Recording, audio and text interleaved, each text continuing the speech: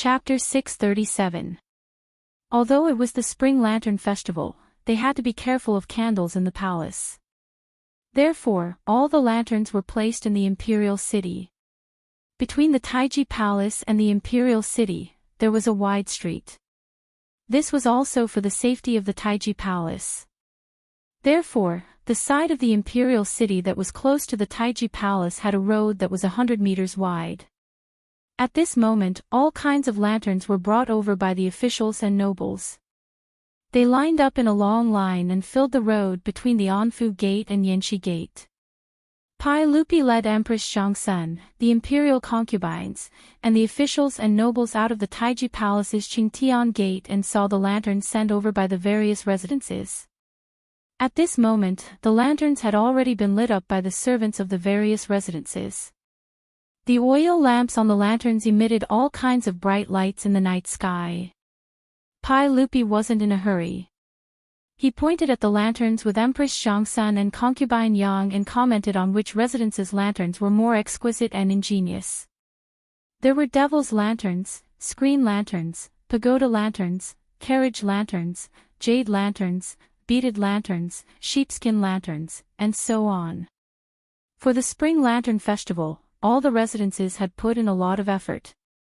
The craftsmen who made the lanterns ingeniously used beast horns, feathers, and silk to make the lanterns into the shapes of lotus flowers, peonies, chrysanthemums, and so on. The lanterns were colorful and varied in shape, containing different auspicious meanings. Good. This year's lanterns are indeed exquisite. Compared to the previous years, they are more exciting.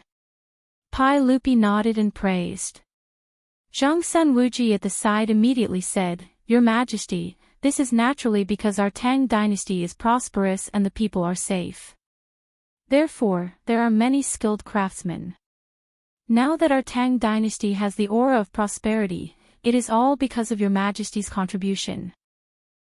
What you said does make some sense. Pai Lupi accepted Zhongsun Wuji's flattery without blushing. It was obvious that today was the Spring Lantern Festival, and his mood was very good. Li Wangyu secretly gave Zhongsun Wuji a thumbs up.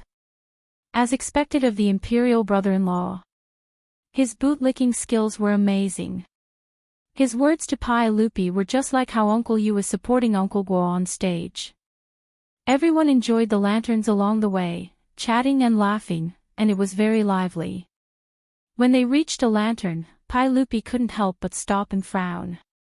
Empress Zhongsun and consort Yang couldn't help but be dumbfounded. Whose manor had sent these lanterns? Why were they so special? Needless to say, the lantern placed in front of Pai Lupi was naturally the marquee that Li Wangyu had ordered people to bring in.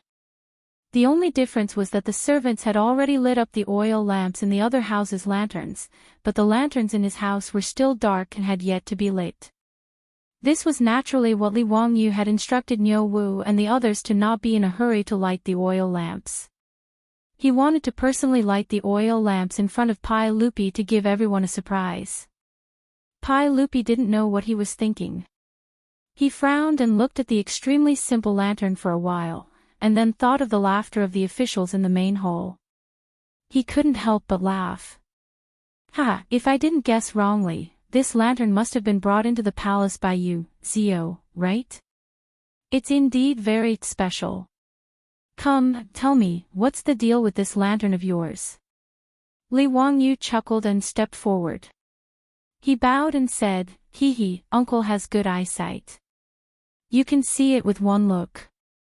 That's right, this is the lantern that I specially made for you. This lantern took a lot of effort from me. There's only one in the whole world. Uncle, take a look. Isn't my lantern the winner today? Pai Lupi, Empress Zhongsun, and concubine Yang looked at each other.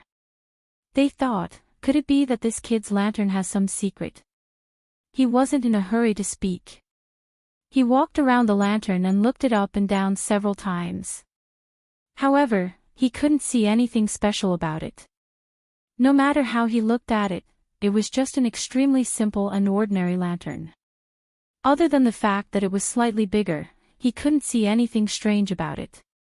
The officials were originally making fun of Li Wangyu's lantern, but when they heard him say the same thing in front of Pai Lupi, they couldn't help but feel doubtful. Could it be that this ordinary lantern really had some secret that they couldn't see through? However, no matter how the officials gathered around and studied it, it was just an ordinary lantern that couldn't be any more ordinary. Zhongsun Wuji suddenly clapped his hands. Zio's meaning is that you're using this lantern as a metaphor for our Tang dynasty. Just like this simple and elegant lantern, it looks simple and plain, but it's like a piece of white paper that your majesty can draw a poetic and picturesque picture scroll with ink. His words made the sweat on Li Wangyu's forehead almost drip down. Imperial brother-in-law, are you really a comedian in crosstalk? The hole in your brain is really too big for your flattery. Before Li Wangyu could shake his head, the officials at the side all nodded and praised. That's right. It seems that this is what County Earl Hu meant. Ah, County Earl Hu, you're using a trick. The champion of this year's lantern competition can't be given to you because of this. Ow. Bastard, why do you also have so many tricks up your sleeve? You're beating around the bush. You're really annoying. Cheng Yaojin also scolded jokingly. However, with just this, you can forget about taking the champion of this year's lantern competition. Although Pai Lupi didn't say anything, he secretly nodded and smiled. In his opinion, this nephew of his should be what Zhongsun Wuji had guessed. Among the officials, there were quite a few who secretly admired Li Wangyu and felt that this county earl who really knew how to flatter. Other people meticulously made lanterns, but he wanted to do the opposite. He made an ordinary lantern and was able to attract the emperor's praise. He was really amazing. Li Wangyu's face darkened, but he could only mumble, that, little nephew, and, it should be like this. However, uncle, this lantern can only be seen after it's lit up. Why don't you let little nephew light this lantern and let uncle and the officials take a look? After receiving Pai Lupi's permission, Li Wangyu hurriedly went forward and, with the help of the palace's eunuchs, blew on the lighter and carefully lit the oil lamp inside the lantern. When the lantern was lit up, Pai Lupi and the officials once again carefully examined it, but it was still very ordinary. However, through the white gauze lampshade, they seemed to be able to faintly see something inside the lantern. However, they couldn't see it clearly. Other than that, there was nothing special about it. Pai Lupi didn't understand and asked, Ziyu, what are you trying to do? Hee, uncle, you will know when you see it. I dare say that this lantern is the only one in the world. Li Wangyu was not in a hurry. The oil lamp in the flower lantern had just been lit. Due to the size of the flower lantern, it would take some time for the hot air to rotate. The flame of the oil lamp would heat up the air. Everyone looked at it for a while, but there was no reaction. They couldn't help but frown, thinking, what is Li Wangyu trying to do? Before the others could say anything, the crown prince's concubine's son, Yu Jining, stood out again. Your Majesty, County Earl who is obviously deliberately mystifying and deceiving your Majesty. He stopped halfway and stared at the lantern with his eyes wide open. Chapter 638. Under everyone's astonished gazes, they saw that within the lantern, there was an object that slowly started to spin. Within the lantern, the light from the oil lamp projected the object's shadow onto the plain white gauze lampshade, reflecting an image. When the crosstalk comedian Zhongsun Wuji saw the image clearly, he gasped, SSS, this is His Majesty. Wahahaha, not only is there His Majesty, there's also Laozi's image. Old Yuchi is also in there. Second brother, there's also you. Cheng Yaojin shouted towards Qin Qiong. Through the white gauze, the continuously spinning image was reflected. It was the emperor of the Tang Dynasty, Pai Lupi, as well as a group of generals and dukes. They were all riding on horses, waving the weapons in their hands, looking like they were charging on the battlefield. The image of the marquee lantern was similar to the shadow play in the future. It shone through the lampshade, projecting the image onto the screen. Li Wangyu asked the craftsman to make the marquee lantern. Inside the marquee lantern, there were 12 images carved on cowhide that were constantly spinning. With the push of the hot air, it achieved the effect of shadow riding unhindered. It looked like Pai Lupi and a group of dukes and dukes were galloping on their horses, repeatedly appearing and disappearing, urging their horses to chase after each other, changing the scene. When this scene fell into the eyes of Pai Lupi and the other officials, it immediately shocked everyone present. For a moment, no one said anything. They all stared stupidly at the endlessly spinning image of the lantern. After a long while, Pai Lupi let out a long breath and sighed. This lantern is really a work of art. Ziyu, I don't know how you created such a heavenly item. It's really uncanny and unbelievable. The crown prince's left concubine's son, Yu Jining, who wanted to complain just now had his old face flushed red, as if he was suddenly slapped by someone. He didn't dare to say anything else and quietly retreated, afraid of causing more trouble. Pai Lupi glanced at him from the corner of his eyes and was too lazy to bother with this person. The crowd of officials and nobles surrounded the lanterns that Li Wangyu presented, each of them praising it endlessly. Wahahaha, didn't I just say that Li Zio is the winner of today's lantern festival? What do you think? Don't you think I, old Qing, have a discerning eye? Qing Yaojin suddenly opened his mouth and laughed loudly. He had a look of, I knew this would happen. Everyone who saw this wanted to give this shameless old man a kick. King said that in Taiji Palace. But was that what you meant when you said those words? Li Wangyu also silently rolled his eyes. With regards to Qing Yaojin's thick skin, he also had a deep understanding and was not surprised. Seeing everyone's enthusiasm for the merry-go-round, Li Wangyu suddenly thought of a folk story about the merry-go-round. He couldn't help but smile and say, Uncle, everyone, I have the first half of a couplet here. Would Uncle and everyone be interested in matching the second half? The Lantern Festival, riddles guessing, and matching couplets were all things that the Tang people loved. Hearing him say this, everyone naturally smiled and nodded. Li Wangyu lightly coughed and pointed at the merry-go-round.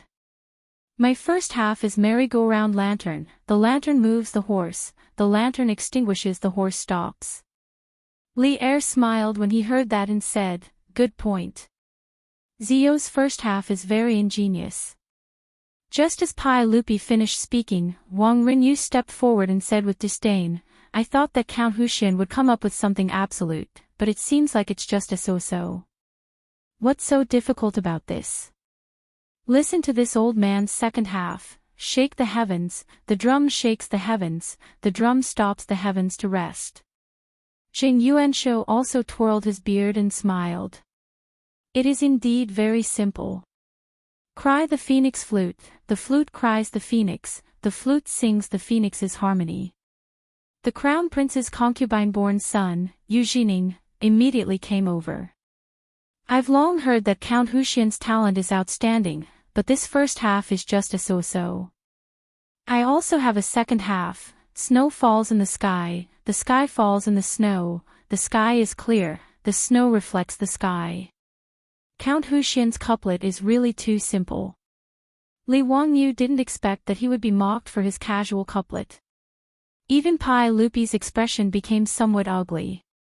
He had just been exaggerating the ingenuity of Li Wangyu's first half, and these three people had jumped out to slap him in the face. It was really annoying. This first half was not difficult. The reason Li Wangyu thought of this first half was because he thought of Wang Engshi's folktale. Later generations said that Wang Engshi went to the capital to take the imperial exam and coincidentally met a certain official looking for a husband for his daughter. The first half of the couplet was pasted on the merry-go-round lantern. Wang Engshi did not immediately think of a way to match the second half. When they arrived at the examination hall, the head examiner wanted to test Wang Engshi. He pointed at the flying tiger banner in front of the hall and said, Flying tiger banner, banner flying tiger, banner rolling tiger hiding body. Wang Engshi's mind was very lucky. He immediately thought of the first half of the couplet from the official's family. Without thinking, he matched it with merry-go-round lantern, lantern galloping horse, lantern extinguishing horse, lantern stopping horse. His fluency shocked the head examiner. Afterwards, Wang Engshi used the head examiner's couplet to match the official's family's couplet and married the official's family's young miss. Of course, this was only a folktale and could not be taken seriously. Of course, Wang Engshi would not be unable to match such a simple couplet. Li Wangyu had said the first half of the couplet to match the situation and to amuse Pai Lupi and the officials. He did not think that he would be mocked by Wang Renyu and the others. How could he endure this? His eyes turned and he said with a smile, it seems that Duke Wang, Duke Sheng are also knowledgeable people. That is very good. I do have a few couplets here, but I have never thought of a second half. I think that for Duke Wang, Duke Sheng, and this Yuswa Shu's son, it should be very simple. Would Duke Wang, Duke Sheng, and Yuswa Shu's son be willing to teach me a thing or two?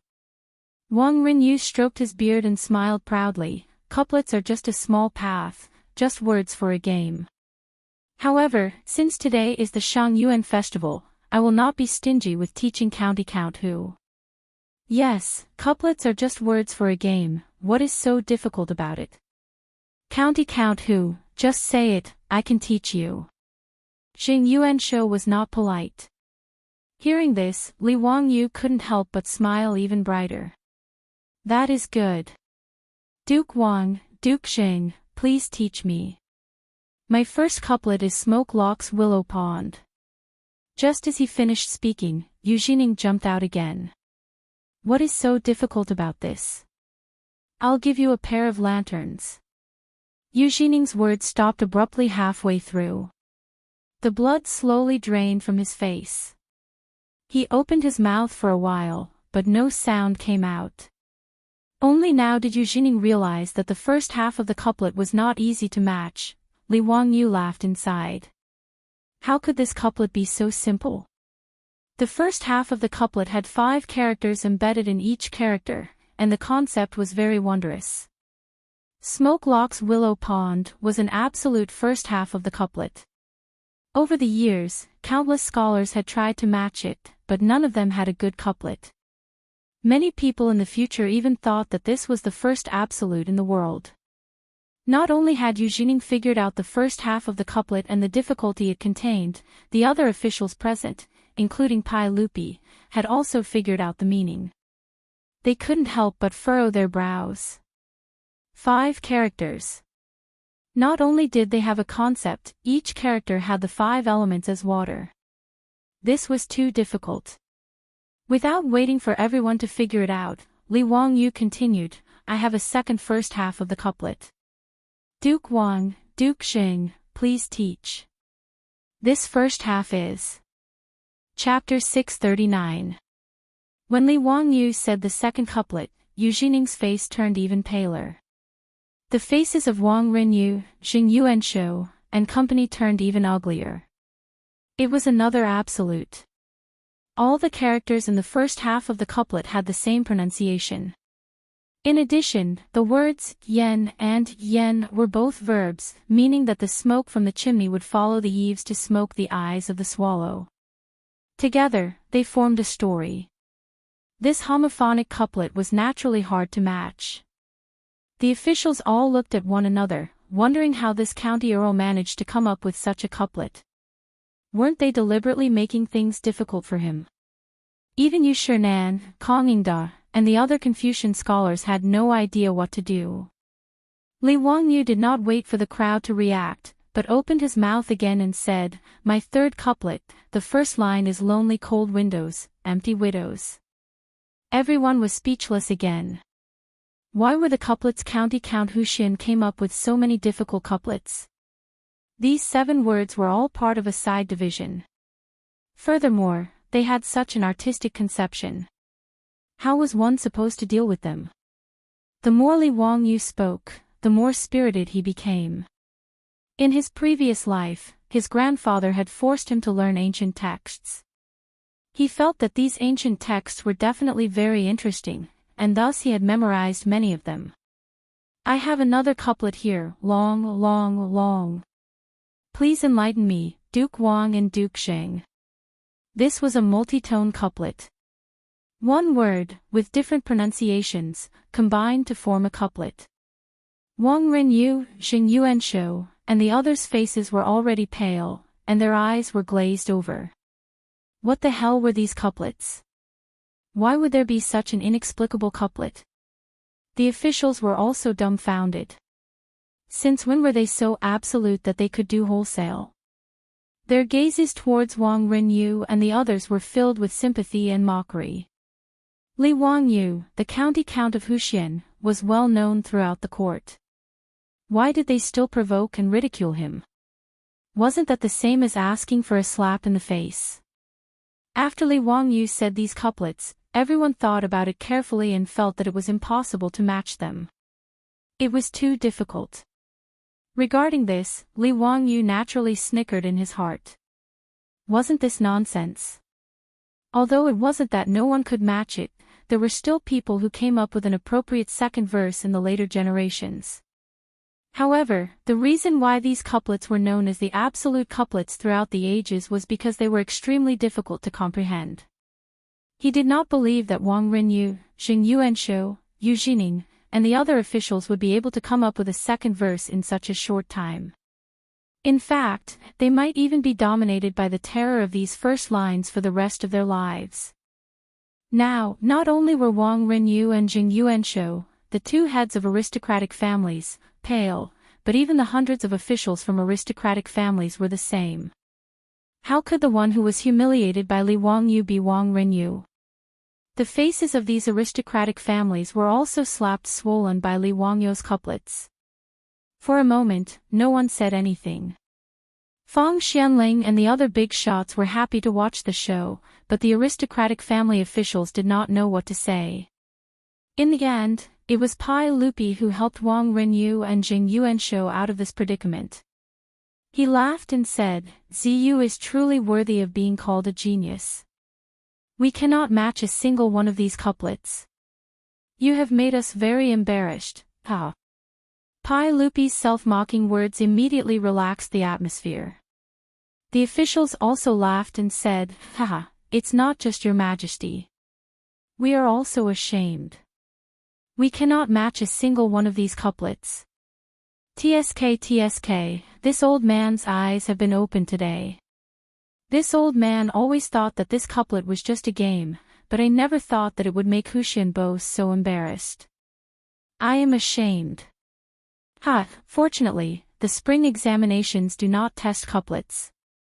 Otherwise, if Huxian Bo was the examiner who set the questions, wouldn't none of the examinees be able to get in? The officials laughed at themselves and brushed this matter aside. No one mentioned the couplets again, giving Wang Rinyu and Xing Yuanshou a way out. Li Er looked at the merry-go-round lantern that was still spinning and asked, "Zio, does your lantern have a name?" Li Wangyu shrugged and said, "Uncle, did you forget? Didn't I say it in the couplet just now? Lantern, lantern, lantern, lantern, horse, lantern, lantern, horse stop. This lantern is called a lantern, also called a lantern.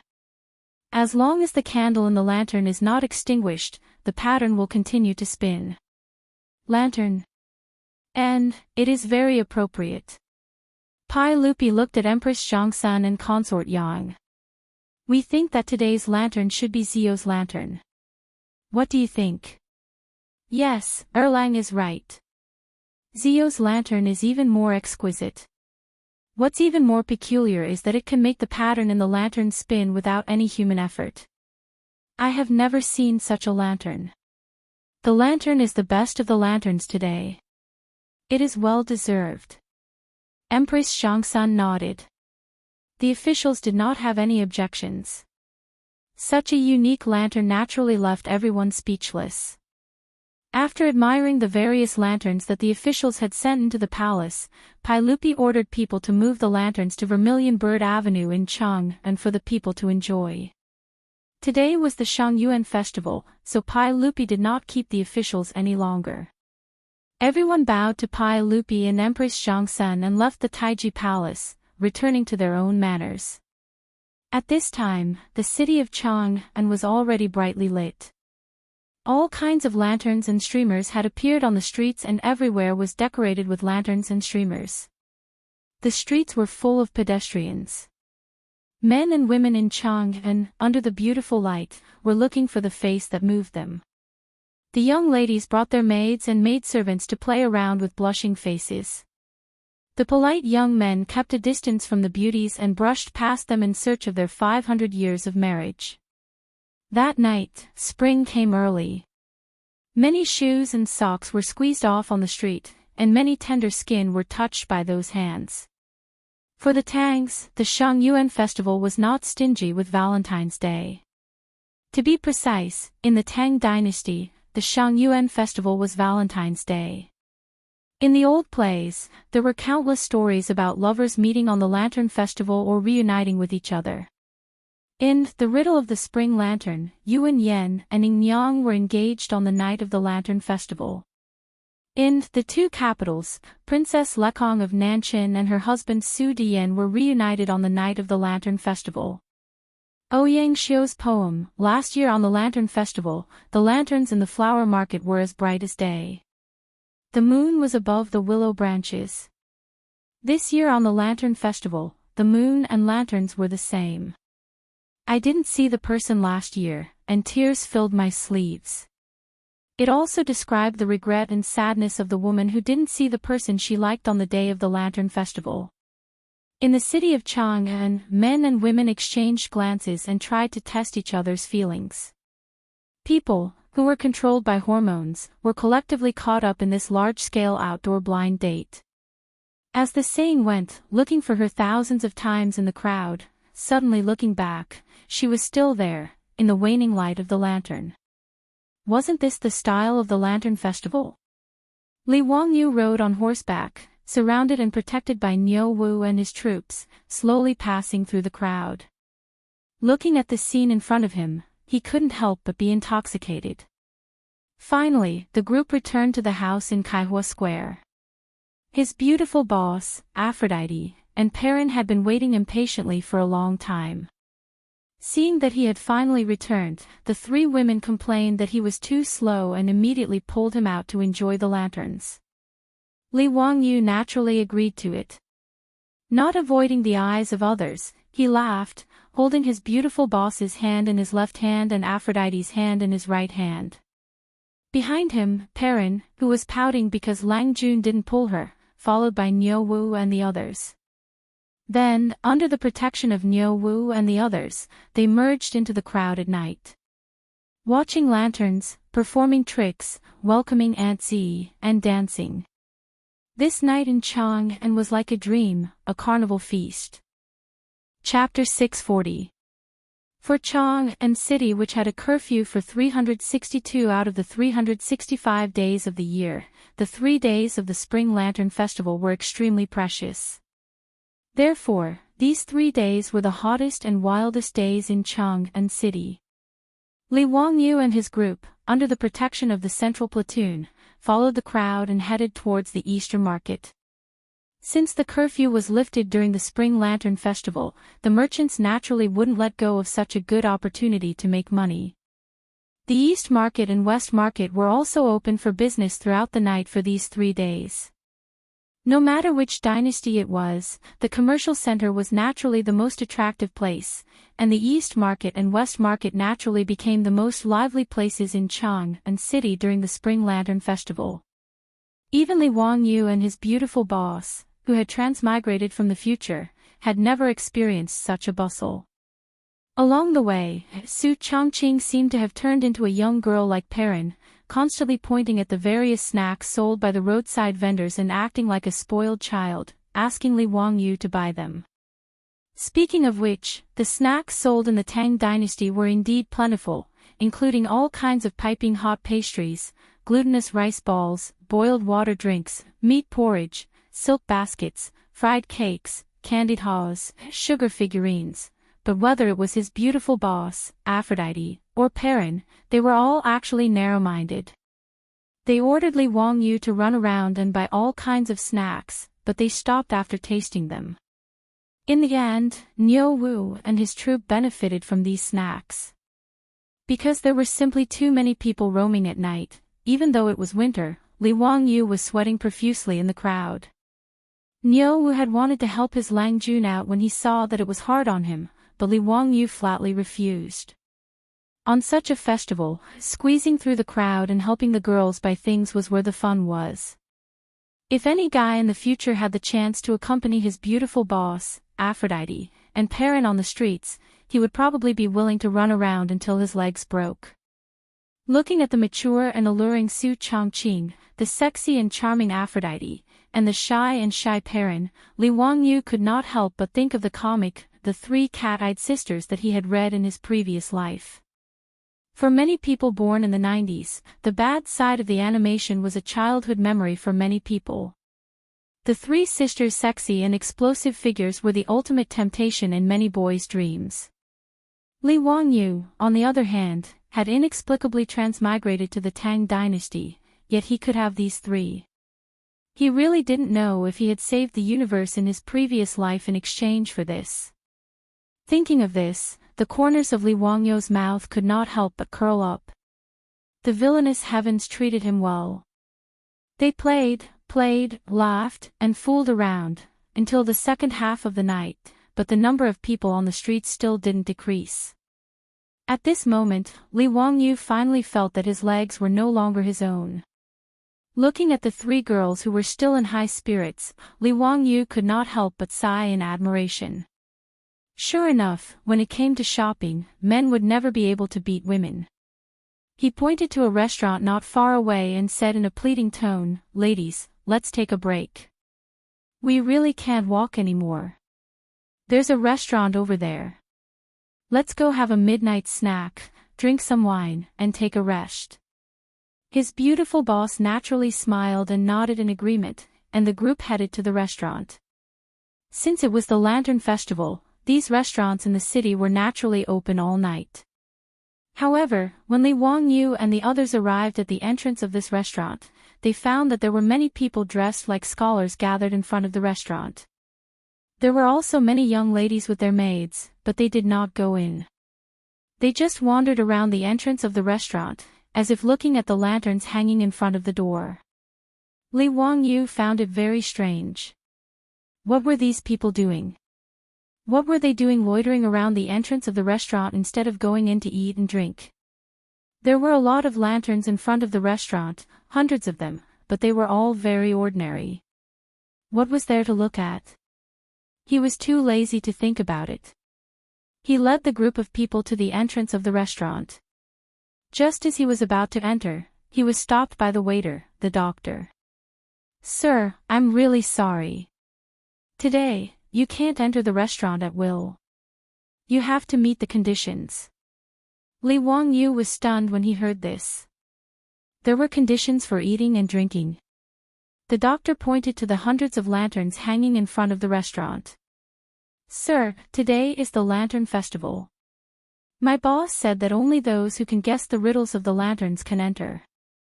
All the expenses will be treated by the restaurant's boss. There are many people in your residence. If you want to enter the restaurant, everyone has to guess the riddles."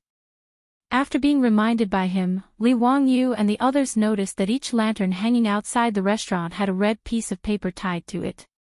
It seemed that the riddles of the lanterns were written on it. No wonder there were so many people gathered in front of the restaurant, but they did not go in. The owner of this restaurant was quite interesting. Today, he was treating the guests for free, and the only requirement was to guess the riddles. This was interesting. Li Wangyu laughed. Since that's the case, let's just guess the riddles. What's so difficult about that?" His voice was a little loud, but it caused the few scholars beside him to be dissatisfied. Xiao Lang, Kun, don't talk big. These riddles today are very difficult. Can't you see that we're all racking our brains here? There are so many people in your residence. It's better to change to another restaurant. Today, apart from Li Wangyu, his beautiful boss, Aphrodite, Perrin, the two brothers Niu Yong and Niu Wu, as well as 4 other bodyguards in the residence, there were a total of 10 people. According to the requirements of the restaurant, they had to guess 10 riddles before they could enter. Clearly, these riddles were not simple. Otherwise, there wouldn't be so many people gathered in front of the restaurant. Li Wangyu didn't get angry at the Confucian scholar's questions and only chuckled. Was guessing the riddles very difficult? Perhaps it was not easy for the Tangs. After all, there were no books like the complete collection of lantern riddles for sale in the Tang Dynasty, and no one had specifically summarized how to guess the riddles. But for Li Wangyu, who had been reading a thick book of a complete collection of lantern riddles since childhood, it was not that difficult. Li Wangyu held his beautiful boss's hand and strolled under the lantern, looking around. Pillow chat after 5 o'clock a.m., type 1 word. Li Wangyu thought for a moment, then pointed at the lantern and smiled at Su Chongqing. Quickly take it down. I've guessed it. His beautiful boss naturally smiled and nodded. She reached out to take the paper hanging under the lantern, but suddenly an arm stretched out from the side and snatched the lantern riddles away before she could. Li Wangyu could not help but fly into a rage. He turned his head and glared, wanting to see who was so arrogant, but he could not help but be stunned. Uncle, aunts, what are you doing here? The one who snatched the riddle was none other than the smiling Empress Zhongsun. Beside her stood Pai Lupi and Yang Fei. The 3 of them were dressed in casual clothes and were obviously traveling incognito. Li Wangyu looked behind Pai Lupi and saw dozens of palace guards in casual clothes hiding in the crowd to protect him. He had seen a few of them several times and was very familiar with them. His beautiful boss hurriedly pulled Aphrodite and Perrin to greet Pai Lupi and the others. Pai Lupi smiled and waved his hand. No need to be so polite. Today is a festive day, and your 2 aunts and I are also here to join in the fun. Empress Zhongsun smiled and waved the lantern riddles in her hand. Chongqing, you don't have a problem with this, do you? The beautiful boss naturally knew that Empress Zhongsun was joking with her. She covered her mouth and chuckled. Of course I don't have a problem, but you'll have to ask Wangyu for the answer. I don't know. Empress Zhongsun turned to look at Li Wangyu, waiting for him to give the answer. Li Wangyu rubbed his nose with an embarrassed smile. What else could he say? Naturally, he smiled and replied, Ants, Zhen Bian, can be understood as the side of the character Zhen, which is derived from Zhen. Wu Yang is Mao, which is derived from Mao. Chatting past Wu Yang can be understood as the character chatting has passed Wu Mao, leaving behind air. Therefore, the riddle is the character de. Empress Zhongsun nodded in satisfaction and took the riddle to the doctor with a smile. Sure enough, she exchanged it for a small wooden tablet, which was the proof to enter the restaurant today. Pai Lupi was not in a hurry. He strolled around with his hands behind his back, looking for the riddle, wanting to solve it himself. Li Wangyu naturally did not disturb him and looked for the riddle himself. Now that there were even more people who wanted to enter the restaurant, he had to make more guesses. Chapter 641. For Li Wangyu, these riddles were actually not difficult. Most of the riddles in the Tang Dynasty were guessing riddles. In fact, there was a pattern to follow. At least compared to the puzzling brain teasers of the later generations, the riddles were much simpler for those who had studied them. The later generations even summed up the method of guessing the riddles into 20 rules, such as the correct deduction method, the reverse deduction method, the increase of characters, the damage of characters, and so on. Li Wangyu walked to the next lantern and looked up. The riddle hanging under the lantern was Flying Swallow in the Sky, fighting a character of the Qin dynasty. He thought for a moment and immediately tore off the riddle. However, he was not in a hurry to find the doctor to verify it. Instead, he continued to wander among the lanterns and guess the riddles. For every riddle that he guessed the answer to, he gently tore the riddle from the lantern and held it in his hand. He was ready to go to the doctor in the restaurant later to check the answer. However, his actions were very strange in the eyes of the bystanders. The Confucian scholars who had spoken before became more and more dissatisfied when they saw Li Wangyu taking off the riddles as if he was playing around. Someone could not help but say, "Mr. Xiao Lang, if you don't guess the riddle, don't take off the riddles like this. How can we guess the riddles when you are so mischievous?" That's right. If everyone was like you, tearing off the riddles regardless of whether they guessed it correctly or not, how can others guess it? Mr. Xiao Lang is so mischievous. Aren't you letting down the kindness of the owner of this restaurant? Faced with the accusations of several Confucian scholars, Li Wangyu could not help but be stunned. He guessed his own riddles. What did it have to do with these people? Was their sense of justice so overflowing to this extent? Why don't you go and save the earth? When he looked around and saw many beautiful young women around him, who were covering their mouths and chuckling, pointing at them, he immediately understood. It seemed that these guys were obsessed. It was like a male peacock in heat spreading his tail in front of a female peacock. He needed to show his feathers to seek pleasure. Unfortunately, he had become a prop for these male peacocks to show off their feathers.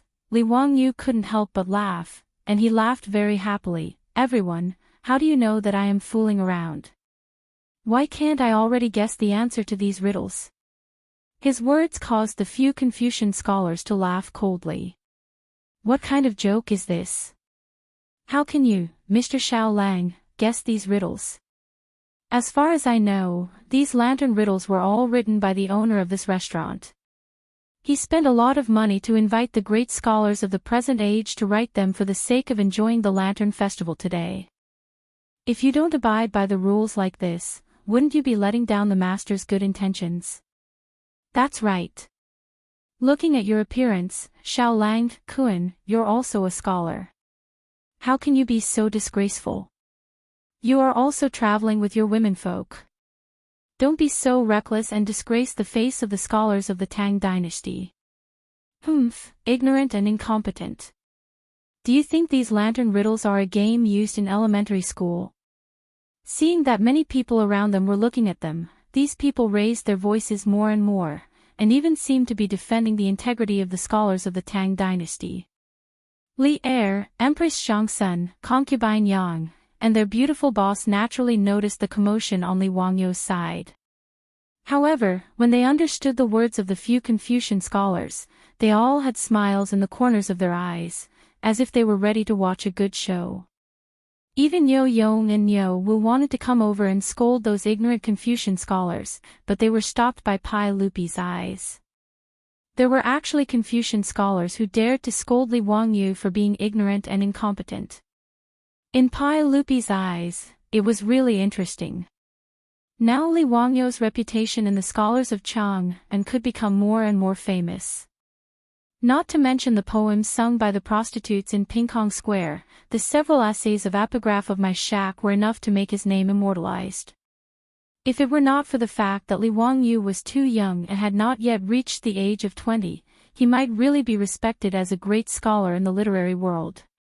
Even so, now there were often scholars in Chang and who rushed to the Lai Hot of Dingzhou village in Hu County, wanting to submit their poems and essays and ask Li Wangyu for advice. For these fans who came to him, Li Wangyu politely declined and ignored them. What a joke! He just plagiarized some poems and essays, which could be used to show off, but if he wanted to give advice, he would be asking for humiliation. Although Li Wangyu had been forced by his grandfather to learn ancient poetry since he was a child, if they really wanted to talk about it, the scholars of the Tang Dynasty who had been immersed in essays, poems, essays, laws, decrees, and moais since childhood could easily defeat him. How could Li Wangyu ask for humiliation by giving advice on poems and essays? Wouldn't that be exposing his own shortcomings? He had been rejected too many times. Now there was a rumor in Chang and that Li Wangyu, the Earl of Hu County, was unreasonable and quite arrogant. Regarding this, Li Wangyu could only smile bitterly and shake his head. Was this the after effect of being a plagiarist? In short, all the civil and military officials in the imperial court, including Pai Lupi, sincerely admired Li Wangyu's talent and learning. Even the aristocratic families like the 5 surnames and 7 looks had to pinch their noses and admit this. Therefore, today in the Taiji Palace, when Wang Ringyu and Jing Yuanshou heard Li Wangyu say the couplet, they couldn't wait to show off and give him a blow. However, they didn't expect that even a small trick like couplet would be defeated by Li Wangyu. It was very embarrassing. Li Wangyu naturally didn't disappoint Pai Lupi. After hearing the words of the scholars, he directly waved the thick stack of riddles in his hand and said, "Ha, since you all think I'm fooling around, then let's see if I'm right." After he finished speaking, he walked to the doctor at the entrance of the restaurant, picked up the riddles in his hand, and handed them over. "Excuse me, I want to guess the riddles. This riddle is to wake up naturally at 5:00 and type one word. It's very simple. The combination of xing and yu is the word wake, so the answer is naturally xing. Is it correct?" The doctor took the riddles and checked them in the book in his hand before nodding with a smile. "That's right. Congratulations, Lang Jun, you've guessed correctly." Seeing that Li Wangyu had guessed correctly, the faces of the scholars couldn't help but turn ugly. One of them coldly snorted. Maybe he just happened to guess correctly. I don't believe that he has guessed the answers to so many riddles. That's right. It's just a blind cat running into a dead mouse. It's just one riddle. It's not like we didn't guess it. Just now, we also guessed 2 riddles. It's not that rare.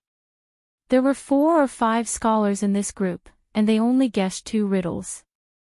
Naturally, it wasn't enough, so they kept guessing outside the restaurant. The doctor handed Li Wangyu a small wooden tablet as proof that he had answered the riddles correctly. Li Wangyu waved his hand. "There's no rush. We'll calculate it together later. I still have a lot of riddles to guess." He picked up another riddle. "Painted white and it's black. Type one word. Paint the word 7 with white and it becomes the word soap. The word soap is black, so the answer to this riddle is 7. Doctor, is it correct?" "Congratulations, Lang Jun, you've guessed it again." The doctor's words made the faces of the scholars suddenly turn ugly. They looked at each other a few times, and their hearts were filled with uncertainty. Could it be that this young man had really guessed all the riddles in his hand? Chapter 642. As the saying goes, 8 or 9 out of 10 things don't go your way in life. The few Confucian scholars at the entrance of the restaurant were feeling this way. They originally wanted to use this as a pretext to show off their feathers in front of these young ladies who they had never met before, but they didn't expect that they would be the ones to show off their cowardice. Who would have thought that the young man in front of them would be so terrifying? He took out the riddles in his hand and said the answers one by one without getting a single one correct. These Confucian scholars were shocked, angry, and ashamed. Had all their years of living been in the belly of a dog? These riddles, which were extremely difficult in their eyes, were as easy as child's play to this young man. They were pitiful. After spending so much effort, they were only able to guess 2 riddles. Compared to the 2, they were simply beaten. The Confucian scholars didn't dare to say anything more. They knew that they had lost today. The few of them looked at each other and snuck out. They squeezed into the crowd of night roamers and disappeared. Li Wangyu glanced at the Confucian scholars from the corner of his eye. He was too lazy to say anything. With his current status, he naturally wouldn't make a fuss about it with these people. His actions just now were only because these people's words were too unpleasant, so he wanted to teach them a small lesson. Li Wangyu had about a dozen riddles in his hand. He said the answers to all of them in one breath, which also frightened the doctor in the restaurant. After the main house hung up these riddles today, who knew how many literati had come to try. Those who were able to guess the riddles correctly and enter the restaurant to enjoy free food and wine were only a few dozen people. Li Wangyu was the first person to treat these riddles as a child's game. According to the rules set by the owner of the restaurant, Li Wangyu could bring a dozen people into the restaurant. No one had thought of this before, so the doctor didn't dare to act on his own. Secretly wiping the sweat from his forehead, the doctor hurriedly apologized to Li Wangyu and ran into the restaurant to find the manager to deal with it. Not long after, the manager of the restaurant, who had been informed by the doctor, hurried over. He politely welcomed Li Wangyu, Pai Lupi, and the others into the restaurant. He carefully led them to a private room on the third floor. The view from the elegant room on the third floor of the restaurant was quite good. Opening the window facing the street, one could see the colorful Chang'an city, which was very lively. Empress Shangsun, concubine Yang, their beautiful boss, Aphrodite, and Perrin were all very satisfied. Everyone then called for the doctor to bring over some drinks and dishes that they were good at. At this time, the shopkeeper gently knocked on the door of the elegant room and said carefully, "Sir, my master would like to invite you for a chat. Would you be willing?" Li Wangyu was a little interested in the owner of this restaurant. The owner who could come up with this riddles for free meals was also a wonderful person. He was worth getting to know. Unexpectedly, Pai Lupi was also interested. He got up and walked out of the elegant room with him, intending to meet the owner of this restaurant. The shopkeeper respectfully led the two of them to another elegant room on the third floor. When the door was pushed open, before Li Wangyu could see the scene inside the room, he heard a burst of laughter coming from inside. Ha! This old man knew it. In this world, only you, Li Zio, can solve so many riddles in one go. Li Wangyu looked up and couldn't help but laugh. It seemed that they were all acquaintances. The one who laughed was the Imperial College's Chancellor, Kong Yingda. There were a few people beside him, including the Minister of Rights, Lu Quan, Li Wangyu's old friend, Yu Shinan, and an old man that Li Wangyu didn't recognize. Kong Yingda made fun of Li Wangyu before noticing Pai Lupi behind him. He hurriedly bowed. Pai Lupi smiled. "Sir, why are you so polite?" I just ran into Zio downstairs. I didn't expect you to be in this restaurant." Speaking of which, they had actually just met a few hours ago in Taiji Palace. They didn't expect to run into each other again when they came out for a night tour of Chang'an. Kong Yingda smiled. "I'm ashamed to say this, but this restaurant is my family's property. Therefore, I invited Sir Yu and the others to come here to admire the lanterns." Li Wangyu suddenly realized that Kong Yingda was the owner of this restaurant. No wonder he came up with the idea of guessing the lantern riddles and eating for free. As the 31st descendant of Confucius, Kong Yingda naturally had many properties in his residence. This restaurant was just one of the many small properties. Pai Lupi looked at the old man that Li Wangyu didn't recognize in surprise. He respectfully bowed to the old man. "Teacher Wenji, you've finally returned to Chang'an. Shimin has been waiting for you for a long time. If we didn't run into Teacher Wenji today, I'm afraid that you wouldn't want to see Shimin, right? Is teacher still blaming Shimin?" Pai Lupi's words shocked Li Wangyu. He couldn't figure out who this skinny old man was. How could he make Pai Lupi speak to him like a disciple? "Your Majesty is too serious." Old me is already old. I'm weak and sickly. I don't deserve such treatment from your Majesty. I came back to Chang'an to visit an old friend. As for the matter of becoming an official, your Majesty, please don't mention it again. I'm 82 this year. I'm really useless. The old man shook his head and smiled. Pai Lupi saw that the old man refused so firmly. He could only smile bitterly and shake his head. He planned to slowly persuade the old man. In short, since the old man had returned to Chang'an, he naturally didn't plan to let him go. Yushernan smiled and said, Brother Wenji, you're not in good health. You haven't been in Chang'an for a long time. I'm afraid you don't know this young man. His surname is Li and his name is Wang Yu. His courtesy name is Zio. His Majesty has granted him the title of County Count of the founding of the country. Li Zio was a miraculous doctor. Even the Crown Prince's intestinal abscess was cured by him, and old Taoist Sunday Master Zhao's lung disease was also cured by Zio. Your small ailments are nothing. Yushernan turned his head and smiled at Li Wangyu. He introduced, Zio, come and meet Master Li. Master Li's name is Gang and his courtesy name is Wenji. He's a great Confucian scholar. Li Wangyu's eyes involuntarily lit up when he heard that. So, this old man was Li Gang. No wonder Pai Lupi had such an attitude. Li Gang was a famous minister of the Sui and Tang dynasties. During the reign of Emperor Wen of Sui, he served as the Crown Prince's chamberlain and taught Crown Prince Yang Yong. After the Sui and Tang dynasties were established, Li Gang was appointed by Li Yuan as the Crown Prince's grand guardian and taught Crown Prince Li Jianqing. After the Xuanwu Gate incident and Li Jianqing's death, Li Gang resigned and returned to his hometown. In history, Li Gang returned in the 4th year of Zhenguan and was appointed by Pai Lupi as Crown Prince Li Qingqian's grand tutor. However, Li Gang was old and sickly. He passed away in the 5th year of Zhenguan. As a great Confucian scholar who taught 3 crown princes, Li Gang was unparalleled. Even retired Emperor Li Yuan, out of respect for Li Gang, never called him by his name. Pai Lupi, in front of this old man, could only greet him as a disciple and call him Shimin.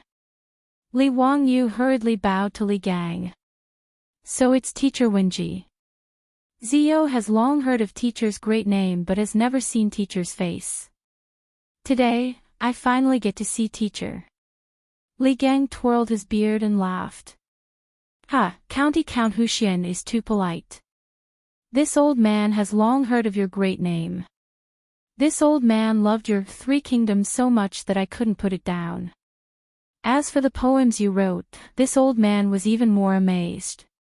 With such a young man in my Tang dynasty, there is no need to worry about prosperity. Teacher Wenji is too kind. Teacher should just call me Zio. Li Gang's expression suddenly became serious and a trace of anger appeared on his face. County Count Huxian, today you have embarrassed this old man. Tell me, how are you going to explain this to this old man? The old man's sudden change in expression stunned Li Wangyu. What was going on? Today was the first time he had seen this old man. How did he say that he had embarrassed him? Could it be that the few Confucian scholars downstairs were close to Li Gang? Chapter 643. Li Wangyu didn't know how to respond to Li Gang's words. Even Pai Lupi was confused. He didn't understand how his nephew had offended Li Gang. Even Yu Shernan, Kong Yingda, and Lu Quan were confused. They didn't understand why their old friend had suddenly turned hostile. Just as they were about to mediate, they saw Li Gang suddenly laugh like a naughty child. The mischievous expression on his face was like that of a child who had successfully pulled off a prank. Haha, Zio, don't panic. This old man was just joking with you. Today's lantern riddles in Brother Chung Yuan's restaurant were all this old man's proudest works. I didn't expect that Zio would treat it as a game. It's really annoying. Zio, tell me, how should you compensate this old man for his loss? Li Gang laughed very happily. There was no trace of embarrassment on his face. Li Wangyu didn't know whether to laugh or cry at this old man's words. Sure enough, old children were always like this. He didn't expect that such a great scholar like Li Gang would be so humorous. Pai Lupi also reacted. He shook his head and smiled wryly. Teacher Wenji still loves to joke. I thought this scoundrel had really done something to annoy Teacher Wenji. Li Gang clapped his hands and laughed. Zio, hurry up and tell me how you're going to compensate this old man. Otherwise, this old man will have Brother Chongyuan drive you out. Li Wangyu silently rolled his eyes. This old man was already 82 years old, but he still loved to joke around. He was really drunk. However, looking at Li Gang, who was laughing happily like a child, Li Wangyu's eyes turned and a mischievous idea popped into his head. Heh, since Teacher Wenji says so, then it's my fault. Since that's the case, how about I compensate teacher with a few lantern riddles? Li Wangyu laughed very mischievously. Li Gang shook his head repeatedly. No, this old man has nothing to do and likes to study lantern riddles. There really isn't anything new. This compensation won't do. That's not true. Teacher Wenji must have never heard of my lantern riddles and may not be able to guess them. Li Wangyu's smile became even more brilliant. Li Gang's interest was piqued. Oh. Ziyu, why are you so sure? This old man isn't afraid to tell you that this old man has been studying lantern riddles for more than 10 years. When I have nothing better to do, I like to study them as a game. You'd better think carefully. If I can answer your riddle, it won't count. Of course. If Teacher Wenji doesn't believe me, why don't we make a bet? I will give you 10 riddles. If you can guess 3 of them correctly, then you win. I wonder if Mr. has seen the portrait in Duke Yu's mansion. If I lose, I will draw a painting for you as an apology. What do you think? Hearing this, Li Gang's old eyes lit up. He had a good relationship with Yu Shinan. During Yu Shinan's birthday banquet, Li Wangyu had given him a sketch of Yu Shinan as a congratulatory gift. Naturally, he had seen it and liked it very much. Now that he heard that Li Wangyu actually wanted to bet with him, how could the old man not agree? Ziyu, you're really willing to go all out. It seems that if this old man loses, you must have some ulterior motive. Let's hear it. What will happen if this old man loses? Li Gang was also shrewd with age. He saw through Li Wangyu's plan with a single glance. Li Wangyu smiled. If Teacher Wenji loses, I will take the liberty of asking you to teach the Crown Prince. I wonder if Teacher and His Majesty will allow this. Pai Lupi heard this and immediately nodded. Li Wangyu's words were simply spoken to the bottom of his heart. How could he have any reason to disagree? He looked at Li Wangyu with eyes full of encouragement and praise. Although Li Qingqian and Li Tai had both acknowledged Li Wangyu as their master, this didn't conflict with Li Gang being one of the Crown Prince's 3 tutors. Pai Lupi had previously planned to do this. However, Li Gang had become somewhat dejected because of the matter with the Crown Prince, Li Jianqing. As a result, he wasn't willing to accept the edict. He only said that he was too old to teach the Crown Prince. Li Wangyu naturally knew what Pai Lupi was thinking. Wasn't this nonsense? In history, Pai Lupi had coaxed and pestered Li Gang to become the Crown Prince's imperial tutor in the 4th year of Zhengguan's reign.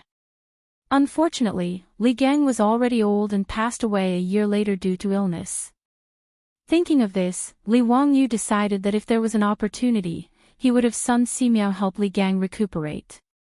Although he had just met the old man, Li Wangyu felt that they were very congenial. Naturally, he didn't want this humorous and witty scholar to pass away 2 years later due to illness. Li Gang's old eyes stared at Li Wangyu for a while. Then, he twirled his beard and smiled. All right, since you've said so, then it's settled. Give me your questions. I don't believe that there are any lantern riddles in this world that I can't even guess 3 questions. Kong Yingda also smiled. Zio, I'm afraid that you've miscalculated. Brother Wenji's greatest hobby, aside from poetry and essays, is to study lantern riddles. If you make this bet with Brother Wenji, I'm afraid that you'll lose 9 times out of 10. Yu Shinan and Lu Quan also looked as if they were watching a good show. However, it was clear that the 2 old men didn't think that Li Wangyu could beat Li Gang. Hearing this, Pai Lupi frowned. He was hoping that if Li Wangyu won, he would be able to trick Li Gang into becoming a teacher in Qingqian. Li Wangyu smiled so widely that his eyes narrowed. If you don't believe me, why don't we make a bet as well? How about this? If I'm lucky enough to beat Teacher Wenji, each of you will write a piece of calligraphy for me. How about that? Everyone present was famous in the Tang Dynasty. Li Wangyu was naturally more than happy to swindle some calligraphy from these big shots and take it back home as a family heirloom. Currently, he had built a special collection room in his castle to store these big shots calligraphy. This included Yu Shernan's Ode to the Gallant, Wang Shiji's calligraphy that he swindled from Chai Lingwu, and his disciple Yan Liben's calligraphy. Kong Yingda and Lu Quan looked at each other. They didn't understand where Li Wangyu's confidence came from. However, they also smiled. All right, since Zio wants to play a game with us, then it's settled.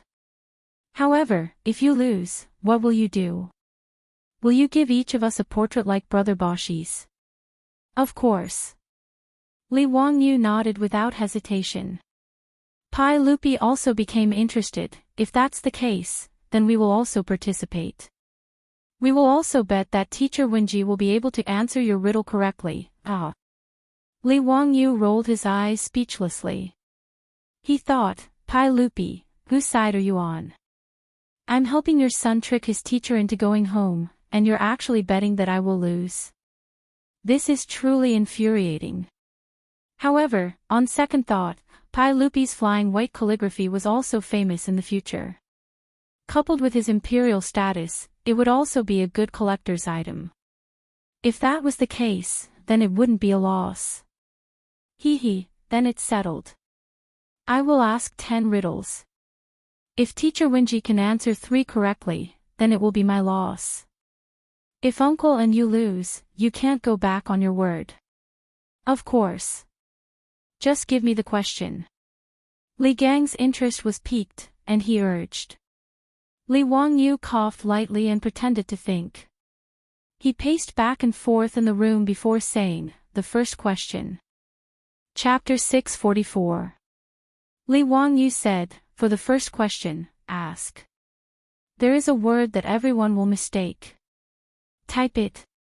In the private room, Pai Lupi, Li Gang, and the others lowered their heads and pondered. What word would everyone mistake? Thinking about it, it should be a very rare English character. Li Gang frowned and thought for a while. He raised his head and asked, is it the word woman? This word is pronounced ru in woman returns, Gu kills the swine for his woman. Many scholars will make a mistake. Li Wangyu smiled and shook his head. No. Kong Yingda rode in the air with his hand as he said, Brother Wenji, there are many Tongfa words, but not everyone will make a mistake. In my opinion, it should be the word Yao. There is a wrong meaning. Zio, did I get it right? Li Wangyu still shook his head. No. Pai Lupi, Yu Shernan, and Lu Quan also frowned. They pondered for a while but could not come up with an answer. Zio, this is not right, that is not right. What word is it? Tell us. If we don't agree with the answer, it will not count. Li Gang stopped guessing and asked Li Wangyu for the answer. Li Wangyu said, Teacher Wenji, the answer is wrong. Look, isn't everyone making a mistake? His words instantly dumbfounded everyone. What? Was it this mistake? Mistake.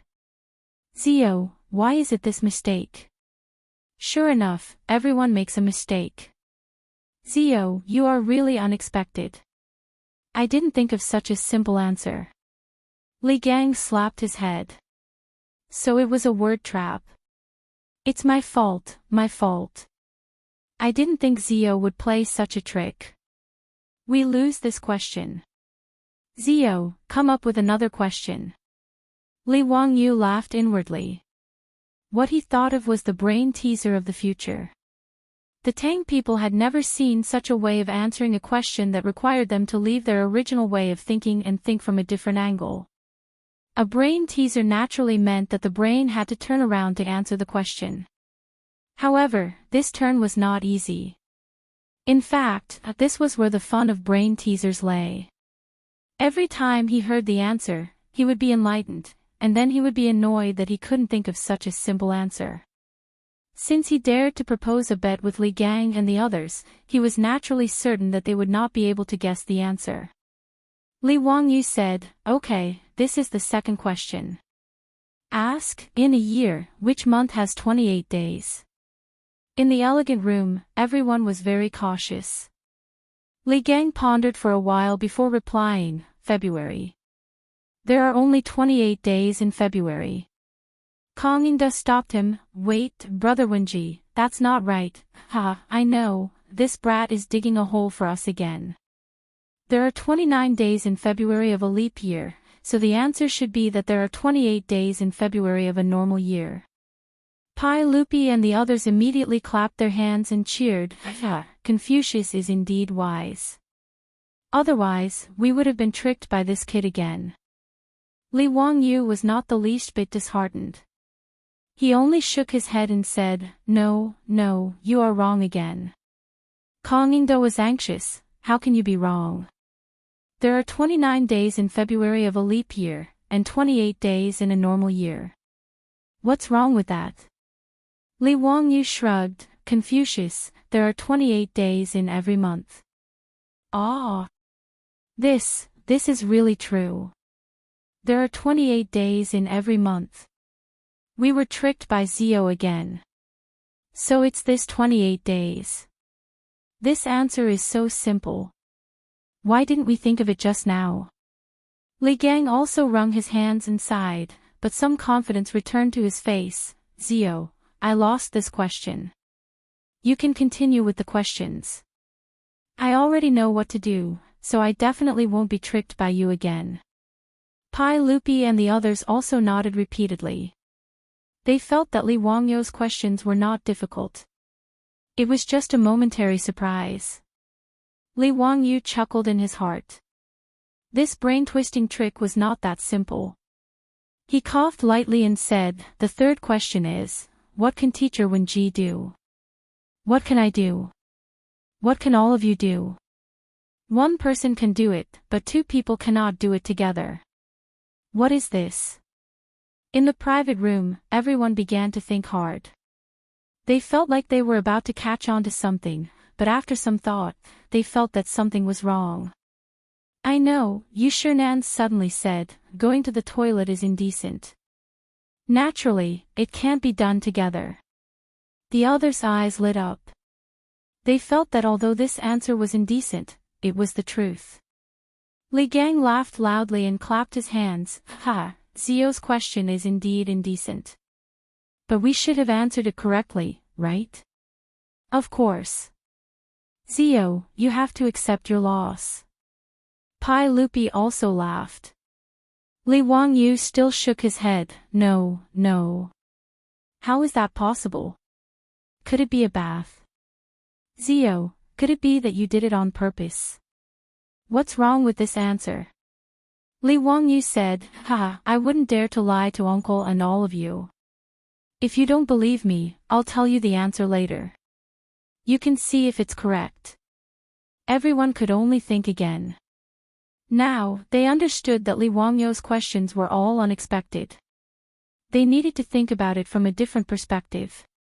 However, how could it be so easy to change one's habits of thought? After thinking about it for a while, no one had a clue. They could only admit defeat. After all, this was only the third question. There were still 7 questions, so there was no need to rush. Zio, tell us the answer. I admit defeat. I can't guess the answer. Li Wangyu smiled, Teacher Wenji, Uncle, and all of you, it's a dream. Of course, everyone can have this dream, but it can't be done together. Yu Shinan was drinking from his wine cup. When he heard this answer, he couldn't help but spit out all the wine. Lu Quan, who was beside him, couldn't dodge in time and was sprayed with wine. Lu Quan didn't know whether to laugh or cry. He looked at Yushernan, Brother Bosher, how much do you have against me? Sorry. I couldn't help it. Zio's answer made me laugh. Yushernan hurriedly helped his old friend wipe the wine off and explained with a laugh. Li Gang was so annoyed that he kept hitting his head with his hand. Why didn't I think of it? Dream, isn't it just a dream? Pai Lupi was also annoyed that he didn't think of such a simple answer. Zio, continue. I don't believe I can't guess the answer. Li Gang said, rubbing his hands together. Kong Yingda and the others were also waiting for Li Wangyu to come up with a question. Everyone had forgotten that Li Wangyu had promised them that he would answer the question alone. Now, it was Pai Lupi and the others who were united in their determination to compete with Li Wangyu. Li Wangyu didn't care. He shrugged. Question 4. What's the middle of Chang'an? It's Vermilion Bird Avenue. No, this kid's trap can't be so simple. I know, the middle of Chang'an is the common people.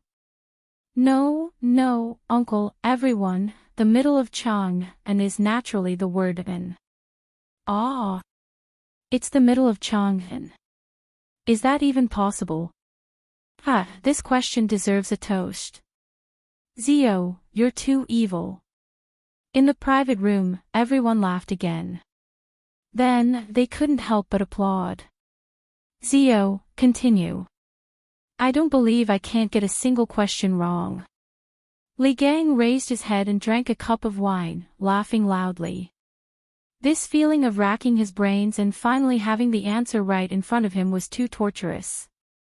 Chapter 645. Seeing that the big shots were so excited, Li Wangyu could only shrug his shoulders and continue with the questions. Uncle, everyone, the fifth question is, iron and copper will rust if placed outside. What about gold? Everyone had become very cautious. Lu Quan asked, will this gold also rust? It shouldn't, right? When have I ever heard of gold rusting? Pai Lupi laughed, I know about this. There are many gold objects in the palace that need to be polished by craftsmen. I once asked out of curiosity and learned that gold will rust as well. Therefore, it needs to be polished frequently. Yushernan clapped his hands and applauded, that's true. I also know that gold will rust. Li Gang was about to answer when he lowered his head and thought for a while. He felt that Li Wangyu's questions wouldn't be so simple.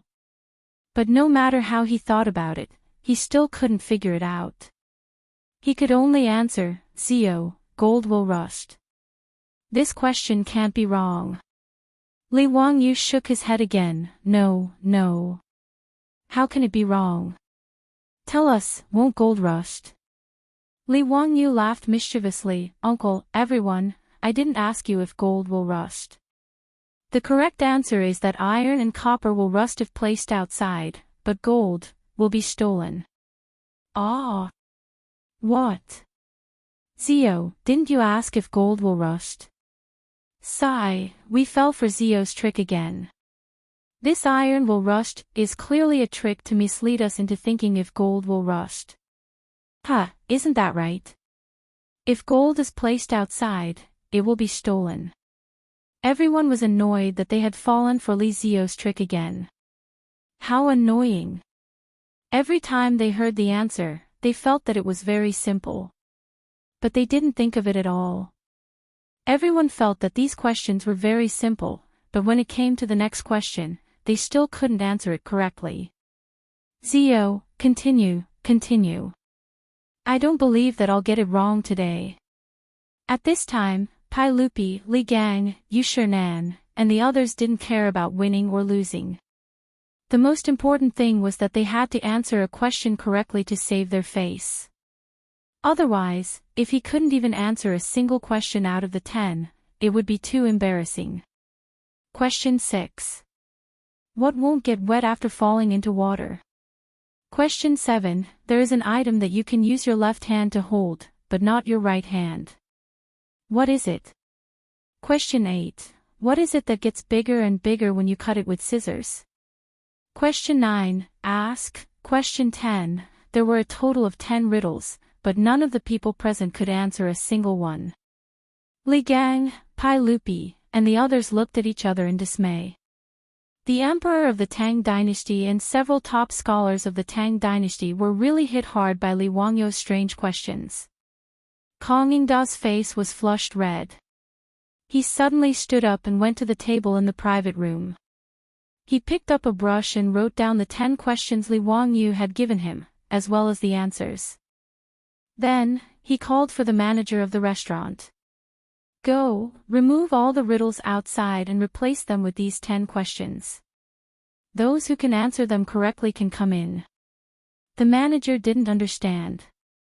After looking down at the riddles and the answers on the paper, he couldn't help but have a very interesting expression. Yes. The manager didn't dare to ask more. He followed Kong Yingda's order and ordered the doctors in the restaurant. Li Gang, Yu Shernan, and Lu Quan pointed at Kong Yingda and laughed. Ha, Chong Yuan, are you not going to entertain guests today?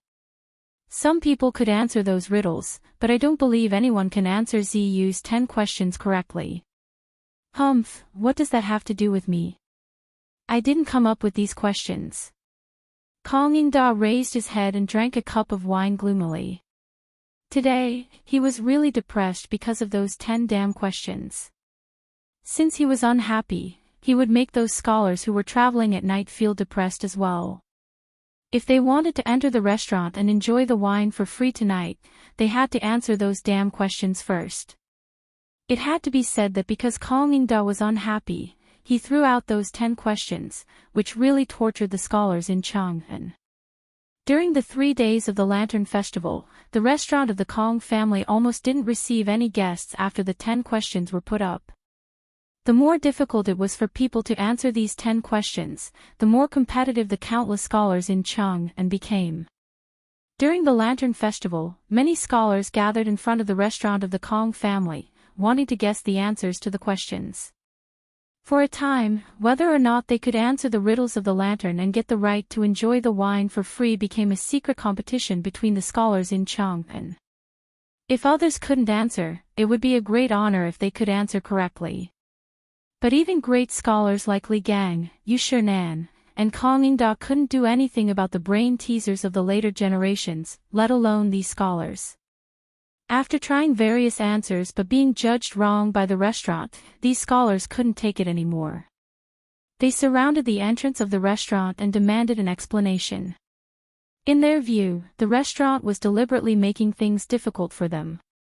In this regard, the manager of the restaurant asked Kong Yingda for instructions and came out to appease the crowd. He said that after the Lantern Festival, the answers to the 10 riddles would be posted. If the crowd was still dissatisfied by then, the restaurant would take responsibility. Seeing the manager of the restaurant so determined, the anger in the hearts of the scholars was temporarily suppressed. The 10 questions of the Lantern Festival in the 3rd year of the Tang Dynasty's Xinguan era became a nightmare for the scholars in Chang'an. Even the officials of the imperial court were interested in the 10 riddles of the Kong family restaurant. However, the officials cared about their reputation and were afraid of being embarrassed if they answered wrong. They secretly sent their servants to the restaurant with the answers they came up with, but they all returned empty-handed. After the Lantern Festival, when the 10 questions were posted, everyone was dumbfounded. The answers were actually like this. So simple. What was even more wicked was that when the answers were posted, Kong Yingda specifically said that the 10 riddles were all written by Li Zio, the county count of Huxian. This news immediately caused an uproar among the scholars in Chang'an. The scholars who were tormented by the riddles, in addition to admiration, couldn't help but gnash their teeth in hatred of Li Wangyou. How did this count of Huxian, who was famous throughout Chang'an, come up with such a ridiculous question? There were even some busybodies who simply called Li Wangyou the Bays County Count. Bays was an ancient divine beast. It was said that it knew astronomy, geography, and trifles. Through it, it could see the future. Giving Li Wangyou such a nickname was not only to praise Li Wangyou's knowledge, but also to express their resentment. They also secretly cursed him for not being human and compared him to a divine beast. This elegant nickname was in line with the crowd's thoughts. It didn't take long for Li Wangyu to be called the Hebei's County Count in private in Chang'an. When Li Wangyu learned of this, he didn't know whether to laugh or cry. However, he wasn't angry.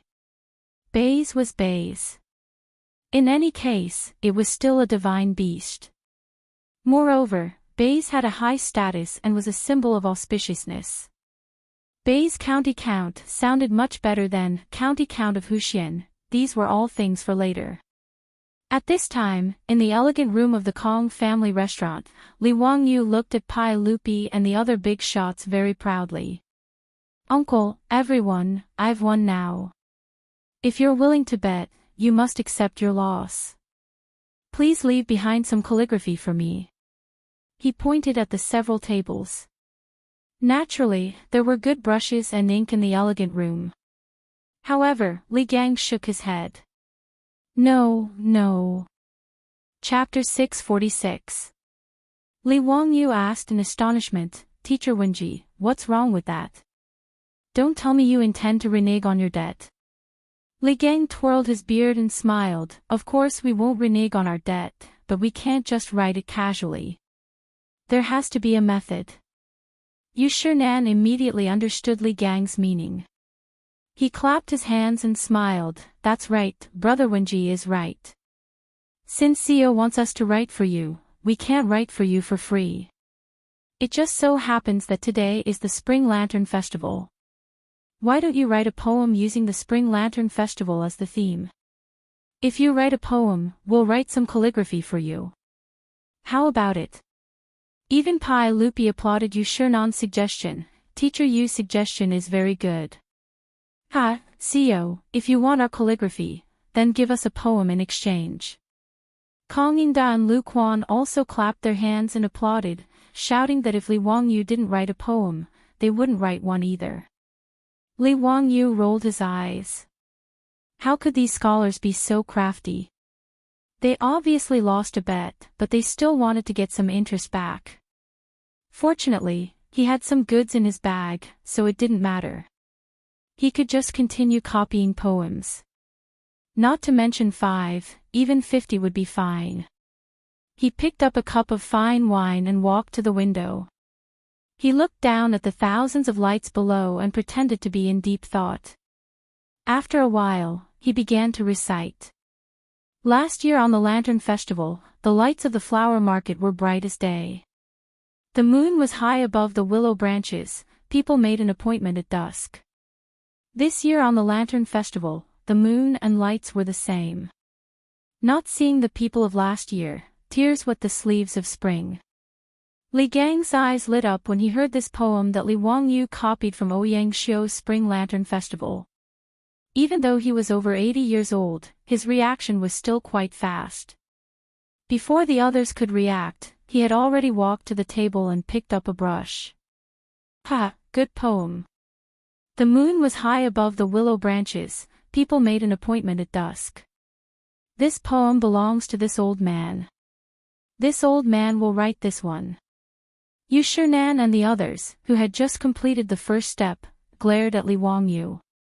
"Zio, if the next song isn't as good as this one, don't even think about getting away with it." Pai Lupi was even more domineering.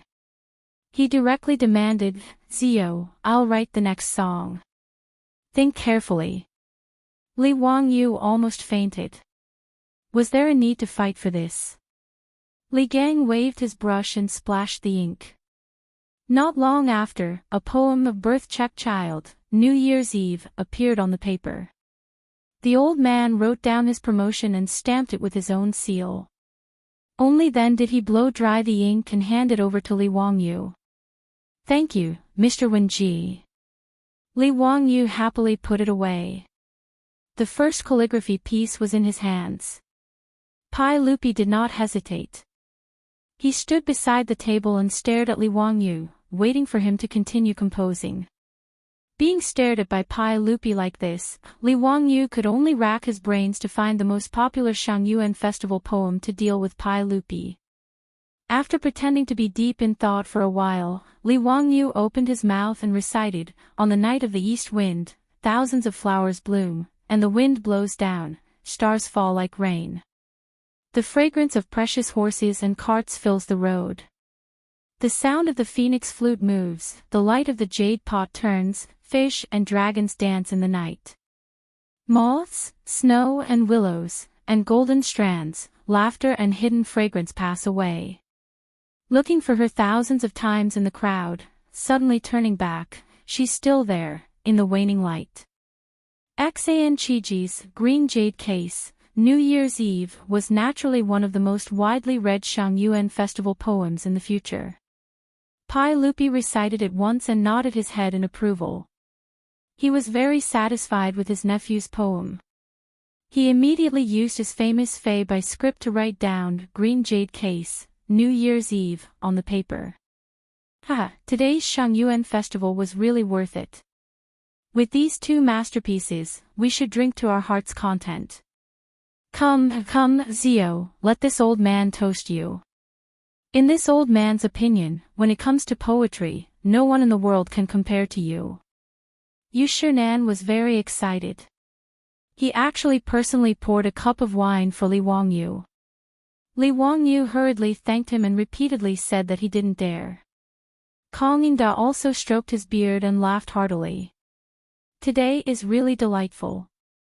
Who knows how many young ladies in the world will fall for Zio's two poems. What a good, looking for her thousands of times in the crowd, suddenly turning back, she's still there, in the waning light. Wonderful, truly wonderful. Come, Your Majesty, everyone, let's drink. Li Wangyu was puzzled. What's wrong? From what Kong Yingda and Yu Shinan said, he didn't need to write more poems. This actually wasn't strange. In the eyes of Yu Shinan and the others, poems weren't vegetables in the fields. How could they be wholesale? Just now, when they said that they wanted him to write 5 Shangyuan festival poems, only then would they each write one. That was just a joke. Now that Li Wangyu had written 2 masterpieces in a row, what else could they ask for? On the other hand, Li Wangyu couldn't help but feel excited after drinking a few cups of wine. Originally, in the future, when he was forced by his grandfather to memorize so many poems, he didn't feel much. But now that his soul had traveled to the Tang Dynasty and personally witnessed the flourishing flowers of the Shangyuan festival, he had a deeper understanding of these masterpieces. Under the stimulation of alcohol, Li Wangyu couldn't help but want to recite the extremely beautiful poems in his mind. Fortunately, Li Wangyu didn't get too carried away and forcibly restrained his urge to recite poems. Low-key, a person must be low-key. It was enough that he had monopolized Xianqiji and Ouyang Xiu's masterpieces. He should leave some leeway for his descendants. Otherwise, in the future Shangyuan festival, what would Su Shi, Li Shengyin, Li Qingzhao, Lu Yu, Wang Shouren and the others write? Seeing that Yu Shinan and the others no longer brought up the matter of composing poems, Li Wangyu stopped while he was ahead. After pulling Yu Shinan, Kong Yingda, and Lu Quan to leave him calligraphy, Li Wangyu finally stopped. At this time, Pai Lupi solemnly bowed to Li Gang again. Teacher Wenji, you must also accept your loss. Crown Prince Qingqian will be in your care. Li Gang also helplessly shook his head. This old man is already 82 years old this year. I only want to enjoy the rest of my life and have children and grandchildren. Why bother, Your Majesty? Besides, the Crown Prince has Zio to teach him. There is no need for this old man to meddle. How could Pai Lupi let him go? Li Wangyu was naturally a good teacher, but as a parent, how could he dislike having too many great teachers teaching his children? This was a common problem for parents. Teacher Wenji, although Zio's talent is unparalleled in the world, he is still young. The Crown Prince still needs a knowledgeable and highly respected scholar like Mr. to teach him how to conduct himself. I hope Mr. won't refuse. Pai Lupi's sincere attitude naturally left Li Gang with nothing to say. He could only nod in agreement. Li Wangyu, on the other hand, laughed inwardly. In history, Li Gang, this great scholar, was truly unlucky. Although he was knowledgeable and had a strong character, he was an out-and-out crown prince killer. He taught 3 crown princes in a row, and none of them had a good ending. He was simply unlucky to the bone. However, things were different now. Li Wangyu believed that with his guidance, Crown Prince Qingqian would not be as bad as he was in history. Li Gang would not continue to be unlucky. After Li Gang nodded in agreement, the elegant room became lively again. Yu Shinan, Kong Yingda, and Lu Quan all raised their glasses to congratulate their old friend on his return to the imperial court. They drank until 5:00 in the morning. Before leaving, Pai Lupi did not forget to call Li Wangyu to his side and whispered to him to go watch the match the day after tomorrow. Li Wangyu was reluctant in his heart, but he could only accept it with a smile on his face. In his opinion, accompanying Pai Lupi to the Dazhao baseball stadium was not as comfortable as sitting in the box with his beautiful boss and Aphrodite. However, how could he refuse a saint's summons? Chapter 647. After parting ways with Pai Lupi, Empress Zhangsun, and the others, Li Wangyu and his beautiful boss were not in a hurry to go home. Instead, they continued to tour Chang'an City at night, enjoying the rare scenery of the Spring Lantern Festival. Even though it was already 3:00 in the morning, there were still many people on the streets, be it the East or West markets. Obviously, no one was willing to waste the once-a-year curfew by going back to sleep. On the spacious Vermilion Bird Avenue, under the huge lanterns made by the imperial family, men and women were singing and dancing tirelessly. Dancing was a kind of group dance. The dancers were in groups, holding hands, and stepping on the ground with their feet, singing and dancing at the same time. It was very lively. Stepping on the ground with one's feet meant to beat the rhythm. Of course, anyone could participate in this dancing. Just like in the future, when traveling to the Tibetan area, there was no need for any skills, just enthusiasm. Li Wangyu was so excited that he simply pulled his beautiful boss, Aphrodite, and Perrin, and ran into the singing group with a big laugh, cheering along with them. That night, they sang, danced, and laughed, until the sky turned white and the morning drums sounded in Chang'an City. The joyous feast of the Spring Lantern Festival finally came to an end. That night, countless lovers and girls secretly sent glances at each other as they walked under the moon and looked at the lanterns, making promises of marriage for that lifetime. That night, they were dressed in fine clothes, dazzling with pearls and jade, and powdered with fragrant powder. That night, the moon was above the willow tree, and they made promises after dusk. It was not until dawn that Li Wangyu, who was sore all over, hoarse, and exhausted, led the reluctant crowd back to the mansion in Kaihuo Lane to sleep. After returning to the mansion at dawn, everyone went to wash up and rest. Li Wangyu even wanted to sneak into Su Changqing's room to kiss her, but he was naturally turned away. Although the two of them had broken through the last line of defense on New Year's Eve, and had done something shameful in bed, things were different today, and the two of them could only do things secretly. If it was in the future, this pair of adulterous couple would definitely live together and live their lives shamelessly. But since they were in the Tang Dynasty, if the two of them moved in together without any official status, who knew how big of a disturbance it would cause if this matter was spread out? Besides, Li Wangyu was still in mourning. Even if he wanted to marry his beautiful superior, he would have to wait until the 4th year of Jingguan. Before this, he still had to avoid the eyes of the people in the mansion when he was with his beautiful superior. Under such circumstances, how could Su Changqing allow Li Wangyu to sneak into her room in broad daylight? Apart from Perrin, who had roughly guessed the truth, even the old housekeeper, Li Heng, didn't know what had happened between his Lang Jun and Madame Su. On the other hand, the muddle-headed Avro had no idea that her sister Changqing had already cheated on her husband. But even if Avro knew, she probably wouldn't have any thoughts about it. After all, she already knew that her sister Chongqing would be the mistress of this family in the future. As a noble lady of the Byzantine Empire, Avro had long given up on the idea of returning to her hometown in this life.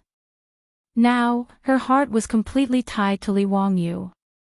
In the afternoon, Li Wangyu, who was sleeping soundly, was carefully woken up by the old housekeeper, Li Heng. Lang Jun, the young Duke of Duke Lu's mansion, is here. Li Wangyu struggled to open his eyes.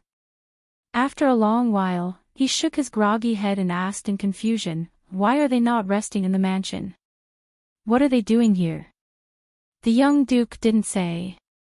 Last night, it was needless to say that this group of silk pants must have stayed up all night to seek pleasure.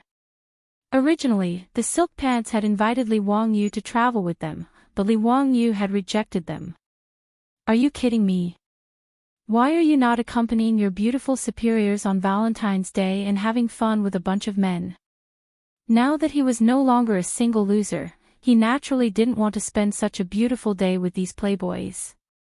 Presumably, this group of playboys must have spent the night in the Peace Square or the Hu wine shop. Scum! Li Wangyu got up angrily and took the hot towel handed over by the maidservants in the mansion to wipe his face. After clearing his head, he got up and changed his clothes with the help of the maidservants. He hurriedly walked to the main hall and greeted the group of debauches. "Brothers, what are you doing here in my mansion instead of resting in your mansion?" "Haha, Zio, you weren't kind last night. You didn't even call your brothers. Do you know that today, Chang and City is restless because of you?" Fong Yai clapped his hands and laughed as soon as he saw Li Wangyu. Naturally, Li Wangyu was baffled by his nonsensical words. What was this and what was this? Last night, he had gone out with his beauties and met Pai Lupi and the others by chance. They drank and had fun in the Kong Mansion's restaurant and then went out to sing until they returned home in the morning. What did he mean by stirring up trouble and restless Chang and City? Where did this come from? "Brother Yai, why don't I understand what you're talking about?" Ching Chumo patted Li Wangyu's shoulder heavily. "Zio, you're still pretending. Did you make a poem last night?" "Ah. So what if I did?" Li Wangyu asked curiously. It wasn't like he hadn't copied poems before. After transmigrating to the Tang Dynasty, he had copied at least dozens of poems. Why was he making such a fuss? What he didn't expect was that when the playboys heard him admit that he did make a poem last night, their eyes lit up and they swarmed up to surround him. "Zio, we've treated you well, haven't we? Hee, those poems, give us some of them. We're not greedy. We'll give each of us one." Li Wangyu was even more confused. Why did they ask him for a poem out of nowhere? "Brothers, if you have something to say, say it slowly. What are you trying to do? You've really confused me." Li Wangyu finally understood the situation after the debauches gave a lively explanation. He felt even more speechless. It turned out that the two poems about the Lantern Festival that he wrote last night had begun to spread in Chang and City at a very fast speed. Unlike the poems and articles that Li Wangyu copied before, these two poems about the Lantern Festival were like spiritual bombs for women. Especially the young ladies in Chang and City who were yearning for love. After hearing these two poems, they almost went crazy. After all, the poems that Li Wangyu copied before were beautiful, but they didn't necessarily resonate with women. Whether it was Ode to Chivalry or Leaving the Fortress or other poems, they were loved by the literati. As for the noblewomen, young ladies, and those prostitutes in Chang and City, although they liked them, they didn't necessarily love them to the core. As for the two Shangyuan festival poems that Li Wangyu plagiarized last night, they described the scene of two lovers whispering sweet nothings under the moonlight and the shadow of willow trees. It was hazy, quiet, graceful, and gentle. It simply took one's life. To use an inappropriate analogy, Li Wangyu was originally just an A-list celebrity in the eyes of the young ladies in Chang and City. But after the 2 poems of the Lantern Festival last night spread, Li Ziyo, the Count of Huxian, suddenly rose from the A-list to the level of a superstar. In short, Li Wangyu became popular. Chapter 648. The 2 poems that Li Wangyu plagiarized, The Green Jade Case New Year's Eve and The Birth of a Child New Year's Eve, both had a graceful beauty.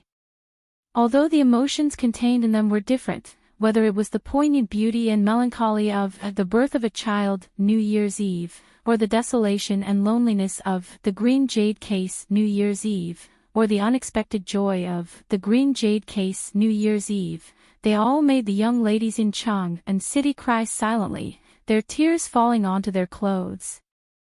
It could be said that in Chang and City, there had never been a poem that spread faster than the 2 poems that Li Wangyu plagiarized during the Lantern Festival. After the 2 poems were written last night, the manager of the restaurant, who was carefully waiting on them in the elegant room, wrote them down. He immediately copied them out and asked the restaurant's doctor to send them to the brothel in Ping Kong Lane. Of course, the manager did not have any other ideas. He just wanted to please Li Wangyu. In the Tang Dynasty, it was very difficult for the poems written by literati to be passed down. It was naturally the easiest way to make a name for oneself by letting the courtesans in the brothel sing it. In the brothel in Ping Kong Lane, there were scholars who sent their poems every day, regardless of whether they were the most beautiful courtesans or courtesans. They hoped that the courtesans would like their poems and make a name for themselves by singing them. As for these brothels, they naturally did not accept anyone who came. If it was not a truly wonderful poem, they would not bother to sing it. In the Confucius family restaurant, there were many literati who would recite poems. The elegant room had paper, ink, and brush stones prepared for these literati. If the restaurant felt that the poems they wrote were good, they would also be sent to the brothel in Ping Kong Lane to make a name for their customers. Although the manager of the Confucius family restaurant was a merchant, he could still distinguish between good and bad poems. Moreover, the 2 poems by County Count who were obviously not ordinary to be able to make his master and a group of scholars so excited. Therefore, after he copied the poems, he immediately asked the doctor to send them to Ping Kong Lane. When the courtesans in Ping Kong Lane heard that the poems were new poems by County Count who for the Lantern Festival, they naturally did not dare to neglect them. After reading it, the group of young ladies immediately trembled with excitement, unable to control themselves. While Li Wangyu was still drinking with Pai Lupi, Li Gang, and Yu Shernan in the restaurant, Peace House was in an uproar. Almost all of the prostitutes, without prior agreement, began to recite these 2 poems over and over again with their graceful, ethereal, or lively voices. During the Shangyuan festival, Peace Square was also packed with people. Naturally, there were plenty of ordinary people who didn't want to admire the lanterns and only wanted to admire the beauties. The debauches had also gone to Peace Square early in the morning and found a large group of gorgeously dressed young ladies to accompany them. They were very happy. When they heard the young lady in the building recite Li Wangyu's 2 new poems, other than sighing at Li Wangyu's talent, they didn't have much of a reaction. Naturally, this was very normal. Just like the Korean dramas of the future, the steely straight men might not think much of it, but they could make the young ladies cry. This was the difference between men and women's feelings. Therefore, the debauches were depressed. The group of young ladies in the painting building, when they heard the 2 poems being recited over and over again, were all sobbing uncontrollably. Their tears spilled over their clothes, making people feel pity for them. What made the debauches even more dumbfounded was that this group of young ladies actually shyly stuffed a pile of sachets, handkerchiefs, and even the courtesans in the painting building. And these things were naturally not for them, but for them to pass to County Count who, the debauches were provoked by this scene and hated that bastardly Wangyu so much that the roots of their teeth itched. He didn't even show his face, but he was able to seduce the young ladies in Peace House. He was really despicable. What made the debauches even more stunned was that when they returned home, they found that the 2 poems of the Lantern Festival had already spread throughout Chang and City. And those unmarried sisters, cousins, and cousins in their mansion simply didn't care about what the debauches were thinking. They shyly stuffed all kinds of sachets and handkerchiefs into their hands. Needless to say, they were naturally asking the debauches to pass them to Li Wangyu. In this way, how could the debauches still stay in their mansions? When a few of them met and discussed, they were shocked to find that the poems had such benefits. They didn't have time to express their envy, jealousy, and hatred towards Li Wangyu. They directly came to Li Wangyu's mansion just to ask for such a poem so that they could go to Peace House and enjoy the admiring eyes of the courtesans and young ladies in the future. After the debauches finished speaking, they each took out a pile of fragrant sachets and handkerchiefs and stuffed them into Li Wangyu's arms. Take it, take it. These are all gifts from your admirers. Take it away quickly. Don't try to show off in front of me. I'm so angry. Today, if you don't give us some poems, we won't agree. Qing Chumo was full of anger when he mentioned this matter. Looking at Li Wangyu's youthful and handsome face, he had always been deeply influenced by that old man Qing Yaojin. He, who was proud of selling his muscles, couldn't help but secretly wonder if Brother Valiant General was no longer welcome. Qing Chumo didn't know that since ancient times, this was a society that looked at the face, and with the face that he inherited from Qing Yaojin, it was estimated that even if he memorized many poems, it would be useless. Li Wangyu was also stunned by Monogatari. Holding the pile of fragrant sachets and handkerchiefs, he didn't know whether to laugh or cry. He didn't expect that casually copying 2 poems would cause so much trouble. In fact, this was not strange at all. Lu Yong, Lu Sanbian, who was famous in history for writing poems by imperial decree, relied on a good poem to appear in the red light streets and willow alleys, and lived in pink tents and brocade quilts. It was very romantic and happy. The prostitutes of the Song dynasty even said, unwilling to be summoned by the king, willing to be called by Lu Qi, unwilling to be 1,000 gold, willing to be in Lu Qi's heart, unwilling to see the immortals, willing to know Lu Qi's face.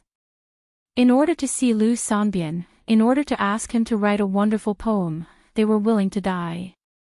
Lu Sanbian was like this, not to mention Li Wangyu, who was so handsome, Xiao Lang, Kun. Which girl didn't love him? It had to be said that Li Wangyu's soul transmigrated to the Tang dynasty. The biggest advantage was that this body was really handsome. In the future, Li Wangyu was just a middle-aged man. But now, even if he took this body to the future, he could be hyped up to be a popular little fresh meat without any acting or singing skills. Even Li Wangyu secretly thought that his success in winning the heart of his beautiful boss might not have nothing to do with his good looks now. In short, he was handsome, and he was a member of the imperial court. Plus, he wrote good poems that women loved to the bone. How could Li Wangyu not be loved by the young ladies in Chang'an City? In this regard, Li Wangyu was 30% distressed and 70% secretly happy. While he was secretly laughing, he heard the cold voice of his beautiful boss behind him. Wangyu, what are you holding? No, nothing, haha, you see, Brother Chumo and the others are too polite. Just come, but bring so many gifts. It's really too polite. Li Wangyu casually put the pile of sachets and handkerchiefs on the table beside him and said perfunctorily. Unfortunately, his words were really not convincing. He couldn't even fool the little girl Perrin, let alone his beautiful boss. Chapter 649. How could the beautiful superior believe his words? Moreover, she had already heard the conversation between the wastrels earlier. She coldly snorted and gave Afro and Perrin a look.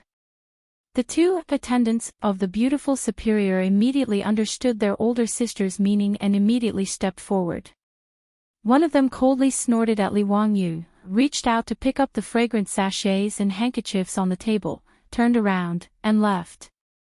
In this regard, Li Wangyu naturally broke out in a cold sweat.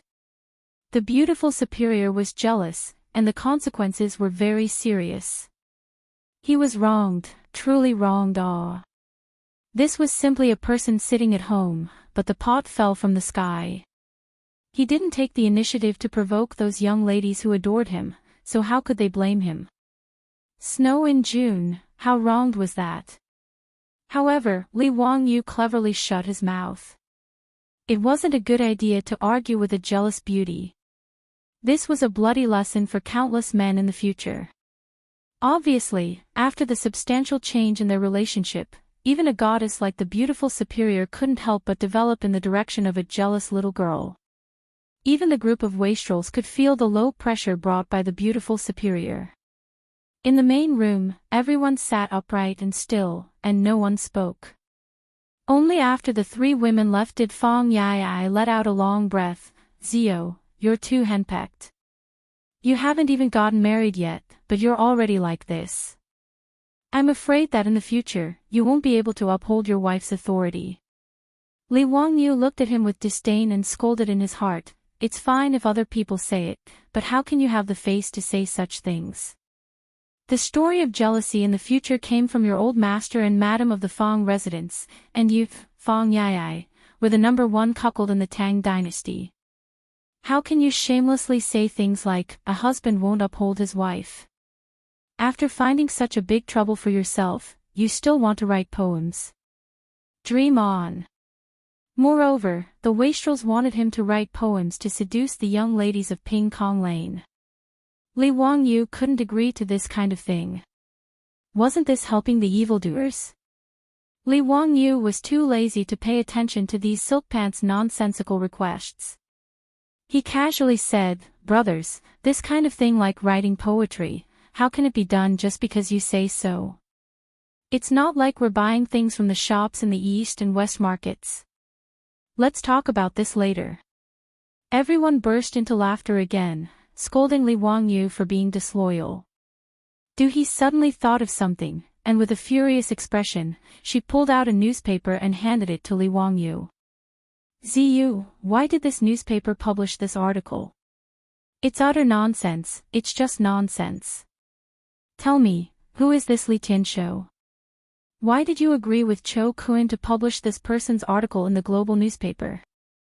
Du Go also stood up for his elder brother. That's right. Zio, who is this Li Tianshou? Why haven't we heard of this person before? There will be 5 matches tomorrow. Aside from one match where they agree with our analysis, the other 4 matches are different from ours. What are they trying to do? Do you want to fight in the ring?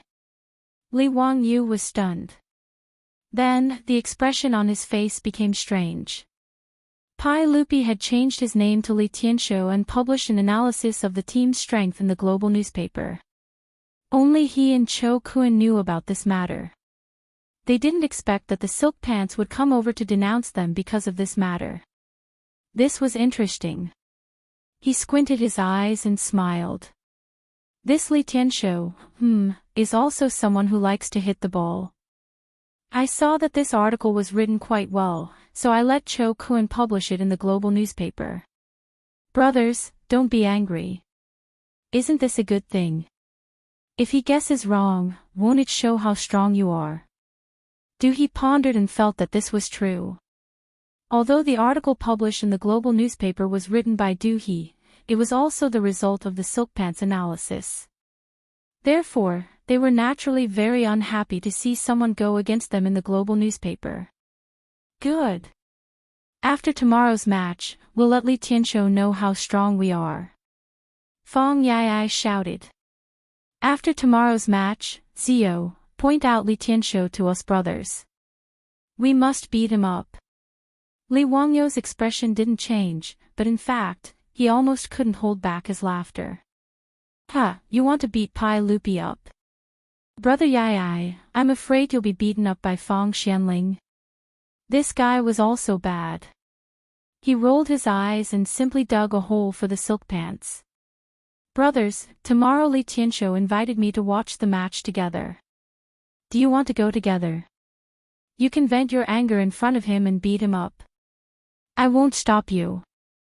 Really? When the silk pants heard this, they immediately rubbed their fists and looked as if they wanted to beat Li Tianshou to death. Li Wangyu shrugged. Of course. Why would I lie to you? That's good. Then it's settled. Tomorrow, we brothers will go with you to watch the match. We'll see if that Li Tianxiu has the guts to go against us brothers. Tomorrow, we must teach that Li Tianxiu a lesson and let him know how strong we are. The fops gathered together to discuss how to humiliate the audacious Li Tianxiu the next day. Unbeknownst to them, Li Wangyu, who was at the side, almost pinched his own thigh red in order to stop himself from laughing out loud. After agreeing to meet at the baseball field tomorrow, the Silk Pants said goodbye and went back to their respective residences. At this time, Li Wangyu finally couldn't help but laugh. He laughed so hard that even tears came out. He dug a hole for the Silk Pants. Naturally, he didn't have any bad intentions. It was purely a prank between brothers. It was better to enjoy it together than to enjoy it alone. Li Wangyu immediately trotted to his beautiful superior's boudoir and told her about it. His beautiful superior, who was still a little jealous and sulking because of the previous incident, couldn't help but cover her mouth and chuckle after hearing his words. She rolled her eyes at Li Wangyu flirtatiously. Go ahead and make fun of them. Be careful that Chumo and the others don't come looking for you. What does it have to do with me? They were the ones who wanted to settle the score with Li Tianxiu, hee. Seeing his beautiful superior laugh, Li Wangyu hurriedly took advantage of the opportunity and reached out to grab her soft hair and gently stroke it. His beautiful superior didn't pull her hand back, but only gave him a sidelong glance. I'll get Aphrodite and Perrin to send those bags and handkerchiefs to your room later. Don't let those ladies down. Li Wangyu was about to break out in a cold sweat when he heard this. Why was she still waiting for him here? He didn't know this woman was so jealous before.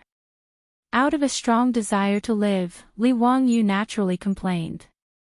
He didn't do anything, and he couldn't stop someone from having a crush on him. Flies don't bite seamless eggs. Who knows what you did? Actually, Su Chongqing wasn't really angry. It was just a way for women to act coquettishly with men. Anyone who took it seriously would be a fool. Li Wangyu was naturally not an idiot. He really thought that his beautiful superior was angry over such a small matter. He didn't continue the conversation and changed the topic. He casually talked about something trivial, but his hand was very mischievous as it climbed up the soft part of his beautiful superior's chest. Paw!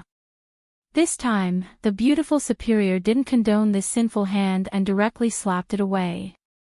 Behave yourself. Where are you touching? What are you trying to do in broad daylight?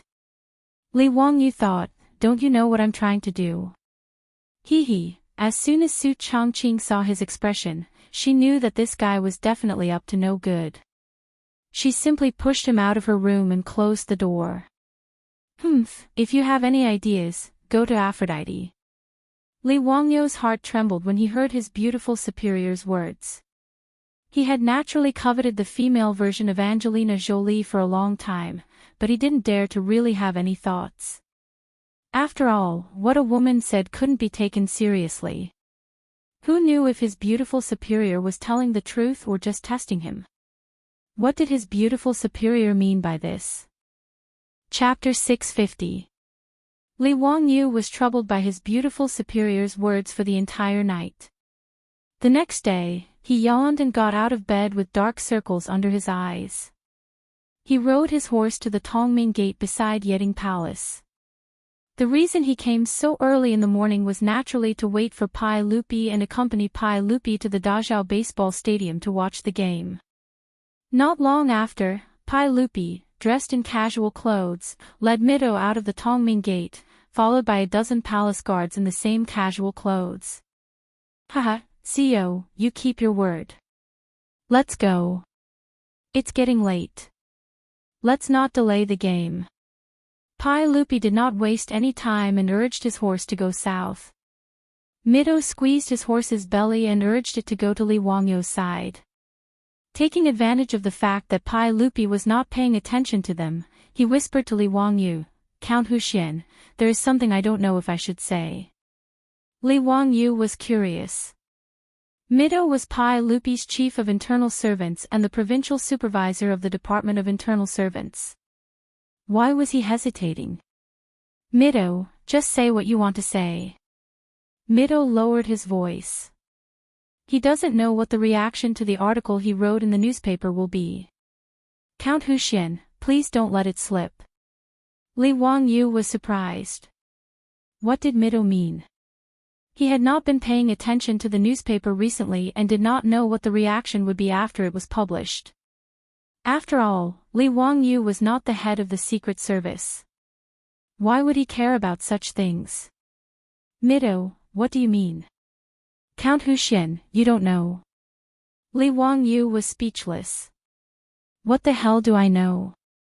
Seeing Li Wangyu's bewildered expression, Mi Tuo hurriedly told him what the 100 Cavalry Department had reported. When he heard that the people on the street had scoffed at Pai Lupi's fake name Li Tianshou, Li Wangyu could not help but find it funny. The people of Chang and really did not give Pai Lupi any face. However, this was very normal. Who knew who this Li Tianshou was? Compared to Du He, the young master of the Lai Duke residence, it was obvious that the people were more willing to believe the latter. "Mido, it doesn't matter, right? His Majesty writes the commentary under a pseudonym. It's normal that the people don't know about it."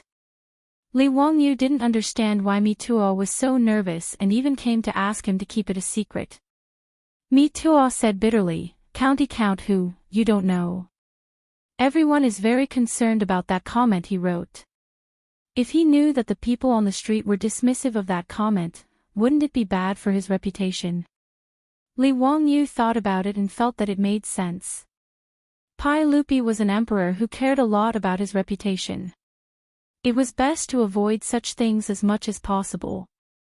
If Pai Lupi was angered because the people didn't give him face, who knew who would be the unlucky one? He nodded at Mi Tuo, indicating that he understood and that he would find a way to cover it up. Thinking about it, Pai Lupi wouldn't go to the court and ask people what they thought of that comment, right? After today's game, this matter would be considered over. If Pai Lupi's guess was correct, then naturally, the people would choose to believe what Li Tianshou said when he served the ball. If he guessed wrong, then Pai Lupi wouldn't have the face to care about the people's attitude towards his commentary.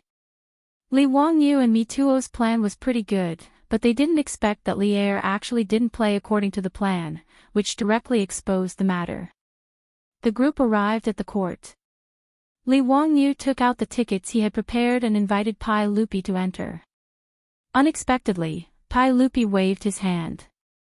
He wasn't in a hurry to enter the court. Instead, he walked with his hands behind his back to the place where lottery tickets were sold outside the court. Li Wangyu and Mi Tuo looked at each other and saw that something was wrong from each other's eyes. "Uncle, let's go in first. If we're late, there will be too many people. I'm afraid it's not safe." Li Wangyu quickly found an excuse to persuade him. Pai Lupi ignored him. "It's bright and sunny. What's not safe about it?" "Zio, don't learn from Mi Tuo." Li Wangyu secretly wiped the sweat from his forehead. He knew that it was useless to say more. He could only follow Pai Lupi. He only hoped that this guy wouldn't get angry out of humiliation and vent his anger on others. Pai Lupi took out a 5-tael gold ingot from his waist and bet 1 tael of gold on the lottery tickets according to the 5 teams he chose in the commentary. The Tang Dynasty's Royal Batting League had only been played for 1 day. The lottery tickets for the batting competition were even more interesting. Although the Tangs liked to gamble and there were many people who bet on lottery tickets, there weren't many people like Pai Lupi who took out 5 taels of gold to bet. After all, the people didn't know much about the 22 batting teams. Naturally, they didn't choose to bet. Most people just bought lottery tickets that were worth a few coins for entertainment. Pai Lupi's big gamble also attracted the attention of the people lining up to buy lottery tickets. 5 taels of gold was equivalent to 30 strings of copper coins, which meant that Pai Lupi bet 6 strings of copper coins for every game. Fortunately, Li Wangyu had already considered this situation. Now, in the second game, in addition to the 2 taels of gold, there were also lottery tickets that represented different amounts of money for sale. Finally, someone couldn't help but bow to Pai Lupi. Lang Jun, please. May I ask why you dare to bet so much at one time to buy lottery tickets? Pai Lupi was waiting for someone to ask this question. Naturally, he twirled his beard and laughed. Why wouldn't I dare? On a certain newspaper, Li Tianshou's article was very reasonable. Based on his analysis, I bought the lottery ticket. What? Did you all not see the newspaper? His words caused the surrounding people to be stunned. Then, they all shook their heads. Lang Jun, that's not appropriate. There were 2 articles in the newspaper that analyzed today's game. Duke Li's Duke Duhe's views are different from Li Tianshou's. I think it's better to take Duke Du's analysis as a reference. That's right. Everyone knows that the Great Zhao Batting Field and the Royal Batting League are managed by Count Huxian. The 2 Duke Li's sons are good friends with Count Huxian. Naturally, his analysis is more trustworthy than Li Tianshou's article. That's right. I also plan to buy lottery tickets based on Duke Du's analysis. I don't know who Li Tianshou is, and why did the newspaper publish his article? Of all the officials and nobles of the Great Tang, who has ever heard of this Li Tianshou? Lang Jun, I think your 5 taels of gold are going to be wasted. Who is this Li Tianshou? No one knows. Lang Jun, are you confused? How can you listen to this person's words? Everyone's words angered Pai Lupi so much that he almost went berserk. He never thought that the work he was so proud of would be looked down upon by the common people. Pai Lupi purposely came to buy the lottery ticket to listen to the flattery of the audience. He didn't expect to be slapped in the face, making him feel very embarrassed. He turned his head and glared at Mitua, whose legs were already weak. Then, he cupped his hands towards the crowd. The winner and loser will be decided after today's game. However, I still believe Li Tianshou's words. Pai Lupi didn't want to say anything more. He turned around and walked towards the field. When he passed by Mitua, he said, I'll deal with you when we get back. Mitua was so scared that he almost kowtowed in front of everyone. Even Li Wangyu was glared at by Pai Lupi. Seeing Pai Lupi walk angrily towards the field, Li Wangyu was speechless. What the hell is this? How innocent am I? What does it have to do with me if the common people don't buy my story? Chapter 651. The last time Li Wangyu accompanied Pai Lupi to watch a polo match, he followed Pai Lupi's request and sat in the cheapest yellow section. It had to be said that nothing good came cheap. Even Li Wangyu despised himself for being a profiteer. The view in the yellow section was too bad. This time, he learned his lesson and asked someone to prepare the red section with the best view for him. Pai Lupi did not object to this. He just kept a straight face and sat in the audience with Mituo's careful help. Li Wangyu also hurriedly called the Niu brothers to help prepare hot drinks and snacks. They could not just sit here for the whole day to watch the match. After the first day of the match, Li Wangyu had already realized this point. Now, in the stadium, there were stadium staff selling cooked water and food everywhere. It was a good income. He rubbed his hands and was about to comfort the depressed emperor. Before he could speak, he heard a voice behind him. Zio, your brothers are here. Why don't you sit in the box and watch the match? How can the stands be more comfortable than the box? Zio, where is Li Tianshou? Ask him to come out and talk to us. Yes, where is Li Tianshou? Zio, didn't you say that you asked him to come out and watch the match today? Ask him to come out and talk. Li Wangyu's face suddenly darkened. Damn, He forgot that he had dug a hole for the foppish playboys yesterday.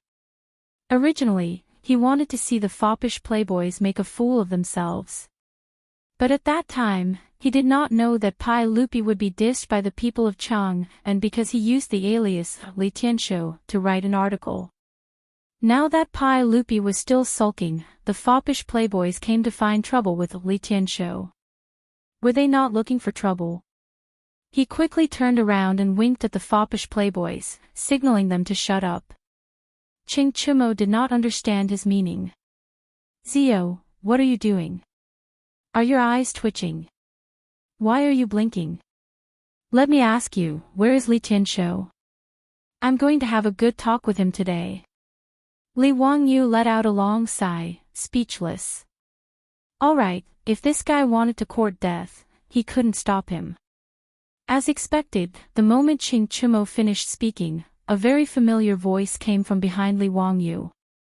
We are Li Tianshou. Qing Chumo, you bastard, what do you want to reason with us about? Qing Chumo suddenly quivered, his knees giving way as he knelt down.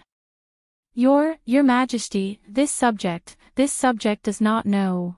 The group of debauches were also dumbfounded, but their reactions were not slow. Without another word, they all followed Qing Chumo and knelt down.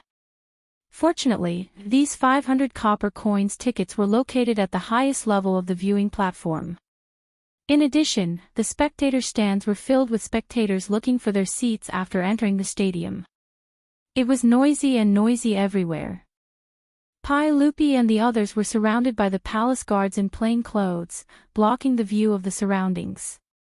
For a moment, no one noticed what was going on in the stands. Get up. Don't disturb us from watching the game. I'll deal with you bastards later. Pai Lupi's expression was very ugly. After angrily rebuking them, he couldn't be bothered to pay attention to the debauches. Hearing Pai Lupi's words, the debauches were about to cry. How could Li Tianshou be Pai Lupi? The debauches didn't dare to speak any more nonsense. One by one, they stammered as they stood up, looking at Li Wangyu with eyes full of hidden bitterness. Feng Yai moved to Li Wangyu's side, gritted his teeth, and asked in a low voice, Zio, you bastard, why didn't you say earlier that Li Tianshou was His Majesty's alias? Li Wangyu shrugged, an innocent expression on his face. Brother Yai, how would I know? Why are you shouting like this the moment you arrived? Your little brother was just joking with you. Can't you see the person clearly? His Majesty is sitting right here, and you can't see him. How can you blame me? The debauches were almost choked to death by his words. They knew that they had been tricked by this brat. They wanted to get even with him, but because Pai Lupi was here, no one dared to be presumptuous. The debauches sat down in the stands with worried expressions. They were all anxious and uneasy. They didn't know how they would be punished by Pai Lupi after the game. Especially Qing Chumo, who had loudly shouted that he wanted to argue with Li Tianshou. His expression was as if he had eaten Chinese gold thread. The stadium was gradually filled with spectators, and the atmosphere in the stadium became more and more lively. Even though the two batter teams for the first game had yet to appear, the 100,000 spectators in the stadium were already shouting "Rise!" in unison. After the two batter teams warmed up in the stadium, a gong sounded, and the referee blew the copper whistle to signal the start of the game. The cheers in the stadium reached a climax. As the game progressed, the debauches temporarily forgot about Pai Lupi's threat and followed the crowd in shouting. The rumbling of the horses' hooves brought about a dance of speed and passion, as well as the fearless determination of the brave. This kind of blood-pumping sport was indeed more adrenaline rush than football in the future. It was difficult for other sports to compare with its confrontational, competitive, and entertaining nature. The reason why polo was unknown in the future was because it was too expensive to develop. Few ordinary people in the future had ever ridden a horse, let alone participated in something like polo. Perhaps most people's experience of riding a horse was at tourist attractions. They would pay a few dozen yuan and ride a dirty old horse around the fence a few times. As a result, no matter how beautiful polo was, there was no land for it to develop.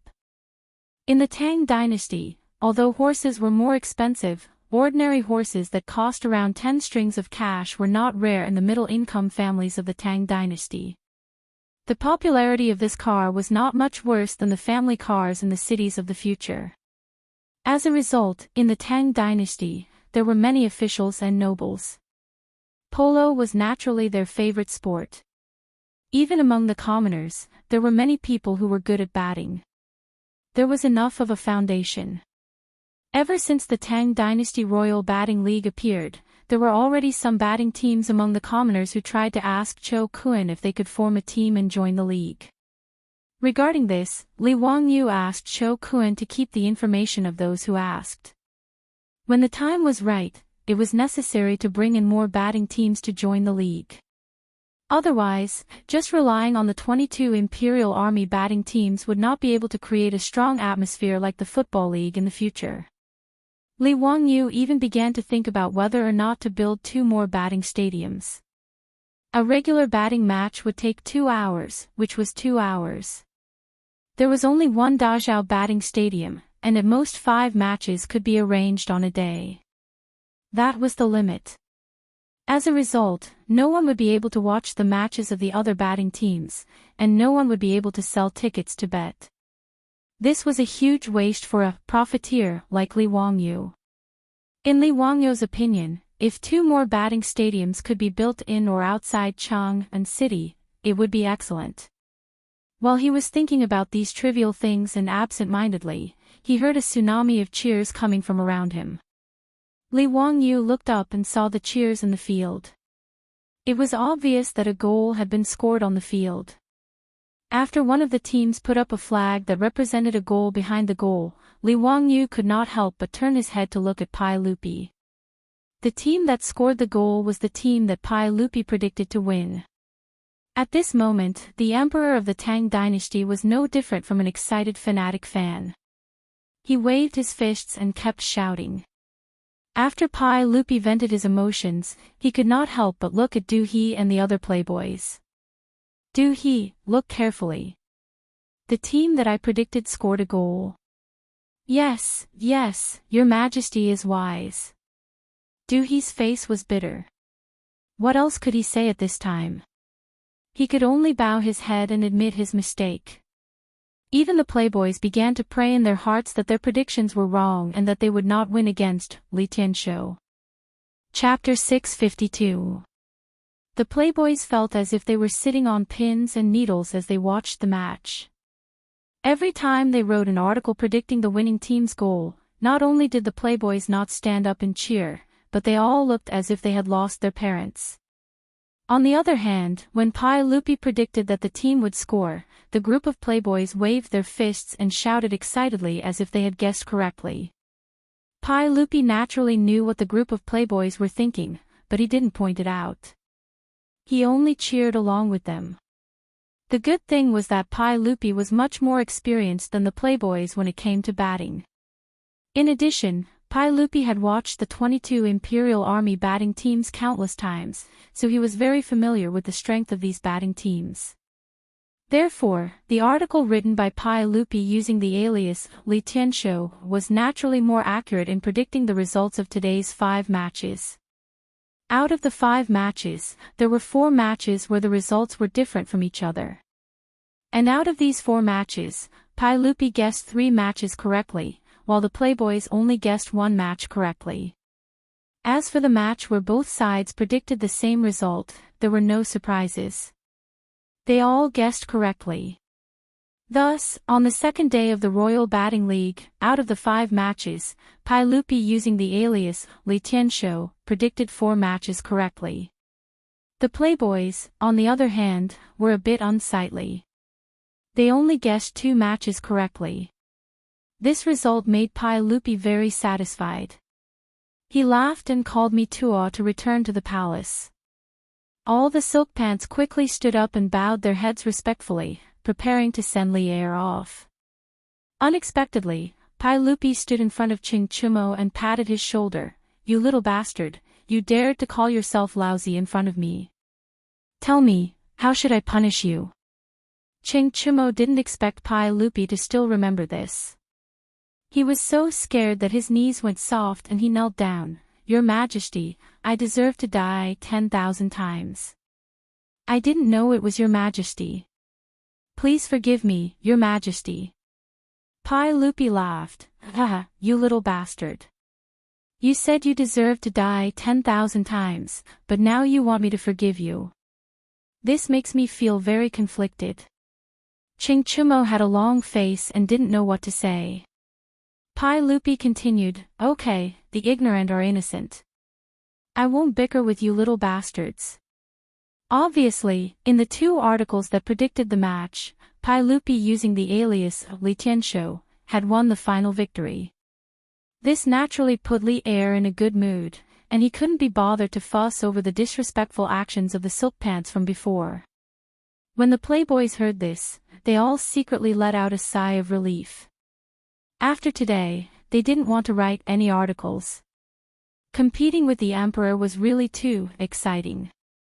But what the playboys didn't expect was that Pai Lupi said to Li Wangyu, tomorrow, I will have Mi Tuo send over the next article. In addition, Du He's article is also not bad. Let them continue to write. I want to continue competing with these little bastards in the newspaper. His words stunned all the silk pants. What? He wants them to continue to write reviews in the newspaper? He wants them to continue to compete. Isn't he just messing with them? Your Majesty, we. Du He's face was bitter. He still wanted to argue, but he was really scared. If they had known that Li Er would write an article in the global newspaper, they would not have dared to oppose him even if they had eaten a bear's heart and leopard's gall. Okay, no need to think too much. If I tell you to write, then write. I forgive you. Ziyu, you are not allowed to leak information to them. You are not allowed to show my articles to them.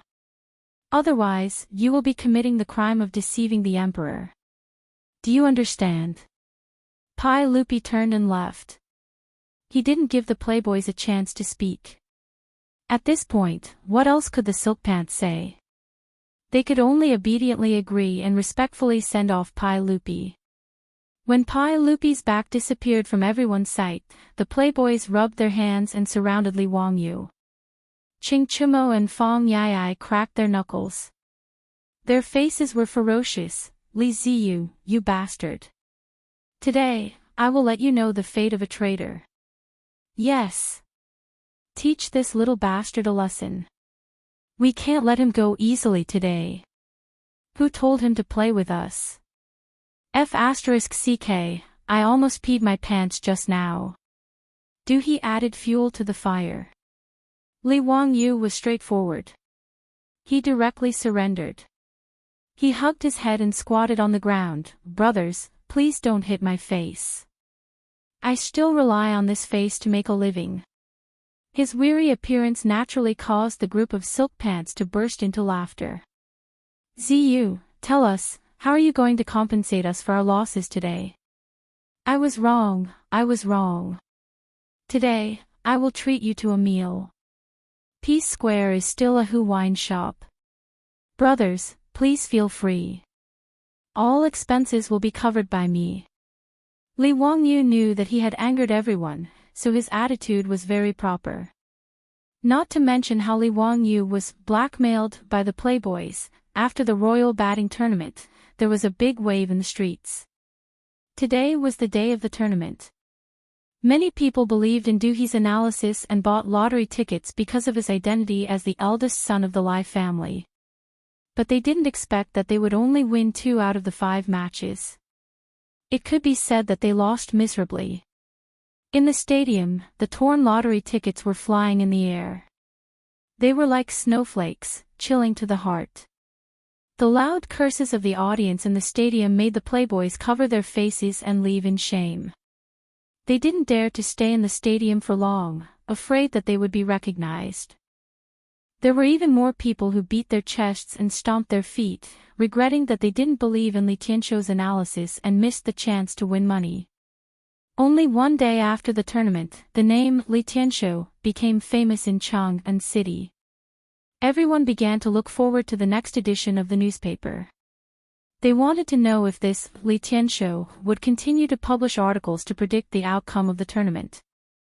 The 100 Horsemen department reported all the feedback to Pai Lupi in full detail. Pai Lupi was in a good mood. That night, he excitedly burned the midnight oil to write an analysis and prediction of the next 5 matches. At the same time, he also commented on the 5 matches that day. When Li Wangyu received the commentary from Mito and read it carefully, he couldn't help but be shocked by Pai Lupi. Could this guy also be a time traveler? Pai Lupi's second commentary made Li Wangyu feel like he was reading an article from Titan Sport in the future.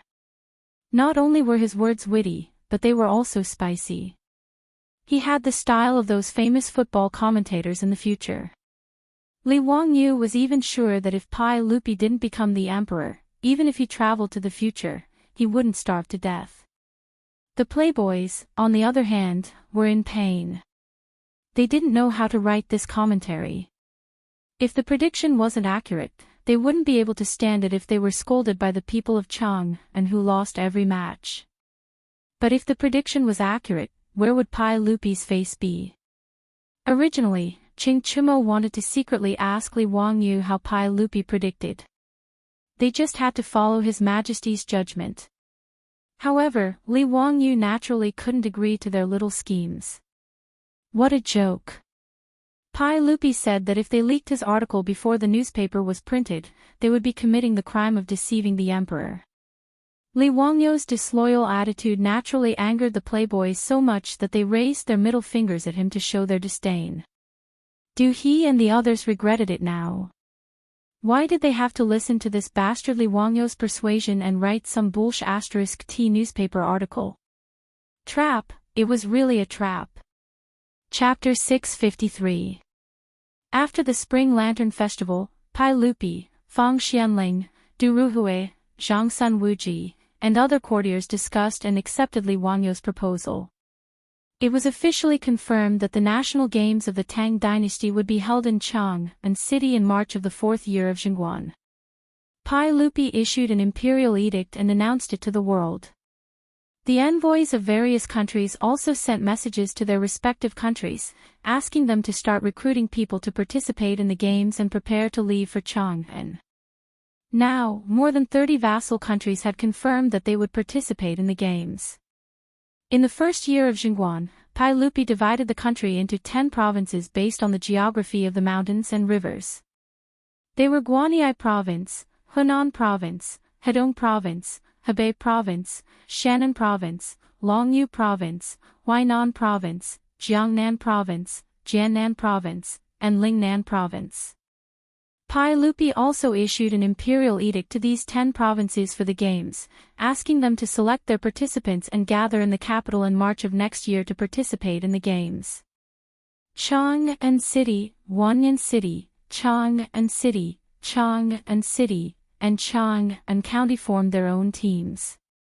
There were also the Imperial Army of the Southern Government and the Imperial Army of the Northern Government. A total of 14 teams would participate in the national games of the Tang Dynasty. Including the vassal countries' teams, there would be 40 to 50 teams competing for the championship. The competition was quite fierce. As for the games, in addition to the 5 that Li Wangyu proposed in the imperial court that day, which were batting, long-distance running, archery, horse racing, and weightlifting, Pai Lupi and the courtiers discussed and added the games of Kuju, Jiaodong, Chuiwen, wooden archery, and tug-of-war. Li Wangyu did not expect that the Tang Dynasty would have so many games. Needless to say, Kuju was the predecessor of modern football. In addition, there were many games of Kuju in the Tang Dynasty, including 2 types of goals and 1 type of goal. One type of goal was a bit like volleyball in the modern era, but much more difficult. The 2 sides each stood on 2 sides of a goal. In front of the goal, they used their feet to pass the ball back and forth.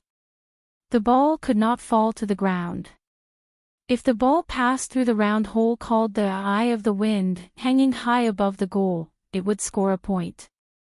The two type of goal was not much different from modern football, similar to the popular polo of the Tang Dynasty. It was just that shooting was more difficult. Similarly, one needed to shoot the ball into the eye of the wind above the opponent's goal to score. Kakujitsu was wrestling, and Japanese sumo was learned from the Tang Dynasty. From Li Wangyou's point of view, Chuiwen was a bit like a combination of modern golf and the gate ball played by the old people. The rule was to hit the ball into the hole with a club. The wooden arrow was almost the prototype of the bowling ball of the later generations. 10 wooden pillars were written with red pen: benevolence, righteousness, propriety, wisdom, faith, warmth, kindness, respect, thrift, yield. The other 5 wooden pillars were written with black pen: slow, arrogant, mischievous, greedy, promiscuous. During the match, the wooden ball would roll out.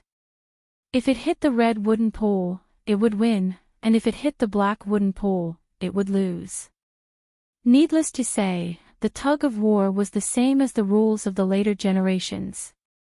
The only difference was that the tug of war in the Tang Dynasty was too spectacular. The rope was more than 1,000 feet long. Thousands of strong men were involved in the tug of war. Tens of thousands of people were watching at the scene. A row of bare-chested warriors were beating drums to cheer them on. The scene was full of smoke and dust, like a landslide. According to the records of the Feng family, this kind of scene once made the Yamen guests, scholars, and commoners at the scene, so much so that the Xiongnu people lost their tendons and bowed again, saying, "If the monarch is here, his country will perish." The tug of war could scare the Xiongnu envoy to pee his pants, which showed how powerful it was. The national games of the Tang Dynasty naturally attracted a lot of discussion among the people in Chang'an. Games was a new term that had never been heard of before. It sounded very interesting. In this era, there was no concept of national fitness. It was a prosperous era to let the people eat and not starve, not to mention the concept of nutrition and fitness. This was the so-called "the poor study and the rich practice martial arts." Without enough food, or even a large amount of meat, it was impossible to train a body of muscles. As for studying, it was relatively cheap. At least eating porridge and starving did not affect one's studies. The people wanted to have fun. After all, there were too few entertainment activities in the Tang Dynasty. Although the people had never seen the national games of the Tang Dynasty, it did not affect the people's yearning and expectations. Li Wangyu took this opportunity to apply to the Pai Lupi for a new baseball stadium, but he did not expect to be directly rejected. It was not that the Pai Lupi was reluctant to give the land to Li Wangyu, but that the civil and military officials in the imperial court were jealous. When Li Wangyu wanted to spend 20,000 taels of gold to build a baseball stadium, he was mocked by the people of Chang and for being a spendthrift, and the officials in the imperial court also secretly made fun of him. But when the baseball stadium, which cost 20,000 taels of gold, was completed and put into use, the profits it generated in just 2 short days shocked the officials. For 2 consecutive days, the Dazhao baseball stadium was filled to the brim. After the officials from the Ministry of Civil Affairs did some calculations, they were shocked to find that the Huxian County Count Li Wangyu had earned no less than 10,000 strings of cash just from selling tickets. Needless to say, there was also the income from the lottery tickets and the cooked water and food in the stadium. The Minister of Civil Affairs, Dai Zhou, estimated that in a year, Li Wangyu relied on this baseball stadium to earn no less than 300,000 strings of cash. After seeing Dai Zhou's calculations, the officials were speechless. Who the hell said that the Huxian County Count Li Wangyu was a spendthrift? Those officials who secretly laughed at Li Wangyu's spendthrift now felt a burning pain in their faces. Their faces were slapped by the numbers given by Minister Dai. After the embarrassment, they were full of jealousy. In front of such a huge profit, how could the officials in the imperial court sit still? Naturally, they wanted a share of the profits. Building a baseball stadium only cost 20,000 taels of gold and 120,000 strings of cash. It could be earned back in half a year. Only a fool would not do such a thing. In fact, Li Wangyou's Dazhao baseball stadium did not completely belong to him. Early in the construction of the baseball stadium, Li Wangyou was very tactful. He went to Empress Zhongsun and offered 40% of the shares with both hands. He also gave 20% of the shares to Qing Yaojin's residence. When building the baseball stadium, he borrowed a large amount of gold from Qing Yaojin. It would be unreasonable if he did not get some of the benefits. As for the tickets to the baseball stadium, Li Wangyou did not take that many. He had already asked Pai Lupi for permission. Half of the income from the tickets would be given to the 22 Imperial Army squads. In the end, the baseball stadium would also provide a large sum of money as a reward for the champion of the league tournament. However, Dai Zhou's prediction was not wrong. According to the calculations of Li Wangyou and his beautiful boss, even if half of the income from the tickets and the operating costs of the baseball stadium were deducted, the annual income would not be less than 200,000 strings of cash. In other words, every year, Pai Lupi and Li Wangyou, the uncle and nephew, would each receive no less than 80,000 strings of cash from the baseball stadium. Qing Yaojin would also receive 40,000 strings of cash as a bonus. Although Pai Lupi could earn a lot of money from it, he could not use this as a reason to stop Dai Zhou and the other suggestion. After all, he was first and foremost the emperor of the Tang Dynasty. He had to consider the imperial court and not just the income from the palace treasury. Therefore, Pai Lupi rejected Li Wangyou's suggestion to build another baseball stadium. Instead, the Ministry of Civil Affairs and the Ministry of Works began to look for a suitable square in Chang'an City to build a new baseball stadium. In this regard, Li Wangyou could only shrug his shoulders helplessly and express his regret. He did not particularly care about this matter. There were many ways to make money. It was also a good thing that the imperial court was willing to fund the construction of a baseball stadium. He was even a little happy. At least the officials of the Tang Dynasty could finally see the rich returns brought by the sports industry. Thinking about it, with this kind of stimulation, the development of sports in the Tang Dynasty might have a different trajectory. Li Wangyou was very happy to see such a change. Chapter 654. In the sound of the morning drum, the city gate of Chang'an slowly opened. Bai Macho looked up at the dark city wall in front of him and exhaled a long breath. He had finally arrived at Chang'an. Bai Macho was a merchant from the Chuzhi kingdom. Every year, he would travel between Chuzhi and Chang'an to sell various goods. It was 748 kilometers east of Chang'an from the Chuzhi king's Yan city. It would take them nearly 3 months to reach their faraway destination. The caravan led by Bai Macho came in spring and went in summer. They would go back and forth once a year to sell goods. In this era, the long journey was definitely an unimaginably arduous journey. If it were not for the high profits that this Silk Road could bring him, he would not have been able to persist. Bai Macho was almost 30 years old. He had been running this trade route from Chuzhi to Chang'an for many years. The constant traveling made him look like he was in his 40s or 50s. His face was blown by the wind and sand, showing the vicissitudes of time. In fact, Bai Macho did not have to work so hard. In Chuzhi, Bai was a national surname, just like Li in the Tang Dynasty. In the Chuzhi language, Bai was the transliteration of the Sanskrit Puspa, which meant flower for Buddha. Unfortunately, the Chuzhi king was addicted to beauty and singing and ignored the state affairs.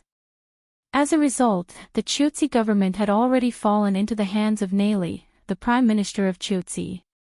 Bai Macho and the other members of the royal family were suppressed by Prime Minister Neli, so their lives became difficult. As a last resort, Bai Macho, who was only 18 years old, was forced to follow a caravan from the western region and began to learn how to do business to support his family. The walnut powder, benzoin, and fine horses produced by Chutzi could be sold at a high price after being shipped to Chang'an. The silk and porcelain sold from Chang'an were even more precious than gold. In the blink of an eye, Bai Macho had been running on this silk road for nearly 10 years. After many years of arduous business journey, he had accumulated a lot of property. Even in the Chutzi kingdom, Bai Macho was one of the top merchants. Originally, Bai Macho wanted to reach Chang'an before the Lantern Festival this year. He had spent several spring lantern festivals in Chang'an City, and he was fascinated by the bright night lights of tens of thousands of homes. It was a pity that a dozen of the camels in the caravan had some problems, which delayed the journey for a few days. They missed the chance to celebrate the Spring Lantern Festival in Chang'an again. Right now, Bai Moho only wanted to enter the city as soon as possible. After unloading the goods at the warehouse in the Western Market, he would go to the Yahu People's Tavern and have a good drink to relieve the pain of the 3 months of traveling. There were a lot of caravans waiting to enter the city. At the city gate, there were soldiers guarding the city to check the entry documents and conduct public inspection. The officials of various cities in Chang'an were checking and registering the caravan's goods. Therefore, the speed at which they were allowed to enter the city could not be considered too fast. Bai Mohu's caravan was not small. There were nearly 100 people and more than 300 camels. They carried goods worth no less than tens of thousands of strings of coins. He estimated that the caravan would not be able to enter Chang'an City without 2 to 4 hours. Thinking of this, Bai Mohu felt a little irritated. He really wanted to go to the Hu's tavern and drink a cup of good wine. Just as he was feeling annoyed, he saw a team of nearly 100 carriages coming from afar. They did not even line up and directly entered the city through the illustrious Virtue Gate. The soldiers guarding the gate did not stop them at all, as if they did not see them at all. What made Bai Mohu feel even more strange was that these carriages had 4 wheels. The size of the carriages was also much larger. There were also different colored handles on the carriages. He simply jumped off his horse and walked in front of a soldier guarding the gate. He placed his hand on his chest and saluted, "This soldier, may I ask why these carriages do not need to be inspected and can directly enter the city?" The soldier guarding the gate was an old soldier. He was quite polite to the caravan from the western regions. Hearing his question, he could not help but smile. "Manager, have you not been to Chang'an for a long time?" "Yes, I left Chang'an in the 4th month of the 2nd year of Xingguan. I am a merchant from the Chutzi kingdom. It is not easy for me to go back and forth." Bai Mohu sighed. The old soldier nodded. "No wonder you don't know. These carriages are not for transporting goods. They are public carriages in Chang'an City. Therefore, there is no need to inspect them. May I ask what is the meaning of public carriages?" Bai Mohu asked hurriedly. The old soldier explained, I think you also know that Chang'an City is big and it is not easy to live there. In such a big city like Chang'an, it is not easy to travel without a horse. These public carriages are the new toys created by County Earl Huxian. Everyone can take these public carriages. It costs 2 coins to send you to your destination. It is very convenient." Bai Mohu had heard of the County Earl Huxian mentioned by the old soldier. After all, when he left Chang'an City last year, Li Wangyu had just been conferred the title of County Earl Huxian by Pai Lupi. Bai Mohu thought that this County Earl Huxian should be a noble in Chang'an City. It had nothing to do with him, so he did not care about it. Is there such a good thing? Then may I ask, what is the meaning of the different colored pickles on these carriages? Those are the public carriages routes. Public carriages of different colors take different routes in Chang'an City. Manager, you are going to the Western Market, right? Do you see the carriage with the green handles? Take the carriage and it will send you directly to the Western Market. After Bai Mohu thanked the old soldier, he thought for a while and simply greeted the manager of the caravan. He was going to enter the city first and rest in the Western Market's Hu Tavern. After leading the caravan into the city, he would go to the warehouse to meet the caravan. After telling the manager of the caravan, Bai Mohu took a servant and stopped a carriage with the green handles in front of the Mingda gate according to the old soldier's instructions. "Hello, Lang Jun. I am going to the Western Market. Can I take your carriage?" Bai Mohu politely greeted the coachman of the carriage. "Yes, come on up. 2 coins per person and put it directly into the box." Seeing his dressing, the coachman knew that it was his first time in a carriage. He smiled and introduced, "Lang Jun, please take care of your monkey. Don't let it disturb the other guests later." The monkey that the coachman mentioned was the one that Bai Mohu kept. At this moment it was squatting on his shoulder, squeaking and looking around. This monkey was not a pet that he kept. It was a guard in the caravan that was used as a lookout and a warning. The Silk Road from Chang and to the western region was not smooth sailing. In addition to the desert, mountains, grasslands, and wilderness, these harsh tests of nature, the biggest enemy of the caravan was the bandits. The merchants on the Silk Road mostly carried silk, pearls, gems, and gold coins. They were precious and relatively light, which made them easy to transfer and sell. They were the most attractive, fat meat, in the eyes of the bandits. In order to protect themselves, the caravan traveling to the western region was not small and had a certain amount of armed forces. Monkeys were smart and alert, and they had a lot of energy. Most of the caravan in the western region would keep monkeys as a lookout at night to prevent wild beasts or bandits from attacking the caravan. Later archaeologists had unearthed many figurines with monkeys and camels on the Silk Road in the western region for this reason. In the Journey to the West written by Wu Qinzhen, the monkey that Sun Wukong was based on originated from the monkeys kept by the caravan on the Silk Road. Of course, Bai Mohu kept monkeys in his caravan.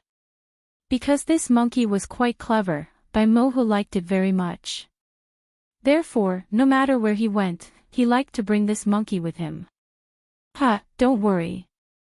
This monkey is very obedient. It won't cause any trouble." "That's good." The coachman nodded and did not say more. He waved the whip and the carriage moved forward slowly. Bai Mohu and the servant sat in the carriage and looked around curiously. They felt that everything was very novel. He did not expect that in just half a year away from Chang'an, there would be such a novel thing as a public carriage. The carriage moved forward. Soon, Bai Mohu found something new. Chapter 655. There was also a pile of paper printed with ink on the public carriage, but Bai Muchuan did not know what it was for. While Bai Mohu was puzzled, he saw the carriage slowly stop, and a passenger got on the carriage. The passenger was a young man dressed like a scholar. When he saw Bai Mohu, a barbarian merchant in the carriage, he bowed to him politely as a greeting. "Coachman, today's newspaper is out." "Great, I'll buy one. Including the fare, it's 3 coins. I've put it into the money box." The scholar threw out a copper coin and grabbed a newspaper. He sat down and began to read it with great interest, ignoring the bumpy carriage. Bai Mohu could not hold back his curiosity. He hesitated for a while, but still could not help asking, "Sir, may I know what you're buying?" The scholar smiled and said, "This is a newspaper." "Oh, it's a report and analysis about the batting matches." "Batting matches?" Bai Mohu was a little confused. He certainly knew about batting matches. Polo was the favorite sport of the western region. But it was hard for him to understand why there was a newspaper analysis about the batting matches. Seeing his confusion, the scholar explained, "It's the Royal Batting League of the Tang Dynasty. It was created by the Earl of Hu County. There are 22 imperial batting teams in total. Every rest day, they will catch and kill each other. It's very exciting. And this newspaper is to report about these matches." The Earl of Hu County again. This was the second time Bai Mohu heard the Earl's name today. He made a mental note of the Earl's name. It seemed that the Earl of Hu County was also a great nobleman in Chang'an. After Bai Mohu thanked the scholar, he also put in a coin and bought a newspaper from the coachman. As a member of the royal family of Cheesy Country, he certainly knew Chinese characters. This was also a compulsory course for the nobles in the vassal states around the Tang Dynasty. Many vassal states that did not have a native language even directly used the Central Plains language as their own language. This was not unusual. Bai Mohu flipped through the newspaper with great interest. He was very interested in the contents of the newspaper. "Excuse me, may I know where the Great Zhao batting field is?" Bai Mohu looked at the information about the batting match in the newspaper and asked the scholar curiously. Speaking of this Great Zhao baseball field, it's really amazing. This was a baseball field that Count Huxian had spent 20,000 taels of gold to build. It could hold 100,000 people at the same time. It was a spectacular sight and could be called a miracle. When Lang Jun is free, he must go and take a look. This De Zhao baseball field is where De En Square and Zhao Xing Square were originally located. Speaking of the Great Zhao baseball field, the scholar's face was full of pride. When Bai Macho heard that, the shock and astonishment in his heart could not be expressed in words. Was it that County Count Hu again? 20,000 taels of gold to build a baseball field. TSK. Even a wealthy merchant like Bai Mohu was speechless upon hearing this number. What kind of person was this count? He was so inconceivable. And a batter's field that could hold 100,000 people was beyond Bai Mohu's imagination. The total population of Chutsi country was less than 100,000 people. How magnificent would this building be? Bai Mohu made a mental note of this baseball league and the Great Zhao baseball field. He planned to go and see for himself what kind of grand occasion the next day of the game would be. While he was talking with the scholar, passengers kept getting into the carriage. Soon, not only was the carriage full of people, but there were also many passengers standing in the middle of the carriage. After many passengers got into the carriage, those who were literate would happily buy a copy of the newspaper like the scholar and read it with great interest. Those who were illiterate would beg for someone to explain the content of today's newspaper to them. Bai Mohu looked at the people in the carriage who were talking about the game. It was very lively. Everyone, that Li Tianshou published another article. Have you read it? Of course. On the next day of the game, I might buy a lottery ticket according to Li Tianshou's analysis. Alas, it's a pity that I didn't believe Li Tianshou in the last round. Who would have thought that the young Duke of Lai Manor could only guess the results of 2 games correctly? I've lost too many times. Isn't that right? Who would have thought that? I wonder who this Li Tianshou is. He actually got 4 out of 5 correct. That's amazing. TSK. In the last round of the game, I saw someone take 5 taels of gold and buy a lottery ticket according to Li Tianshou's analysis. At that time, I persuaded him to come. Now it seems that he is a smart person. 5 taels of gold became 8 taels of gold. That's really amazing. Alas, why didn't I bet with that person that day? There was a sigh in the carriage. In the last round of the game, most people bought a lottery ticket after reading Du He's prediction. Unexpectedly, they lost so badly. Because of that, Du He and the other fops were almost cursed by the people of Chang'an City. No one expected that the little-known Li Tianshou, who was laughed at before, would write an analysis and prediction article in the newspaper so accurately. Out of the 5 games, he guessed 4 right. How amazing was that? Some of the commoners who had lost the match even guessed that County Count Hu and Li Tianshou had colluded to cheat. However, there was no market for such speculations. After all, the newspaper had clearly published the results of Li Tianshou's predictions. If they had listened to Li Tianshou and bought a lottery ticket, they would have won money. Who would beat drums and gongs to tell others that they were cheating? Therefore, this could only be the work of the little-known Li Tianshou. He had an extremely high level of analysis and unique insight. For a moment, Chang and City was filled with the flavor of Woyang's paper. The new issue of the newspaper was quickly sold out.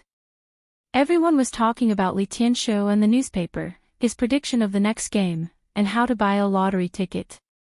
Who was Li Tianshou? No one in Chang and City knew. Even the officials of the imperial court were guessing and asking around. There were also people who guessed that this Li Tianshou might be the alias of County Count Hu Li Wangyu. Those who knew who Li Tianshou was all kept quiet. Even the foppish rich didn't dare to wantonly spread the news that Pai Lupi was Li Tianshou. In noticed Chang and City, Li Tianshou had become a mysterious figure whose whereabouts were rarely seen. After the narcissistic Pai Lupi received the news from the 100 Cavalry Department, he was naturally very pleased. In particular, Mi Tuo's report on the public opinion gathered by the 100 Cavalry Department spies in Chang and was even more tiresome. For 10,000 years, the two counties of Chang and City have been discussing a person named Li Tianshou. This person published an article in the newspaper run by the county count Hu, predicting the outcome of a game. Li Tianshou's article is incisive and his insight is unique. He accurately predicted 4 out of the 5 games, moving the public. The 100 Cavalry Department doesn't know this person's background and hasn't verified it yet. Pai Lupi looked at the report from the 100 Cavalry Department in his hand and then looked at Mi Tuo beside him. He picked up his teacup and said, Mi Tuo, tell the 100 Cavalry Department not to meddle in other people's business. Mi Tuo naturally understood Pai Lupi's meaning and hurriedly bowed. Yes, everyone, I will go and warn them. Don't meddle. Wasn't this nonsense? Li Tianshou was Pai Lupi. If the 100 Cavalry Department wanted to find out who Li Tianshou was, wouldn't they have nothing better to do? Mi Tuo, who knew the inside story, naturally wouldn't let the 100 Cavalry Department do such a stupid thing. Pai Lupi nodded in satisfaction and looked at the report from the 100 Cavalry Department again. Then he picked up the newspaper beside him and carefully read it. What happened in Taiji Palace naturally had nothing to do with the public. In the public carriage, Bai Mohu was listening to the conversation with great interest. After leaving Chang and City for half a year, he felt that the world's #1 city had suddenly become somewhat unfamiliar to him. Chapter 656. Fortunately, Bai Mohu had never read Dream of the Red Chamber. Otherwise, he would feel that he was like Granny Lu who had just entered the Grandview Garden and was curious about everything. Bai Mohu found it very interesting as he listened to the people in the carriage talking about the batting match 2 days ago and discussing how to buy lottery tickets on the next day. When the public carriage arrived at Shi City, he was fascinated by the vending machines in front of the shop selling cooked water. In Bai Mohu's eyes, this machine was like a fairy weapon. Once you put in a copper coin, the machine could automatically pour out warm cooked water. It was incredible. Bai Mohu even suspected that there was a waiter hiding in the wooden cabinet that sold cooked water. Otherwise, how could this inanimate object tell how many copper coins he put in? He could not understand why these shops would put such a precious treasure in front of their shops. Were they not afraid that it would be stolen? Bai Mohu even wanted to buy one of these vending machines and transport it back to the Chuzi country. He thought that it would cause a sensation. He asked the shopkeeper of the shop and found out that these magical mechanisms were made by the Earl of Huxian. This was the 3rd time he heard the name of this earl today. Bai Mohu held the bamboo tube full of cooked water and thanked the shopkeeper. Then he strolled in Shi City with his monkey sitting on his shoulder and the servant following behind him. He had just taken a few steps when he saw someone playing gongs and drums in front of him. It was very lively. Bai Mohu squeezed into the crowd curiously and found that it was a shop with a sign saying, Tang Dynasty Lottery. Many people had gathered in front of it. He took a closer look, but he did not find any goods in the shop. As for what lottery tickets were, Bai Mohu was even more confused. Could it be something like colorful brocade? Excuse me, may I know what this shop sells? Bai Mohu asked the passerby curiously. This is a shop selling lottery tickets. Of course, it sells lottery tickets. The passerby looked at him in confusion and then looked at his clothes. He suddenly realized something. You just arrived in Chang'an, Langjun. This lottery ticket is also a kind of gambling. One bet only costs 2 copper coins. If you bet on a set of numbers, you can win 200 taels of gold at most. If you're interested, you can try your luck by buying a few lottery tickets. Hearing that he could win 200 taels of gold by spending only 2 coins, even a great merchant like Bai Mohu's heart skipped a beat. How could there be such a good thing in the world? While he was feeling suspicious, he saw an official in the Tang Dynasty uniform standing in front of the lottery shop shouting to the surrounding people, "The 15th round of the Tang Dynasty lottery has been opened. There will be 2 special prize winners in this round, and each of them will win 200 taels of gold." This official was the one in charge of supervising the issuance of lottery tickets in the Ministry of Civil Affairs. As soon as he finished speaking, there was another round of envious discussion. Ladies and gentlemen, just as County Count who said, you can buy as much or as little as you want in the lottery. You have to buy as much as you want in the lottery. Early, middle, late, and early, you have to win.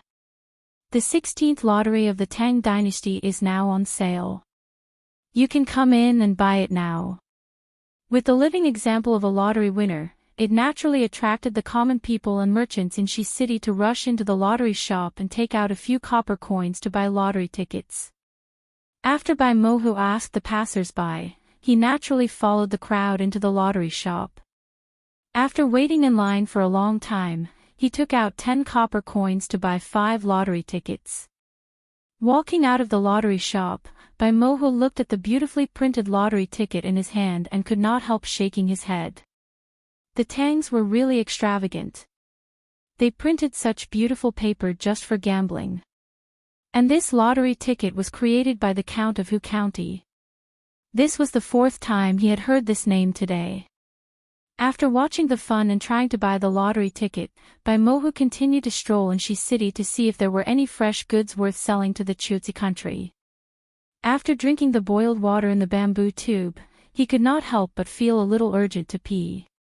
So he turned around and walked to an alley in Shi City to find a corner to relieve himself. Unexpectedly, before Bai Mohu untied the belt on his robe, he was caught red-handed by Wu Ho, who was patrolling the street. "Hey, that barbarian merchant, you are so strict that you drown wherever you go. Otherwise, you will be punished with 20 canes. Don't blame me for not informing you in advance." Wu Ho's words stunned Bai Mohu. It was not like he had never stayed in Chang'an City. Every year, he would stay in Chang'an City for 2 or 3 months. Since when did Chang'an City have such a rule? But with Wu Ho's reminder, Bai Mohu suddenly realized that since he entered the city today, he did not see those yellow and white things on the street. He did not dare to argue, but just quickly saluted with his hands folded. "Wu Ho officials, I haven't been to Chang'an City for a long time. I just entered the city today. I really did not know, please forgive me. But this person has 3 needs, I don't know." Bai Mohu was also a little depressed. If he was not allowed to relieve himself wherever he went, would he have to hold it in? Wu Ho looked at each other and laughed out loud. "Do you see that house? That is the toilet. It is funded by the County Count of Huxian and built for the people. It is to prevent the city from hiding dirty things everywhere. If you need to relieve yourself, you can go directly to the toilet.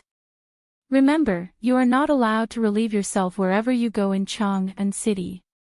Otherwise, you will be caned. In Chang'an City, there are toilets everywhere. If you need one, you can ask around." Yes, I will keep it in mind." Bai Mohu quickly bowed and led the servant to the toilet. After being relieved, Bai Mohu could not help shaking his head again. He almost lost his face today. If he was caught and caned because of relieving himself wherever he went, he would lose all his face.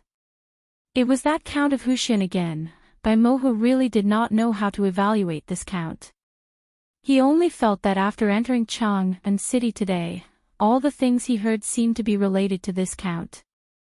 And he had lived in Chang'an City for a long time, but he had never heard of this mysterious count before. He could not help but be curious about this Count of Hushin.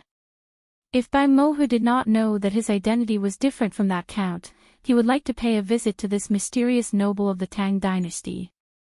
Although he was also a member of the royal family of the Chuzhi country, in front of the powerful Tang Dynasty, even an 8th or 9th level official in Chang'an City would not look him in the eye. Bai Mohu already knew this from his many years of experience in business. The Tang Dynasty was such a huge empire that it was impossible for people not to be in awe of it. Thinking of this, Bai Mohu could not help shaking his head with a wry smile. Then, he walked into a bookstore. Every time he came to Chang'an City, he would come to these bookstores to see if there were any new books for sale. Bai Mohu felt that all kinds of books from the Central Plains must be worshipped. The culture of the Central Plains was too attractive to him. He even often thought that after he no longer needed to run around doing business, he would live in Chang'an City and spend the rest of his life studying those poems, policies, decrees, scriptures, and moi. That was the life he wanted most. Walking into the bookstore, Bai Mohu couldn't help but exclaim softly. Why were those copied books for sale in the bookstore all gone? Instead, they were replaced by stacks of square-shaped, bound books. Shopkeeper, why don't I see any books for sale? Bai Mohu asked curiously. Sir, have you just come to Chang'an City? You don't know that the bookstores in Chang'an City now no longer sell those hand-copied books. The shopkeeper laughed. Oh. Why is that? It's all thanks to Count of Hushin. He came up with the craft of engraving printing. Now these books are all printed by engraving and then bound into books. It's not only convenient but also much cheaper. Sir, look at the Analects of Confucius. It used to cost 2 copper coins, but now it only costs 500 coins. Bai Mohu was stunned. Is there such a good thing? But before he could answer, someone beside him said, Count of Hushin was just lucky. Chapter 657. In this bookstore in the West City, besides Bai Mohu and the shopkeeper, there were also several scholars who were buying books. When the crowd heard that someone was shamelessly boasting that the county count was just lucky, they couldn't help but become angry. They turned their heads to look at the source of the voice, wanting to see just what kind of arrogant person could say such a thing. The person who spoke was a young man in white, who was followed by a stunning beauty and a blonde lady with blue eyes. Although Bai Mohu did not know the Earl of Hushin, what he saw and heard after entering Chang'an today made him yearn for the Earl and admire him greatly. Bai Mohu could not help but show a displeased expression when he heard someone belittling the magical count. However, he was only a businessman from Chuzhi country, so it was not convenient for him to speak now. However, the shopkeeper and the scholars in the bookstore did not have such scruples, and they all refuted. Young man, how can you be so ungrateful? The county earl who is a genius. How can you belittle him like this? How can you have the nerve to say the word lucky? That's right. Young man, you seem to be a scholar. Didn't your teacher teach you what it means to give me a peach and give me a fine jade in return? Now you can buy books at such a low price because of the county earl who. How can you say it's lucky? Young and frivolous and arrogant.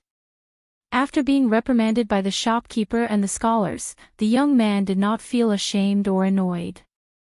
Instead, he looked embarrassed and touched his nose, as if he did not know what to say. However, the stunning beauty beside him covered her mouth and chuckled when she heard what he said. The Hu lady widened her eyes and looked like she could not believe it. Everyone is right, it was a slip of the tongue. That county earl who, well, he is definitely a peerless genius. He is blessed by God and is a distinguished person. The young man in white realized what he said had angered the crowd, so he quickly corrected himself. His words didn't make much of a difference to the shopkeeper and the scholars, but it made the exceptional beauty and Huji by the young man's side laugh out loud. Everyone glared at each other angrily. If it weren't for the fact that they were two women, they would have already cursed it out loud. The white-robed youth was naturally Li Wangyu, while the stunning beauty and Huji beside him were his beautiful boss Su Chongqing and Aphrodite. Since he had nothing to do today, he invited beauties out for a stroll in Shi City. As for that girl, Perrin, because of a few pimples on her face, she was unwilling to go out and stayed in the manor. In this regard, Li Wangyu also shook his head. Even Perrin, this lass, had started to show off. As expected, there was no difference between a girl and a woman.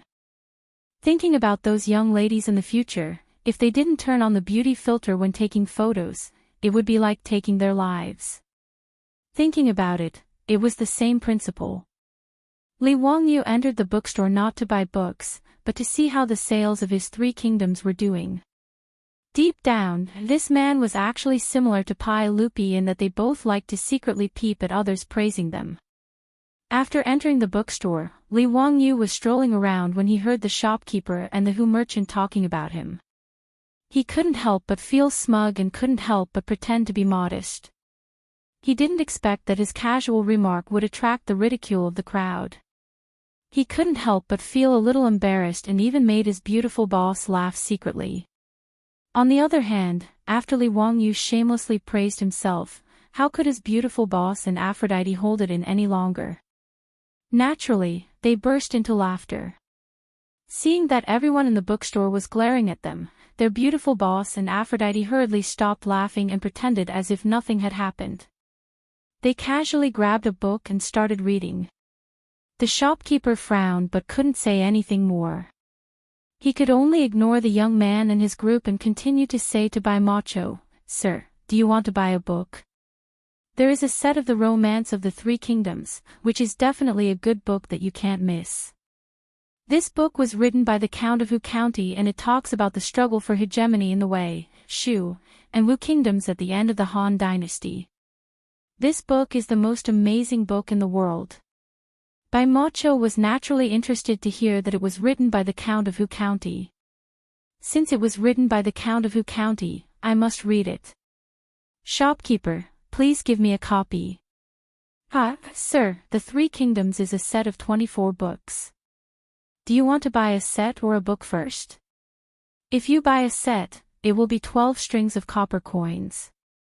Bai Macho was stunned when he heard that. He really didn't expect that there would be so many books in the Romance of the Three Kingdoms. However, 12 strings of copper coins wasn't a problem for him. Since he was going to buy a set, he naturally had to buy a set. Hearing that he wanted to buy a full set of the Three Kingdoms, the shopkeeper smiled even more brightly and hurriedly called the shop assistants to pack up the books for Bai Macho. Li Wangyu couldn't help but be a little surprised when he saw that the Hu merchant actually bought a full set of the Three Kingdoms without hesitation. This Hu merchant from the western region was actually literate. That was quite refreshing. Nowadays, illiterates were everywhere in the Tang Dynasty. It was rare to meet a Hu merchant from the western region who was literate. Li Wangyu was curious, so he went up to the Hu merchant and cupped his hands. "Lang Jun, may I ask which country in the western region you are from?"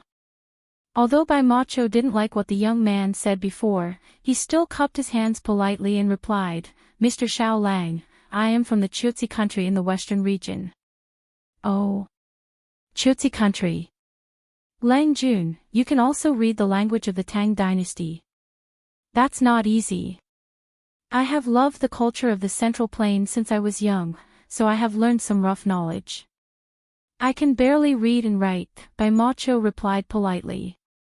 In fact, learning the language and culture of the Central Plains was a compulsory course for the Chutzi royal family. However, Bai Macho did have the talent. Although the other Chotzi royal family also had the basic knowledge of the royal family, it was just a so-so. There were very few who were as proficient as him. In fact, this situation was not rare in the countries around the Tang Dynasty. Almost all the aristocrats in the countries had to learn the language of the Tang Dynasty. If they didn't, they would be laughed at. Li Wangyu saw that the Chotzi merchant had an extraordinary way of talking, so he wanted to make friends with him. He was also interested in the Chotzi culture. After all, in the future, the Chotzi civilization had disappeared in the long river of history. It was one of the 22 ancient countries that disappeared in the history of Huaxia. Today, he met a Chotzi merchant who was ready to read the Three Kingdoms. It was worth chatting with him. Thinking of this, Li Wangyu cupped his hands again and said to Bai Macho, Lang Jun, if you are free, how about I treat you to a drink? I am interested in the Chotzi culture, so I would like to ask for your advice. Well. Bai Macho was a little hesitant about Li Wangyu's invitation. After all, he didn't have a good first impression of this young man. He felt that this young man was young and frivolous, so he didn't want to get close to him. While Bai Macho was thinking about how to decline, he heard a noise outside the bookstore. He and the others couldn't help but look to the side to find the source of the noise. Chapter 658. The street outside the bookstore was in an uproar at the moment. The matter was not complicated. It was just a dispute caused by a few well-dressed young men on horseback who knocked over the wicker basket of a roadside peddler. However, the well-dressed young men who were obviously in the wrong did not apologize. Instead, they signaled the troops behind them to beat up the peddler. The peddler was badly battered and his goods were all overturned and trampled. You blind thing, you broke my precious horse. Even if I beat you to death, you won't be able to compensate me. Bah, continued to beat him. The arrogant attitude of this group of people annoyed the onlookers in the West Market. However, looking at the well-dressed young men and the deterrence of the strong troops, no one dared to speak up for the peddler who was beaten. Everyone was angry but did not dare to speak up. The shopkeeper of the bookstore and the group of scholars who had reprimanded Li Wangyu with righteous indignation were all speechless at the moment. The crowd just shook their heads silently, but no one intended to stop them. After all, anyone with discerning eyes could see that this group of well-dressed young men were obviously the sons of the nobles in Chang and City. Otherwise, they would not be followed by such a large group of troops. Some sharp-eyed people even saw the patrolling Marquis of the West Market behind the crowd. However, they immediately pretended not to see them and turned to walk away. Even the Marquis of the West Market did not dare to control this group of people, let alone this group of weak scholars. Bai Moho also shook his head. Such cases of the nobles bullying the common people were indeed everywhere. Even a powerful empire like the Tang Dynasty was no exception. Li Wangyu and his beautiful boss changed their expressions when they saw this scene outside the bookstore. I didn't expect that this group of bastards would dare to come back to Chang and City so soon. Changqing, you and Avro wait in the bookstore for a moment. I'll go find them. After Li Wangyu finished speaking, he rolled up his sleeves and was about to walk out of the bookstore. However, his beautiful boss stopped him. Wangyu, let's forget it. It's been so long. The beautiful boss looked slightly worried. Li Wangyu spat on the ground and said, Bah, these bastards, I've wanted to teach them a lesson for a long time. Back then, this group of bastards ran away quickly and didn't manage to catch them. It's only been half a year. Since they dare to come back to Chang'an, I have to play with them. The reason Li Wangyu was so angry was naturally because of the group of violently dressed youths. These people were Wang Ziqiao, Xing Kongbua, and the others, who had been sent out of Chang and by the aristocratic families after they had offended Li Wangyu and returned to their families to lie low. Li Wangyu hated Xing Kongbua so much that the roots of his teeth itched. This bastard actually wanted to kidnap his beautiful superior for him to abuse. If it wasn't for the fact that his beautiful superior coincidentally met Empress Zhangsun, she might have forced Li Wangyu, who was still a virgin at that time, to use explosives to open a path and risk his life against Xingyang Xing. At that time, he was just a commoner. Although he had used Empress Zhangsun's power to force Xingyang Xing to lower her head and admit her mistakes, he hadn't hurt her at all. To the Xing family of Xingyang, the gold was not even worth mentioning. If Xing Yuanshou hadn't been wrestling with Pai Lupi at that time and wanted to force Pai Lupi to confess his crimes, even Jing Kongbo might not have been sent back to Xingyang. As for Wang Ziqiao and the others, they were sent back to Taiyuan and other places by their respective families because they had sent their subordinates to Sun's bookstore in the East City to commit murder and arson. However, it was obvious that this group of fops wasn't someone who could hold back. How could places like Xingyang and Taiyuan compare to the prosperity of Chang'an? Therefore, after half a year, this group of legitimate sons of aristocratic families rushed back to Chang'an before New Year's Eve. Li Wangyu didn't know anything about this at first, but he didn't expect to run into this group of fops bullying the common people when he was out strolling today. Seeing Li Wangyu's resolute attitude, his beautiful superior naturally couldn't say anything more.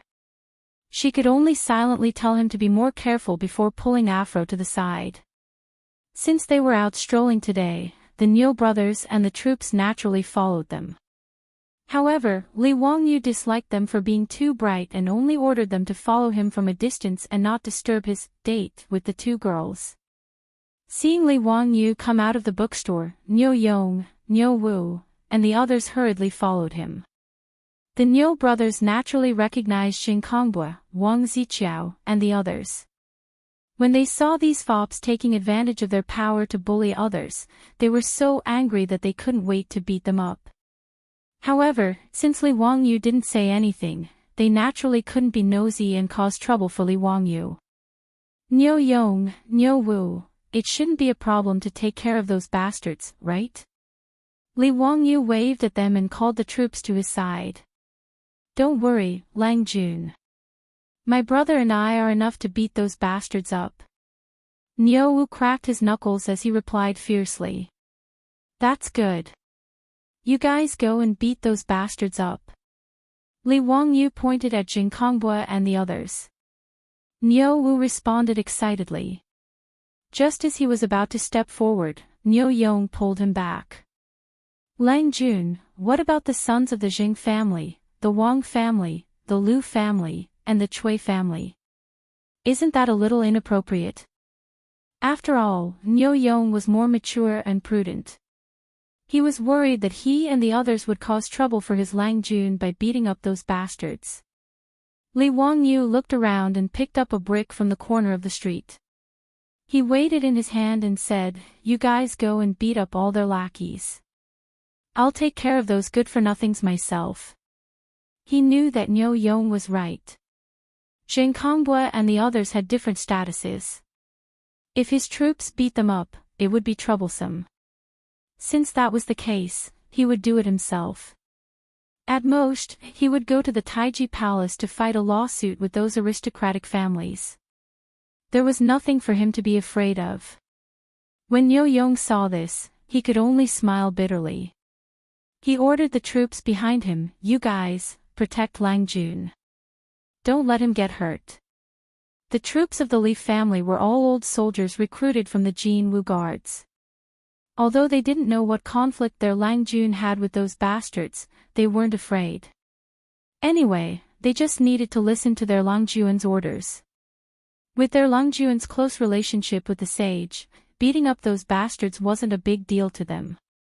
Just like what Li Wangyu said when he recruited them, his uncle is a sage.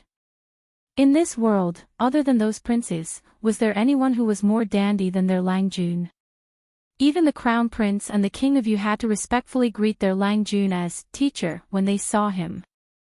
Therefore, this group of troops did not feel that there was anything wrong at all. They all let out a strange cry and rushed out with Niu Wu. They directly surrounded Jing Kongbue and Wang Ziqiao's troops and gave them a round of beating. The troops of the Zhang and Wang families didn't expect that there would be someone in Chang'an who dared to meddle in their business. Originally, their strength was not as good as the Niu brothers and the old soldiers recruited by Li Wangyu. In addition, they were caught off guard. This group of troops of the Jing and Wang families who were brazenly beating up the peddlers were immediately beaten to the ground by the Niu brothers and the others. They were all beaten up until they cried out in pain. Zheng Kongbue, Wang Ziqiao, and the others were also stunned. Then, they flew into a rage and said, "Who are you? How dare you beat up the troops of the Zhang and Wang families? Do you want to die?" Before they finished their words, they saw Li Wangyu holding a brick. He separated the crowd and walked over. "Child Jing, Child Wang, Child Lu, Child Chui, long time no see. I miss you very much." Chapter 659. Li Wangyu's appearance caused Wang Ziqiao, Cui Daogu, Lu Xiyang, and Cui Hong to stare blankly for a moment before quickly reacting. "Li Wangyu, did you order the prefectural troops to commit murder? What do you want to do? Do you want to become enemies with the 5 families and 7 hopes? Surnamed Li, you've got guts. Do you really think that you can do whatever you want just because you're a county earl? Hurry up and tell your prefectural troops to stop. Do you really want to shed all pretense of cordiality with us?" Li Wangyu couldn't help but laugh at the clamoring of the nobles. "You bastards, why didn't you say that you were condoning murder when you ordered your troops to bully others?" "That's right, I was the one who ordered the beating. Not only do I want to beat up your lackeys, but I also want to beat up all of you bastards." Li Wangyu's words caused Wang Ziqiao to involuntarily take a few steps back. He forced himself to remain calm and shouted sternly, "Li Wangyu, what do you want to do? Could it be that you're condoning your subordinates to attack us in broad daylight? Do you really think that the 5 families and 7 hopes are made of mud?" Cui Daogu was much calmer than Wang Ziqiao. He said with disdain, "What's there to be afraid of? Could it be that he dares to order the prefectural troops to beat us up? I'd like to see who dares." "Humph, that's how it is. County Earl who is so mighty. But I'd like to see which blind person dares to touch us." Cui Hong also hooted. Lu Xiyang and the others also reacted at this time. That's right, what was there to be afraid of? Even if their own troops were beaten up, so what? Could it be that the Li family's troops dared to touch them, the nobles? As long as Li Wangyu didn't lose his mind, he wouldn't order his troops to attack. Otherwise, if this matter got out of hand, even if Pai Lupi could protect Li Wangyu, his troops would still be in trouble. If the Lai Hot's troops didn't make a move, how could they be afraid of Li Wangyu? Now it was 5 against 1. Not only did they have more people, but they were also older than Li Wangyu. Why should they be afraid of this young man? Wang Ziqiao and the others' words made Zheng Kongbue glare fiercely at Li Wangyu. Li Wangyu recognized Zheng Kongbue, but it was Zheng Kongbue's first time seeing Li Wangyu. Back then, Li Wangyu only hid in the dark and dug a hole for Zheng Kongbue. The two of them didn't meet face to face. However, Zheng Kongbue was not a stranger to Li Wangyu, who had cheated the Jing family of Xingyang several times. Hearing this person's name, Zheng Kongbue was almost sick of it. "This bastard Tian Shenu is Li Wangyu." Zheng Kongbue pointed at Li Wangyu and asked the young masters beside him. Wang Ziqiao and the others immediately nodded and didn't forget to add fuel to the fire. "Yes, it's him. Brother Kongbue, I'm afraid you don't know that you were forced to leave Chang, and because of this person. The young lady in the carriage is one of Lai Hot's people." Hearing this, Zheng Kongbue's eyes suddenly turned red. "So your Tian Shenu is Li Wangyu? That stinky woman that day is one of your people? Was the gambling house of the Zheng family cheated by your Tian Shenu? I'll kill you today." After he finished speaking, he ignored everything else and pounced on Li Wangyu. He raised his fist and punched Li Wangyu's face. Zheng Kongbue was originally a reckless person, and he had always been unscrupulous. He didn't care whether Li Wangyu had a noble title or whether he was Pai Lupi's nephew or the crown prince's teacher. Right now, All he could think of was how to beat Li Wangyu up to vent his anger. This guy had a good idea, but he neglected two things. First, Jing Kongbu's body had been hollowed out by wine and women. Although he was much older than Li Wangyu, he was very weak. That seemingly ferocious fist appeared to be weak and powerless in the eyes of the bystanders. Second, he completely ignored the deterrent power of the brick in Li Wangyu's hand. Therefore, Jing Kongbu suffered a tragedy. Li Wangyu leaned to one side to avoid Jing Kongbu's fist. Then, without hesitation, he raised the brick in his hand and slammed it on Jing Kongbu's face. If I don't beat his face until it blossoms, he won't know why the flowers are so red. Li Wangyu succeeded in one hit, and he was very happy. He couldn't help but think of the classic line of Sun Wukong in the lotus lamp. When Wang Ziqiao and the rest saw that Li Wangyu really dared to hit Jing Kongbu, and with one hit, he made Jing Kongbu's nose and mouth spurt out blood, they were scared out of their wits and screamed. Jing Kongbu was hit by Li Wangyu's brick, and almost fainted. He only felt his vision go black, and then came the sharp pain. His head was buzzing, and he saw stars. His body went soft and fell to the ground.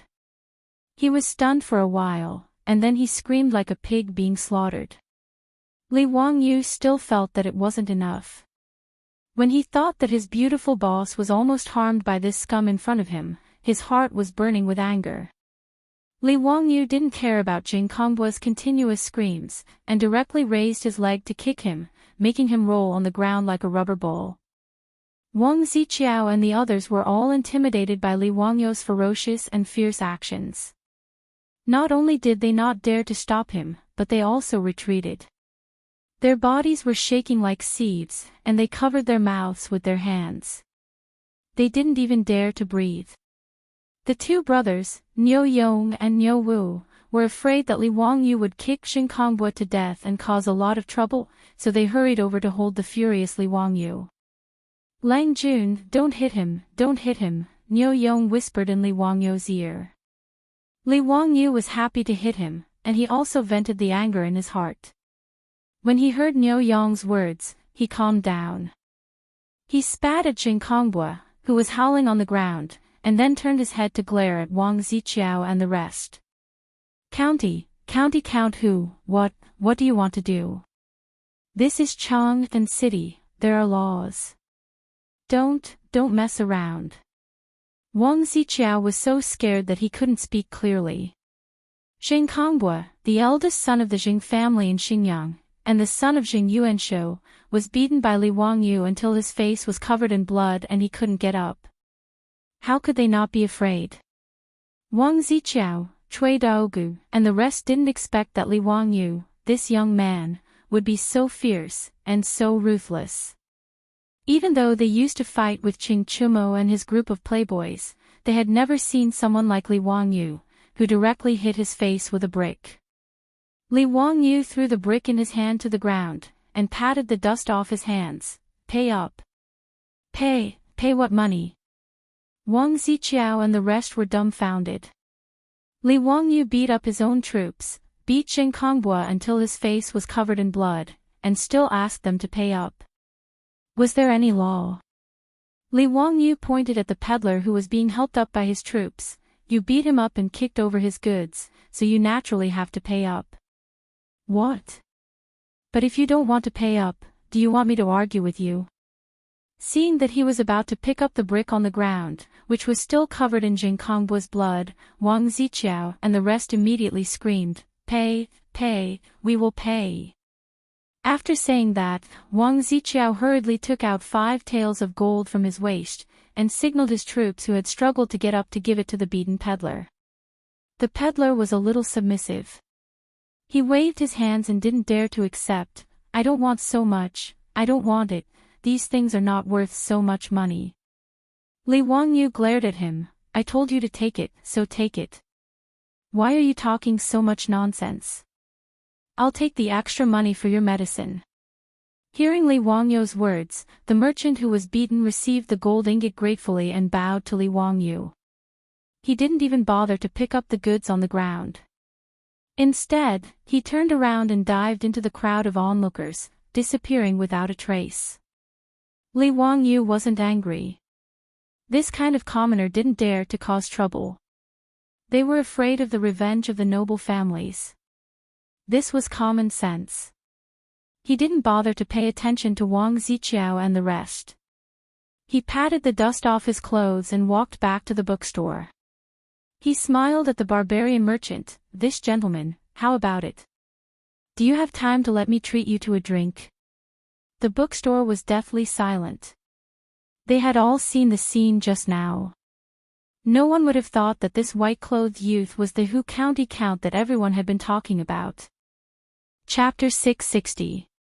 The shopkeeper of the bookstore and the few scholars all had awkward expressions on their faces. They were actually reprimanding County Count Hua and asking him to admit that he was a genius. It was simply comical no matter how one thought about it. Amidst his shock, Bai Macho bowed deeply to Li Wangyu. "I wouldn't dare to disobey a noble's invitation."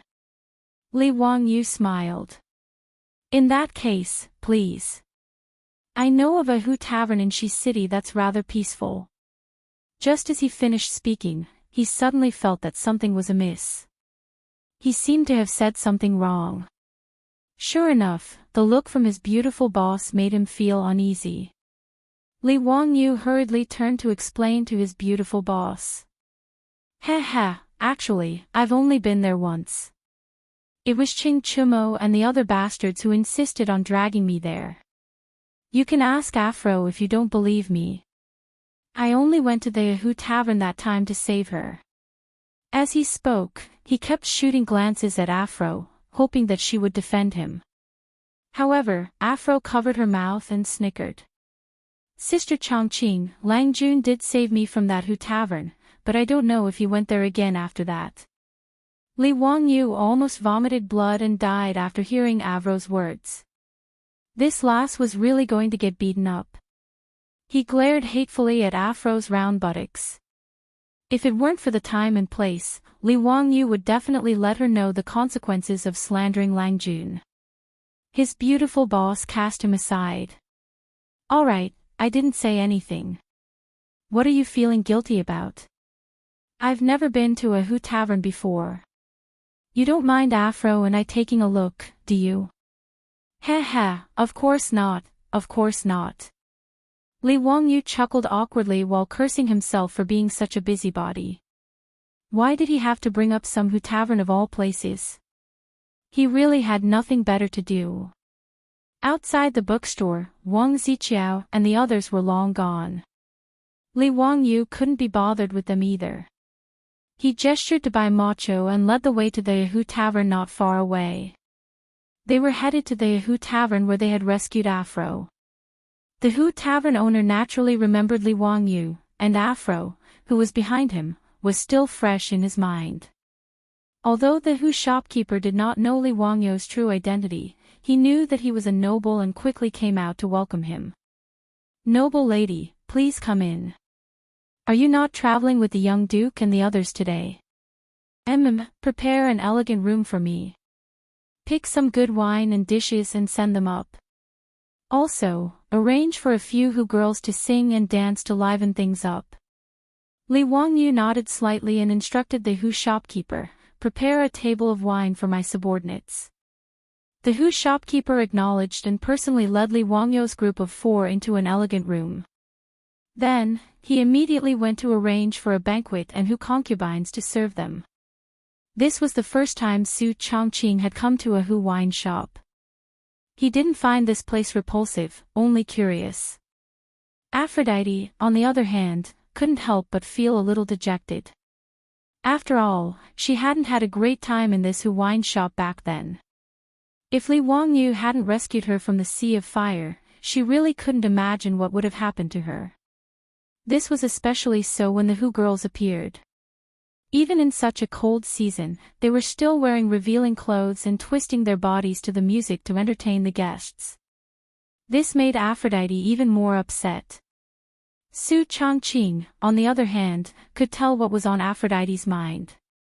He instinctively took pity on her and hugged her affectionately, consoling this pitiful girl. She then glared at Li Wangyu as if blaming him for bringing Aphrodite to this wine shop. Li Wangyu only smiled and didn't explain anything. In fact, it wasn't a slip of the tongue when he said that this was a wine shop. Deep down, Li Wangyu also wanted his beautiful boss to know more about Aphrodite's past life and see how pitiful the girls in this wine shop were. After all, he could tell that even though his beautiful boss was nice to Aphrodite on the surface, she was much more distant and not as close to Perrin as she was to her. Of course, this wasn't Su Changqing's fault. After all, no woman would be too close to a mistress. It was only because they were now in the Tang Dynasty that his beautiful boss was so tolerant of Li Wangyu and acquiesced to Aphrodite's existence. On the other hand, the scumbag was thinking about how to have 2 women on each side, so he naturally had to put in a lot of effort to build a good relationship with the women in his residence. The reason he brought the 2 girls to the wine shop was naturally to prove to his beautiful boss that he really wanted to save the poor girl Aphrodite from the sea of fire, and that he wasn't impulsive when he saw the young version of Angelina Jolie. Li Wangyu didn't care what his beautiful boss was whispering to Aphrodite and Aphrodite. He simply smiled at Bai Macho and said, "May I know your name, Lang Jun?" "My surname is Bai and my name is Bai Macho. You can just call me by my name." Bai Macho hurriedly bowed. "Bai? Hee, you're much older than me. Why don't I just call you Old Bai?" Li Wangyu couldn't help but grin, but he was thinking about Old Bai, Bai Zhantang, who was good at the sunflower acupuncture technique in the TV series, Wulin Chronicles. Old Bai. Bai Macho was a little stunned. What kind of address was that? Neither the Tangs nor the Kusis had the habit of addressing people like that. However, since this honorable count was willing to call him Old Bai, then so be it. Bai Macho didn't have any objections. After all, it was just a form of address. Li Wangyu said, "Old Bai, as far as I know, the king of your Chutsi kingdom is also surnamed Bai, right? The surname Bai is the national surname in your Chutsi kingdom. Old Bai, are you also a member of the Chutsi kingdom's royal family?" He had heard about this by chance when someone talked about the Chutsi kingdom, so he had some impression of it. Bai Macho looked bitter. "You're right, Count Huxian. I am a member of the Chutsi kingdom's royal family. However, the Chutsi kingdom's politics are now controlled by Minister Nali. My royal family's lives are also difficult, so I can only go to Chang and to make a living as a traveling merchant." Li Wangyu was a little stunned. There was such a thing in the Chutsi kingdom. It seemed that the Chutsi king was really a good-for-nothing. He was actually usurped by the minister, and even the royal family's lives were difficult. It was really hard to understand. "Old Bai, you speak the Han language so well. Do you come to Chang'an often?" "Yes. Every year, I lead the caravan on this Silk Road and return from spring to summer." "It has been more than 10 years since then," Bai Macho replied respectfully. Li Wangyu picked a topic that interested him and asked Bai Macho about the Chutsi kingdom's customs and people. It was an eye-opener for him. He suddenly thought of something and asked, "Oh right, Old Bai, what kind of goods do your caravan mainly sell from Chang and back to Chutsi?" "Mainly silk, brocade, porcelain, and bronzeware." Hearing this, Li Wangyu couldn't help but smile. "I have something good to recommend to you. If you sell it to the western regions, you'll definitely make a lot of money." "Old Bai, are you interested?" Naturally, Bai Macho nodded repeatedly. "Please enlighten me, Count Huxian. Do you have any burning knives in the tavern?" Li Wangyu asked Hu Ji, who was serving him in the elegant room. Hu Ji nodded quickly. "Of course, we have a distinguished guest." "Then bring me a jar," Li Wangyu ordered. Hu Ji immediately trotted to fetch a jar of burning knives wine. What Li Wangyu wanted to introduce to Bai Macho was this highly concentrated liquor. Since the burning knives wine was listed on the market, it had always been in short supply. there was no need to worry about selling it. However, the wineries in the Qinling Mountains were getting bigger and bigger. Li Wangyu thought that with the harvest at the end of autumn this year, the output of the wine would definitely reach a higher level. With so much wine, it was natural that they should export it to the western regions through the Silk Road and earn more gold for the Tang Dynasty. After Hu Ji brought the wine, Bai Macho quickly got up and took the jar. He respectfully poured wine for Li Wangyu and filled a bowl for himself. Count Huxian, what kind of wine is this? I've never smelled such a strong wine aroma. It's good wine. Bai Macho sniffed the wine in the bowl and praised. Old Bai, come, have a taste. Li Wangyu smiled mischievously and looked at Bai Macho expectantly. Chapter 661. It was also one of Li Wangyu's vile interests to see people who had never drunk hard liquor before in their first attempt at drinking hard liquor. And Bai Mohu satisfied his vile interests very well. He habitually raised his head and poured the whole bowl of wine into his mouth. Then, he coughed violently and uncontrollably. Bai Mohu's face turned red and he kept coughing. Apparently, it was his first time tasting such a strong wine. He was caught off guard and almost spat out the wine in his mouth. After a long while, Bai Mohu exhaled a breath that smelled of wine. What a strong wine, good wine. It's my first time tasting such a strong wine. May I ask you, what's the name of this wine? Why haven't I tasted it since I came to Chang'an? The name of this wine is Burning Knife. It means that when you drink it, it feels like a hot knife scraping through your throat. It's the strongest wine. Old Bai, it's normal that you haven't tasted it. It's only been half a year since this wine was sold in Chang'an. How about it? Do you think it'll be popular if it's sold in the western region? Li Wangyu clapped his hands and laughed. Bai Mohu's eyes lit up. Of course. You don't know that the western region's winter is the coldest. If there's such a strong wine, it'll be crazily fought over. If it's sold to the western region, it'll be at least 100 times more profitable. But where can I buy this wine and how much is it? Li Wangyu smiled and pointed at himself. In the whole Tang Dynasty, I'm the only one who has Burning Knife wine. This is the wine I made. Old Bai, if you want to sell this wine, you'll have to come to me. In fact, since the Burning Knife wine was sold in Chang'an, there were already some insightful merchants who started to sell it to the western region. It was just that they didn't sell it in large quantities. If the production of this wine didn't increase, it would be difficult to satisfy the drunkards in Chang'an, let alone export it to the outside world. Li Wangyu was preparing for a rainy day. Considering that the production of Burning Knife wine would increase greatly, he naturally had to find a market in advance. Moreover, he did not intend to simply sell these drinks to the Hu merchants in Chang'an. That kind of profit would not satisfy Li Wangyu. Today, he met Bai Mohu by chance and invited him to drink. Firstly, he felt that this person was interesting and had an affinity with him. Secondly, he wanted to see if his new idea was feasible. Count Hu, I would like to buy some Shaodao wine and sell it to the western region. Is that possible? Bai Mohu asked. There's no rush. Let me ask you something first. Li Wangyu dipped his finger into the wine and drew a diagram on the table. Lao Bai, look, if this place is Chang'an, then from here to the west, all the way to Dunhuang County, Shazhou of the Tang Dynasty's Longyu Circuit, there are official roads passing through, right? Bai Mohu didn't quite understand what Li Wangyu meant. He just nodded to show his approval. Your caravans from the western regions usually rest and reorganize in Dunhuang County before entering the desert.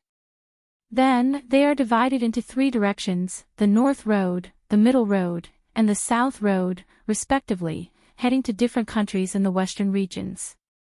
Is that right? Exactly. Bai Mohu continued to nod. Li Wangyu smiled and said, it's a long journey from Chang'an to Dunhuang County. It's about 4,000 miles. Lao Bai, let me ask you. If you can buy enough goods in Dunhuang County, but the price is 5 or 6 times higher than in Chang'an, would you be willing? Of course, you can also sell the goods from the western regions in Dunhuang County. The price will satisfy you.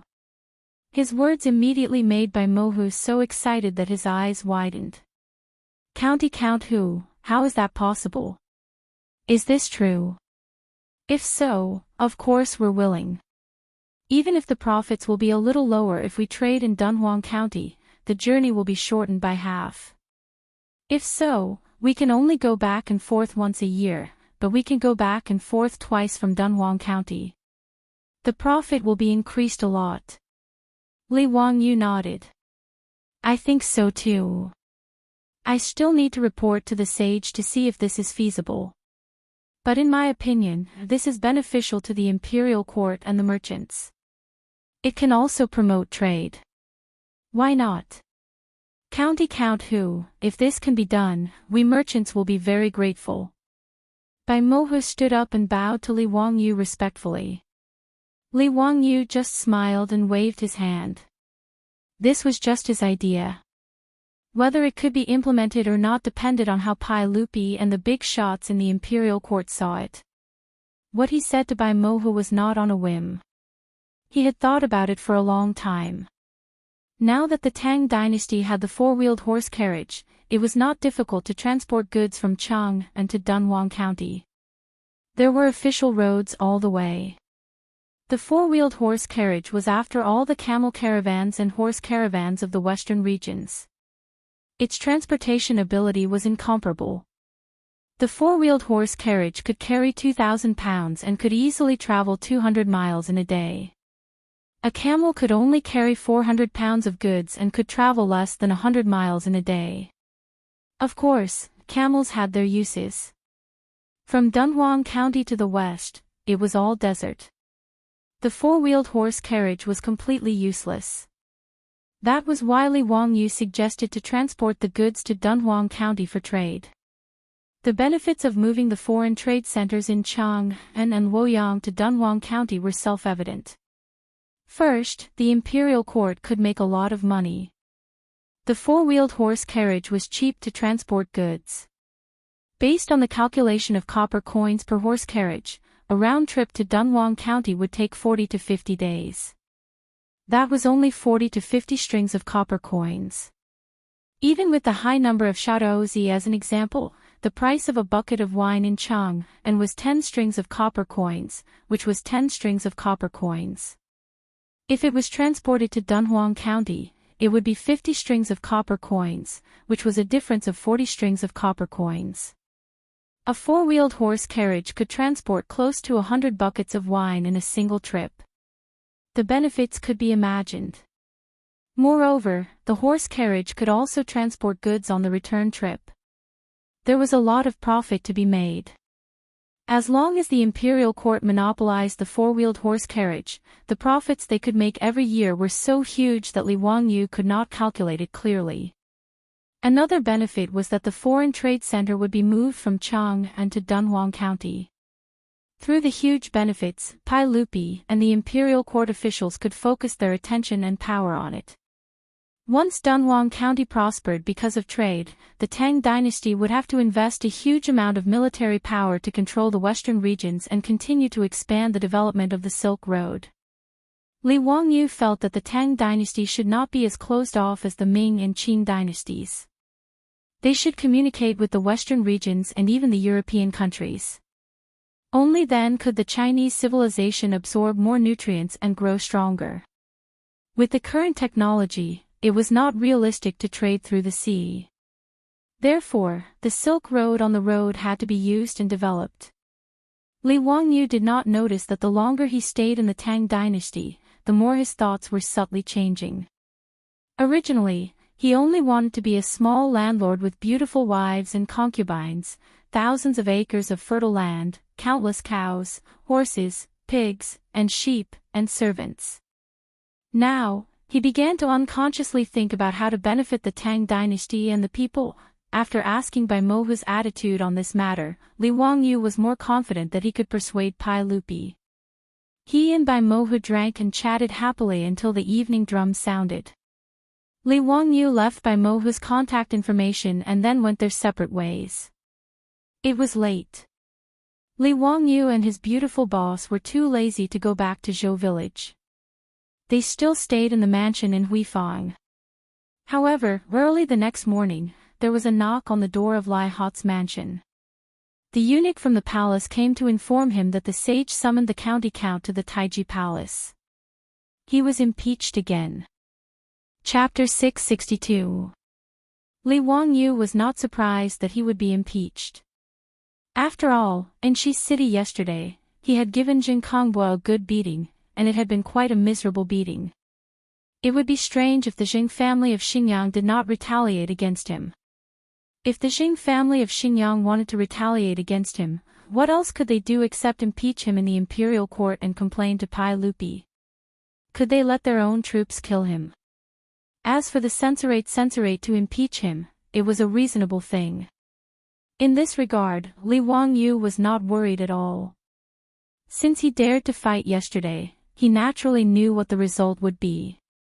At most, Pai Lupi would reprimand him and then fine him with copper coins. Spending some copper coins to beat up Jin Kongbua, Li Wangyu naturally felt that it was quite worth it. Following the eunuch, Li Wangyu entered Taiji Palace and respectfully bowed to Pai Lupi. However, the way the officials looked at him in the hall was clearly different. Qing Yaojin and the other old men all had smiles in their eyes. Obviously, they did not think that it was a big deal that Li Wangyu beat up Jin Kongbua. Instead, they all gloated and looked at him as if they were watching a good show. Fang Xianling and the others also had smiles in their eyes. It seemed that they did not think it was troublesome. Young men were full of youthful vigor. Fighting with others was no big deal. If it were not for the Jing family of Xingyang and the 5 families, this kind of thing would be very shameful in Taiji Palace. As for the officials from the aristocratic families, they naturally looked at Li Wangyu with extreme displeasure. Especially the Jing family of Xingyang, they stared at Li Wangyu with eyes that could not wait to immediately crush his bones and scatter his ashes to relieve the hatred in their hearts. It should be known that for the aristocratic families, in Shi City yesterday, Li Wangyu did not beat up Jin Kongbua, the legitimate son of the Jing family, but the face of the aristocratic families. It could be said that from the founding of the Great Tang until the 3rd year of Jingguan, only Li Wangyu had dared to viciously slap the faces of the great clans. Li Wangyu, yesterday in Shi City, did you have a conflict with Jin Kongbua, the legitimate son of the Jing family of Xingyang? Pai Lupi directly asked, but his words made Jing Yuanshou and the others frown. What did he mean by a conflict? Didn't that mean that both sides were responsible? The one who was beaten yesterday was his eldest son, and he was beaten quite miserably. Because of this matter, Jing Yuanshou's wife, Jing Lushi, who was from the Lu family of Fanyang, when she saw her son, whose face was covered in blood. Had it not been for Jing Yuanshou's intervention, Madame Zenglushi, who loved her son dearly, would have led the Jing estate's troops to fight Li Wangyu to the death. Although Jing Yuanshou was not as impulsive as his wife, he naturally could not tolerate this. Therefore, it was reasonable for him to impeach Li Wangyu today. Of course, this matter could not be hidden from Pai Lupi. Yesterday, after Li Wangyu beat up Jin Kongbua in Shi City, a secret agent of the 100 Cavalry Department reported this matter to the palace. Pai Lupi's attitude towards this matter was only to laugh and scold, and then he ignored it. It was not a big deal anyway. Even if he handled it impartially, at most he would be fined a certain amount of copper coins, which was not painful at all. Hearing Pai Lupi's question, Li Wangyu only shook his head and said, "Your Majesty, yesterday I did not have a conflict with Jin Kongbua. I just saw injustice on the road and pulled out my sword to help." "Oh. What happened? Tell me in detail." Pai Lupi seriously played along with him. Li Wangyu narrated what happened in Shi City yesterday, and then he shrugged his shoulders and said, "Your Majesty, yesterday I only asked the troops to intervene and stop those people who beat up the peddlers. As for that young Master Zheng, yes, he made the first move and tried to beat me, so I was forced to fight back. I was just defending myself." His words made Qing Yaojin and the others roll their eyes. Although they did not understand what Li Wangyu was talking about, they roughly understood what he meant. "You beat up Zheng Kongbua so miserably, and you still have the nerve to say that you are innocent? Do you have any shame?" Moreover, the Tang dynasty had detailed rules for fighting between two parties. The Tang dynasty law had a rule: if a fake person beats a person and does not injure him, he will be flogged 40 times. If a person does not offend a person and is beaten innocently, he will be flogged 20 times. In other words, even if Li Wangyu did not make the first move and resisted the beating, according to the Tang dynasty law, he would still be flogged 20 times. Of course, he had a noble title, so he only needed to pay a fine of copper coins. In the eyes of Pai Lupi and the officials, this matter was over. Li Wangyu only needed to pay a fine of copper coins. As for Zheng Kongbua, according to the Tang dynasty law, he would be flogged 40 times, but obviously no one would interfere. Pai Lupi was too lazy to continue arguing about this matter, so he casually reprimanded Li Wangyu and told him not to be frivolous and impudent in the future. He also punished him with 10 caddies of copper coins as a warning to others. Zheng Yuanshou did not object to this, but his face was ashen and he did not say a word. Pai Lupi, Li Wangyu, and the officials all thought that Zheng Yuanshou had tacitly agreed with Pai Lupi's punishment. When the matter was over, someone stood up. "Your Majesty, I have something to report." The person who spoke was the Assistant Minister of the Ministry of Justice, Wang Shizhong. He was the second in command of the Ministry of Justice and also a member of the Wang clan of Taiyuan. Pai Lupi looked at the shocked Li Daozong in the hall. Obviously, his cousin did not know why Assistant Minister Wang had stood up. Report. Pai Lupi's face darkened, and he felt that something was wrong, but he still let Wang Shizhong continue. "Your Majesty, last night, the bad people of the Ministry of Justice arrested a Hu merchant in a hostel in Likenfang. From his luggage, they found a map of Chang'an City, as well as the maps of the defense forces of Dunhuang County, Zhechuan County, Zhangye County, Wuwei County, and other counties. I think that this person must be a spy of the Turks who spied on the military intelligence of the Tang dynasty in the name of business." The bad people Wang Shizhong mentioned were the officers in charge of investigating and arresting in the Tang dynasty. Their leader was the bad marshal. Pai Lupi and the officials could not help but frown when they heard Assistant Minister Wang Shizhong's words. If what Wang Shizhong said was true, this Hu merchant must be a spy. But would it be so simple? What did Assistant Minister Wang Shizhong mean by mentioning this at this time? After all, even if they caught a spy who spied for the Turks, it was not worth mentioning in Taiji Palace. Moreover, it was obvious that even Li Daozong, the Minister of Justice, did not know about this. Li Wangyu's brows furrowed. He had a bad feeling about this. Barbarian merchants. His heart skipped a beat. The 5 surnames and 7 hopes could not be so crazy, right? The Assistant Minister of Justice's next words made Li Wangyu's heart sink to the bottom. "Your Majesty, there is no need to trouble Your Majesty with this matter," but after the bad marshal interrogated the Hu merchant, he learned that this matter seems to have something to do with the Count of Huxian. "I do not dare to act on my own, so today I report this matter to Your Majesty and ask for Your Majesty's decision." Wang Shizhong's words caused an uproar among the officials. Chapter 663. Even if Li Wangyu used his knees to think, he knew that the spy of the barbarian merchant mentioned by the Assistant Minister of the Ministry of Justice must be the merchant from the Cheesy Kingdom who drank and chatted with him yesterday, Lao Bai Macho. As for Bai Macho being a Turkic spy, Li Wangyu didn't believe it. Although the two met for the first time yesterday, Li Wangyu didn't know why he trusted this person. Moreover, why would a wealthy merchant of the Qiuzi royal clan take such a risk to help the Turks gather intelligence? Also, how could there be such a coincidence? Yesterday, he had beaten Jin Kongbei half to death, and today, he was impeached.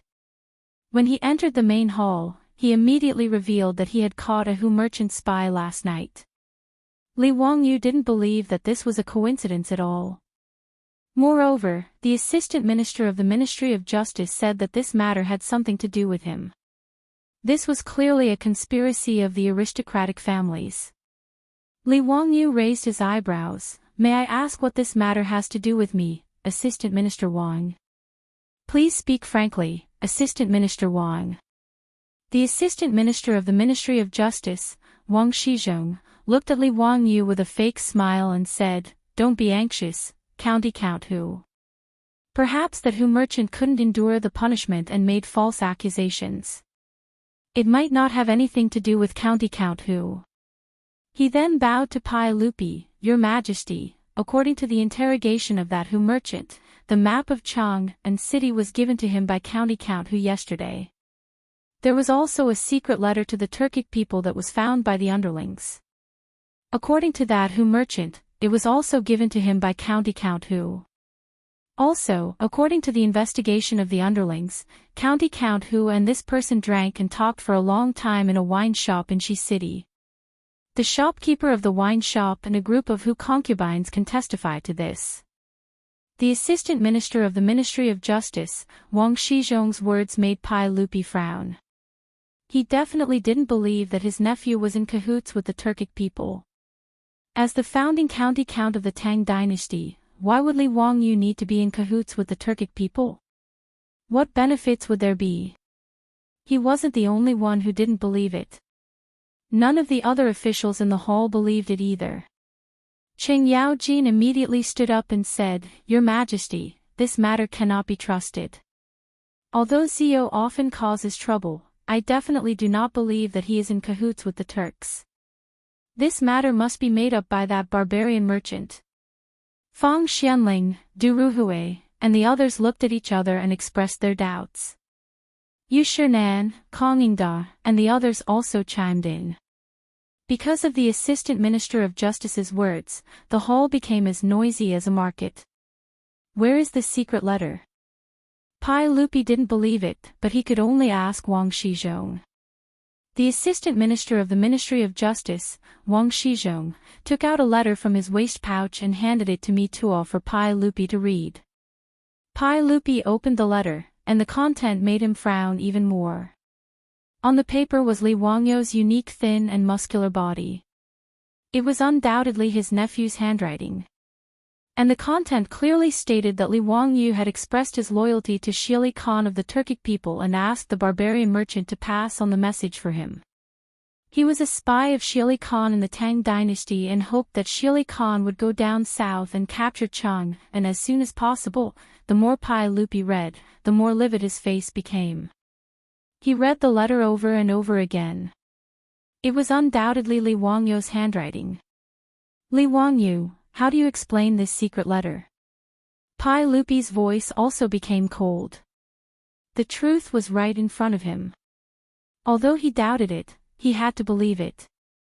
"Your Majesty, I don't know what the secret letter is, and it is impossible for me to be in cahoots with the Turkic people." Of course, Li Wangyu would not admit it. This was clearly a so-called secret letter forged by the aristocratic families to take revenge on him. "Mi Tuo, show this letter to Li Wangyu and the other officials. Let him see if he wrote it himself." Pai Lupi directly threw the letter to Mi Tuo. Mi Tuo also had a bitter face. He bent down to pick up the letter from the ground, trotted down the royal stairs, and handed it to Li Wangyu. Mi Tuo would not believe that Li Wangyu was a spy of the Turkic people even if he was beaten to death. Moreover, there was obviously something fishy about this matter. The barbarian merchant was a spy, and Li Wangyu was colluding with the Turkic people. Even the 100 Cavalry Department did not find any clues about this matter. How could he be caught by the Ministry of Justice? In the hall, Mi Tuo did not dare to say anything. He could only give Li Wangyu a "be careful" look when he handed the letter to him. Mi Tuo was grateful to Li Wangyu.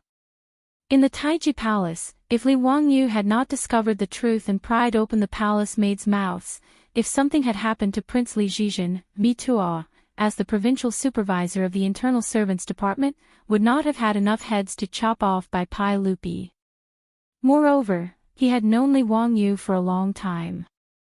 This young noble did not treat him like a eunuch and treat him with special eyes. Therefore, Mi Tuo was naturally willing to get close to Li Wangyu. Just now, he had been serving Pai Lupi. Naturally, Mi Tuo had seen the contents of the letter. He could not help but feel frightened.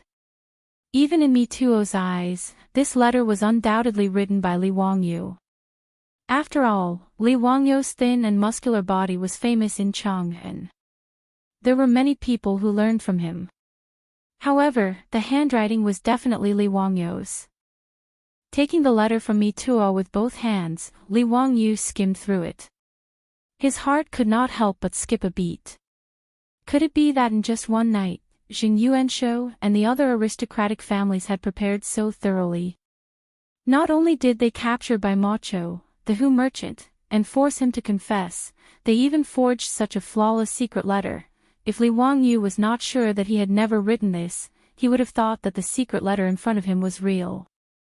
This handwriting was as if he had written it himself. Your Majesty, this letter is forged. It is not written by me. Li Wangyu shook his head and denied.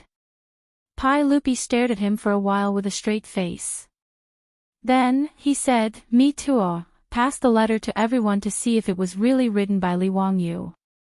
Although Pai Lupi did not believe that Li Wangyu would collude with the Turks, there was a reason written in the letter. It made Pai Lupi wonder if Li Wangyu was really one person in front of others and another behind their backs. The secret letter written to Shili Khan clearly pointed out the reason why Li Wangyu wanted to seek refuge with Shili Khan. That was to avenge his father's death. Although Li Zhou had died of illness, the reason was that after the Xuanwu Gate, he had a conflict with Pai Lupi. As a result, he was demoted.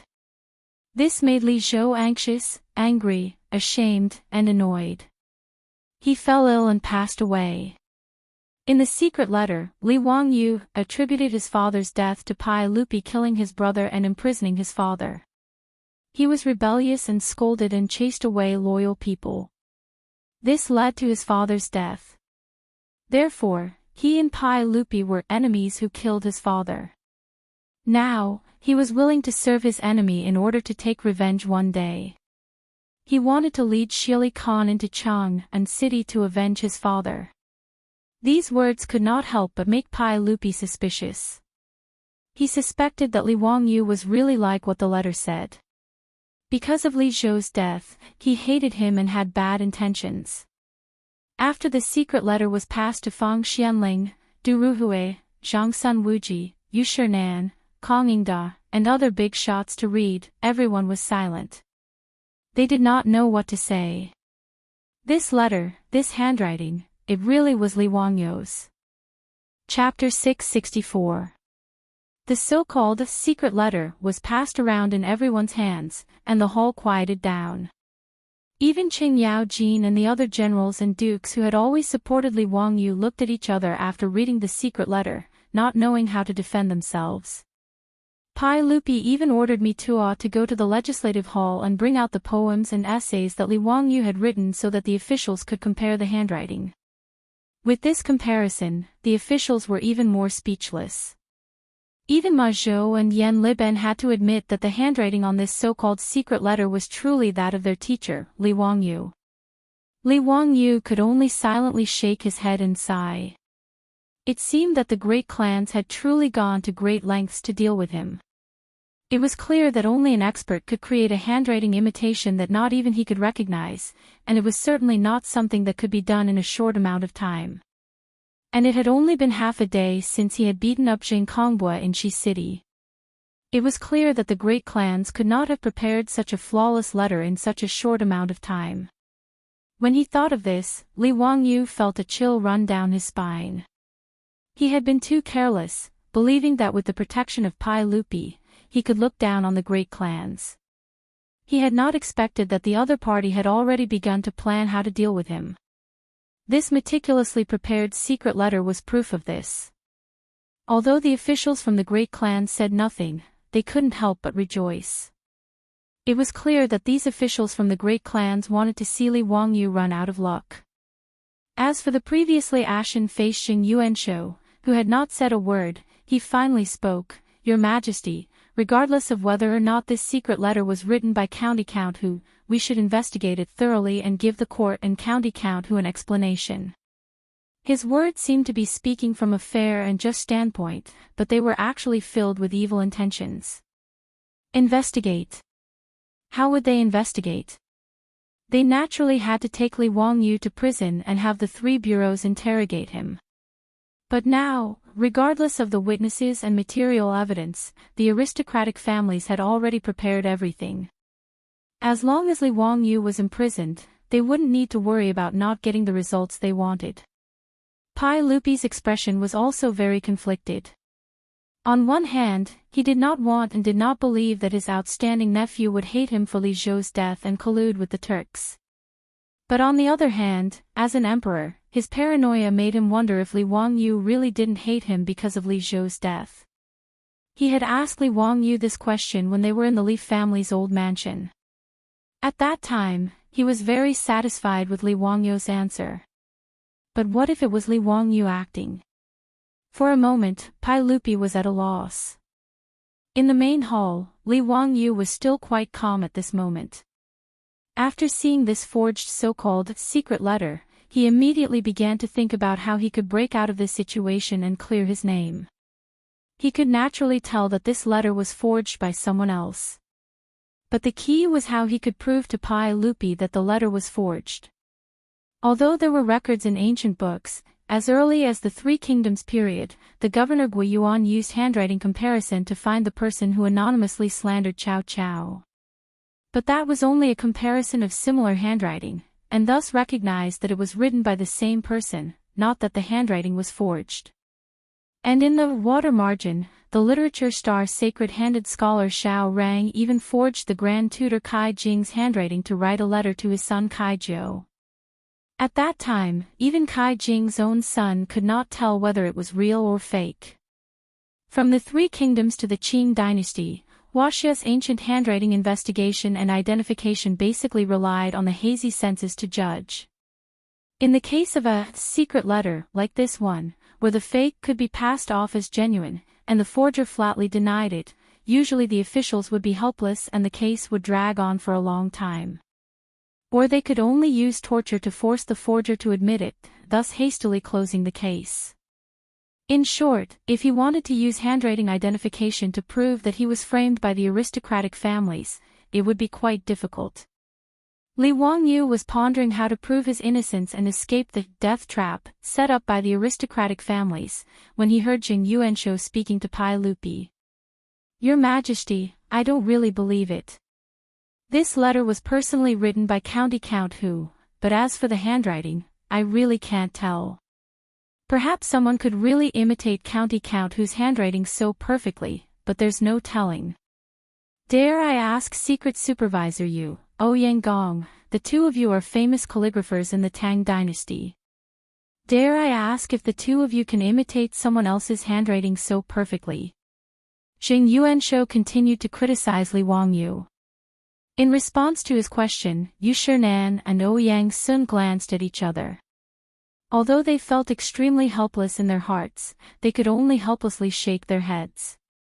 Although the two of them were famous calligraphers and were experts in copying famous calligraphy, they only copied the spirit and not the form. If they wanted to imitate someone else's handwriting, they really couldn't do it. Even if they wanted to protect Li Wangyu, in front of Pai Lupi and the other officials, they couldn't lie. Yu Shinan gave Li Wangyu an apologetic and worried look. In response, Li Wangyu only cupped his hands towards Yu Shinan, indicating that he understood Yu Shinan's intentions. "Ha, Your Majesty, if Secret Supervisor Yu and Ouyangong can't imitate someone else's handwriting exactly, then I don't know how to judge. Your Majesty, please make a decision. Jing Yuanshou lightly stabbed Li Wangyu with a knife and left, leaving the problem to Pai Lupi. On the royal stairs, Pai Lupi hesitated for a while before finally standing up. He prepared to order people to take Li Wangyu to the prison and let Wei Jing, Li Daozong, and Fang Xianling try this case together. Li Wangyu hurriedly bowed towards Pai Lupi. Your Majesty, I want to prove myself. Report it. Your Majesty, this so-called secret letter wasn't written by me. It was forged by someone. Of course, the person who forged the letter was very clever. Even I can't tell if this handwriting is real or fake. But... Li Wangyu paused for a moment and looked at Pai Lupi. But if I wanted to write a secret letter, why would I use such a childish and ridiculous method? Could it be that I've lost my mind? Why would I write a secret letter so openly and hand it over to a Hu merchant without any disguise?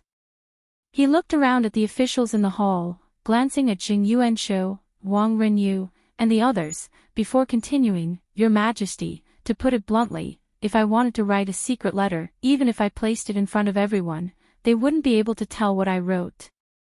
Li Wangyu's words naturally caused the officials in the hall to begin discussing in low voices. Pai Lupi couldn't help but frown as he pondered Li Wangyu's words. If one were to speak of his nephew's talent, then he would naturally be unparalleled. But a secret letter was a secret letter. Even if Li Wangyu wrote a secret letter, no one would be able to tell what was written even if it was placed in front of everyone's eyes. Pai Lupi didn't believe this either. Jing Yuanshou and Wang Renyu looked at each other and couldn't help but sneer. County Count Hu, do you think this old man and the others are idiots? Ask all the officials in the court, who would dare to believe you? At this moment, Li Wangyu had also thought of a countermeasure. He shrugged his shoulders and said in a relaxed tone, If Your Majesty and everyone else doesn't believe me, why don't we conduct an experiment in this hall? Chapter 665. Li Wangyu's words made Pai Lupi hesitate for a moment, but he still nodded in agreement. No matter what, Pai Lupi was still suspicious of the secret letter that the Assistant Minister of the Ministry of Justice Wang Shizhong had suddenly thrown out. It was a letter that the so-called bad people had found in the hands of a Hu merchant. Since Li Wangyu said that if he wrote a secret letter, no one would be able to see through it, then it was better to try. Pai Lupi stood up and stared at Li Wangyu. Li Wangyu, how are you going to prove this to me and the other officials? Your Majesty, it's very simple. Taiji Palace has 2 side halls. I can enter one side and write a secret letter for Your Majesty and the other officials to examine. Then, I can send this secret letter to the other side, and Your Majesty will appoint someone to receive the letter. If I can deceive Your Majesty and the other officials and deliver the message to the person in the other side hall, then Your Majesty will naturally know whether or not I am lying. Pai Lupi nodded. All right, Mito, go to the other side hall and prepare to receive Li Wangyu's secret letter. Li Er had absolute trust in this imperial chamberlain by his side. After all, Mito was not only responsible for the internal and external communications of the 100 Horsemen Department, but he was also the person closest to Pai Lupi. Your Majesty, I need to first explain to Provincial Supervisor Mito how to receive the secret letter. Is that all right? Li Wangyu bowed again. All right. Pai Lupi nodded again, indicating for Mito to listen to what Li Wangyu had to say. Mito quickly walked to Li Wangyu's side. Under the gaze of Pai Lupi and the other officials, the two of them whispered a few words in each other's ears. The more Mito listened, the more suspicious he became. His expression was one of bewilderment. In the end, he nodded seriously, indicating that he understood. In the main hall, the officials were also whispering to each other, discussing in low voices. Wang Renyu suddenly stepped forward and clasped his hands toward Pai Lupi. Your Majesty, if Count Hu and Provincial Supervisor Mito are in cahoots and have already agreed on what to write, then wouldn't it be meaningless? When the officials heard this, they all nodded. That's right. If Li Wangyu told Mi Tuo what he was going to write, and Mi Tuo knew what Li Wangyu was going to write on the letter, it wouldn't prove anything. Li Wangyu smiled when he heard this. Your Majesty, this matter is simple. After Provincial Supervisor Mito and I enter the left and right side halls, I ask Your Majesty to write the letter. Then, I will send it to Provincial Supervisor Mito in the other side hall. If I can deceive Your Majesty and the other officials and pass the information to the Provincial Supervisor, it will be enough to prove the truth of what I said just now. Pai Lupi thought about it for a moment, and it made sense. If Li Wangyu really was a spy, then he naturally had to choose the most secretive way to send the message. If he could really pass the message to Mi Tuo without him and the civil and military officials, then this so-called secret letter was worth discussing. Seeing Li Wangyu so certain, Wang Renyu and Jing Yuanshou looked at each other. They all saw a trace of worry in each other's eyes. But now that things had gotten to this point, there was no point in saying anything more. They could only wait and see. Moreover, Wang Renyu, Jing Yuanshou, and the others didn't believe Li Wangyu's words at all. To be able to send the message in front of all the officials without anyone knowing, this matter was too legendary. After Li Wangyu and Mito finished talking, they had the eunuchs in the hall prepare some things for the two of them and put them in the side hall. Everything was ready. Your Majesty, I and Mito are ready. We can start. Li Wangyu said. Pai Lupi nodded. Good. Li Wangyu, you go to the left side hall. Mito, you go to the right side hall. Li Wangyu and Mito immediately nodded and went to the left and right side halls. After the two of them entered, the doors of the two side halls were tightly shut. At the same time, there were palace guards arranged by Pai Lupi to guard in front of the hall to prevent someone from secretly sending messages for them. After everything was ready, Pai Lupi picked up a pen and paper. After thinking for a while, he wrote a paragraph. After folding the paper, he signaled the eunuchs to send it to Li Wangyu in the left side hall. After a short while, the door of the left side hall opened. The eunuch sent a letter and handed it to Pai Lupi. Pai Lupi curiously opened the letter, but couldn't help but be stunned. He was holding a piece of white paper in his hand. There was no writing on it. Did you take out the wrong letter? Why is it a piece of white paper? Pai Lupi glared at the eunuch in charge of delivering the letter. In Pai Lupi's opinion, the eunuchs must have made a mistake and accidentally sent out a piece of white paper. The eunuch quickly knelt. In reply to everyone, I definitely did not make a mistake. This letter was personally given to me by County Count who to be delivered to the Mito provincial supervisor.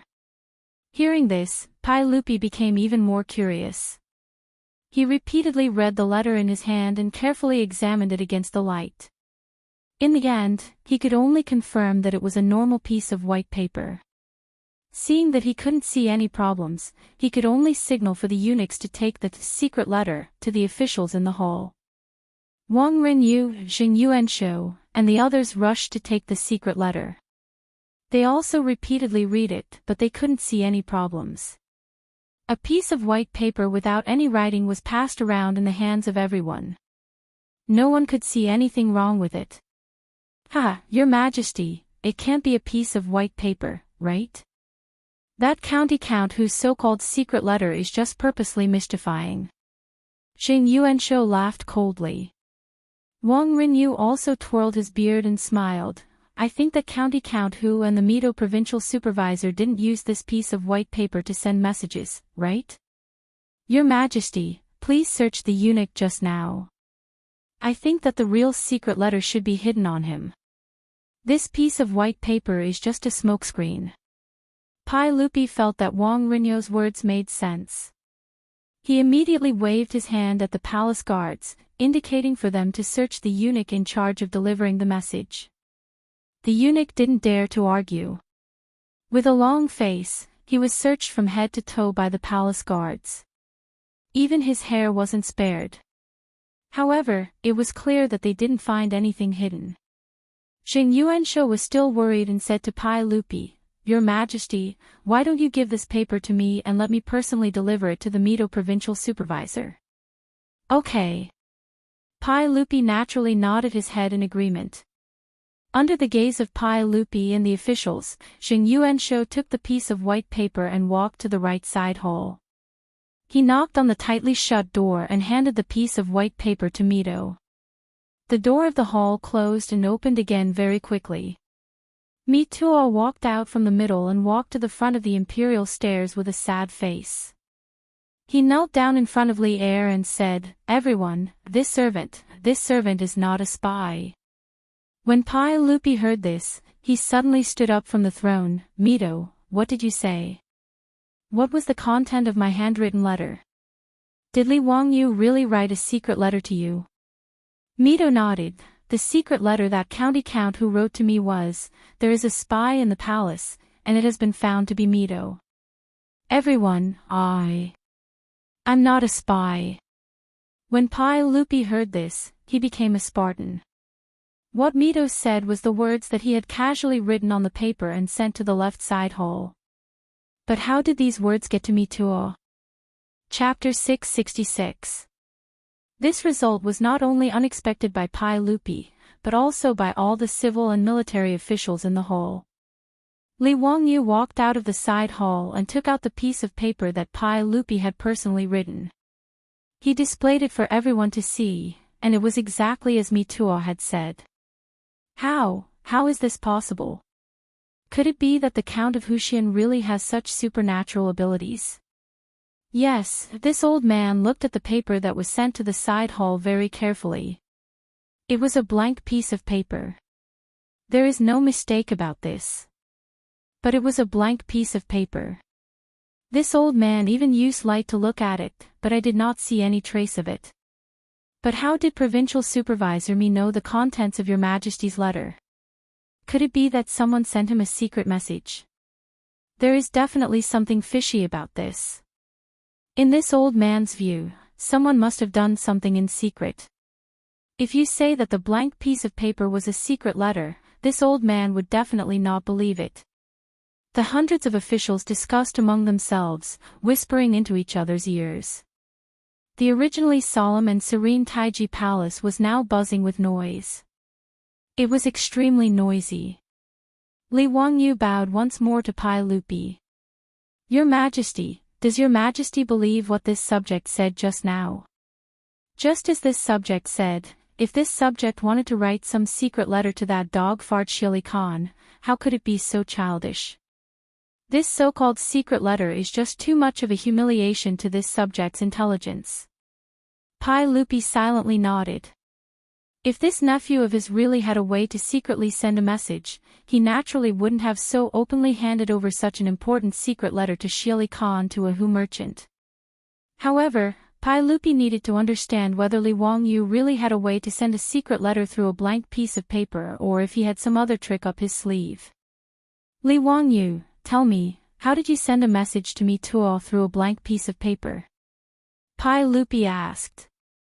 Li Wangyu smiled and said, "Your Majesty, this matter is extremely simple." This subject, before he could finish speaking, he heard someone shout, "Wait, Your Majesty, this matter cannot be announced to the public." Everyone looked over and saw that it was Li Jing, the Minister of War. Pai Lupi frowned. "Duke Wei, what do you mean?" "Your Majesty, if County Count who truly has such a method of transmitting secret messages, your subject believes that it should not be announced to the public. Such a method of transmitting secret letters should be taught to the military and used for spies to transmit information," Li Jing immediately replied. With his explanation, Li Er immediately reacted. That was indeed the case. If there was such a secret method of transmitting information, it had to be kept a secret. It couldn't be made public in the main hall so that everyone would know about it. Qing Yaojin and the other generals also nodded their heads in agreement. Li Wangyu laughed, reporting to Your Majesty, "Duke Wei, what I used just now was just a small trick. If you really want to use it to transmit information, I have other methods." Li Jing glared. "That won't do. This matter has to be kept a secret." That's right, that should be the case. Zio, it's enough to let us know about this matter. Qing Yao Jin, Qin Qiong, Yuqi Jingda, and the other dukes gathered around. Pai Lupi also walked down the royal stairs. Zio, tell us about the method of writing the secret letter. At this moment, Pai Lupi already believed that there was a problem with the secret letter. He even affectionately called Li Wangyu by his courtesy name. Li Wangyu shrugged helplessly and softly explained the method he used to transmit the secret letter. It was actually very simple. It was just the method that the monk used to trick the elders of the Li clan back in Hu County. He used alkaline water to write on a piece of paper. After drying the paper, it would disappear without a trace. However, after applying some turmeric water, the original writing would appear. Other than alkaline water, you can also use rice vinegar to write a message on a piece of white paper. After drying it, it still won't show a trace. However, if you put it over a fire, the writing will appear, Li Wangyu added. This was just common knowledge of chemistry in the future. It was just a small trick. However, in the ears of Pai Lupi, Li Jing, and the others, it was like thunder. It shocked them so much that they all looked at each other in dismay. Kid, don't joke around. It's so simple, yet you can transmit a secret letter. Qing Yao Jin grinned with an expression of disbelief. How could this little nephew dare to deceive you all? If Uncle Qing doesn't believe me, you can try it yourself, Li Wangyu said with a smile. Okay, I'll give it a try. Second brother, go to the side hall over there. I'll write a secret letter for you. Let's see if it's as magical as this kid says, Qing Yao Jin shouted towards Qin Qiong. Qin Qiong nodded and cooperated with him towards the side hall. Qing Yao Jin, Pai Lupi, and the others went straight to the side hall where Li Wangyu had been. There was alkaline water and other things prepared here. They were all prepared by Li Wangyu before. Qing Yao Jin followed Li Wangyu's instructions. He dipped the brush in alkaline water and started to write on the paper. After he finished writing, he dried the paper. The paper was just like before. There was not a single trace on it. It was like a piece of white paper. Pai Lupi, Qing Yao Jin, and the others looked at it for a long time before passing the paper to the palace guards and telling them to send it to Qin Qiong. However, at this time, Qin Qiong walked out of the side hall. He pointed at Qing Yao Jin and scolded with a smile, Qing Yao Jin, it's fine if you say bad things about me, but you actually drew a face. Pai Lupi, Li Jing, and the others looked at each other and laughed. Wasn't what Qing Yao Jin wrote on the paper just now a joke about Qin Qiong? Moreover, Qing Yao Jin, this old fellow, drew a face on the paper. Pai Lupi no longer had any doubts. He smiled and patted Li Wangyu's shoulder. He walked back to the throne and slapped the armrest. He shouted at the dumbfounded assistant minister of the Ministry of Justice, Wang Shizhong, tell me honestly. Where did this secret letter come from? What is the matter with the barbarian merchant? Cold sweat dripped down Wang Shizhong's back. This secret letter to falsely accuse Li Wangyu was naturally prepared by an aristocratic family. To be more precise, it was prepared by the Jing family of Xingyang. Yesterday, after Jing Kongbo was beaten up by Li Wangyu, Jing Yuanshou immediately found the heads of the aristocratic families. After some discussion, they decided on today's matter. The Jing family of Xingyang had actually prepared the secret letter to slander Li Wangyu for colluding with the Turks for a period of time. They were waiting for the right time to throw it out and sow discord between Li Wangyu and Pai Lupi. After all, Li Wangyu had made the aristocratic families of the 5 surnames and 7 Wangs suffer and ruined their plans several times. This included the aristocratic family's careful planning. They spent a lot of energy to create the replacement of the crown prince with a leopard cat. It was also because of Li Wangyu's interference that their plans failed. How could the aristocratic families not be afraid of Li Wangyu? They all wanted to get rid of him quickly. According to the original plan, this secret letter would be brought to the border by someone, and then accidentally discovered it and sent to Li Er's imperial desk in Chang'an. But yesterday, his eldest son was beaten up so miserably by Li Wangyu. This made Jing Yuanshou, the old fox, angry and planned to use this secret letter. The person who imitated Li Wangyu's handwriting was a scholar raised by the Jing family in Xinjiang. This person was especially good at imitating people's handwriting and had the ability to pass off the fake as the real one. The Jing family of Xinjiang collected all kinds of Li Wangyu's handwriting in Chang'an and sent it to Xinjiang for people to imitate. It took more than a month to create such a secret letter that was almost impossible to distinguish between the real one and the fake one. In the eyes of Jing Yuanshou, Wang Rinyu, and other heads of aristocratic families, even if Li Wangyu had a lot of mouths, he would not be able to explain clearly what was going on with this secret letter. Even if Pai Lupi had doubts, he had to believe it in the face of the ironclad facts. Even if Li Wangyu would not be punished, he would at least have to suffer a little. And Pai Lupi would have a thorn in his heart. But neither Jing Yuanshou nor Wang Rinyu had expected Li Wangyu to use this method to clear himself of suspicion. In the face of Pai Lupi's criticism, Wang Shizhong opened his mouth and could only push the blame to the bad person. Your Majesty, I was probably deceived by that bad commander. I was guilty. I was careless and was deceived by that bad commander. I almost hurt County Count Hu. Please forgive me, Your Majesty.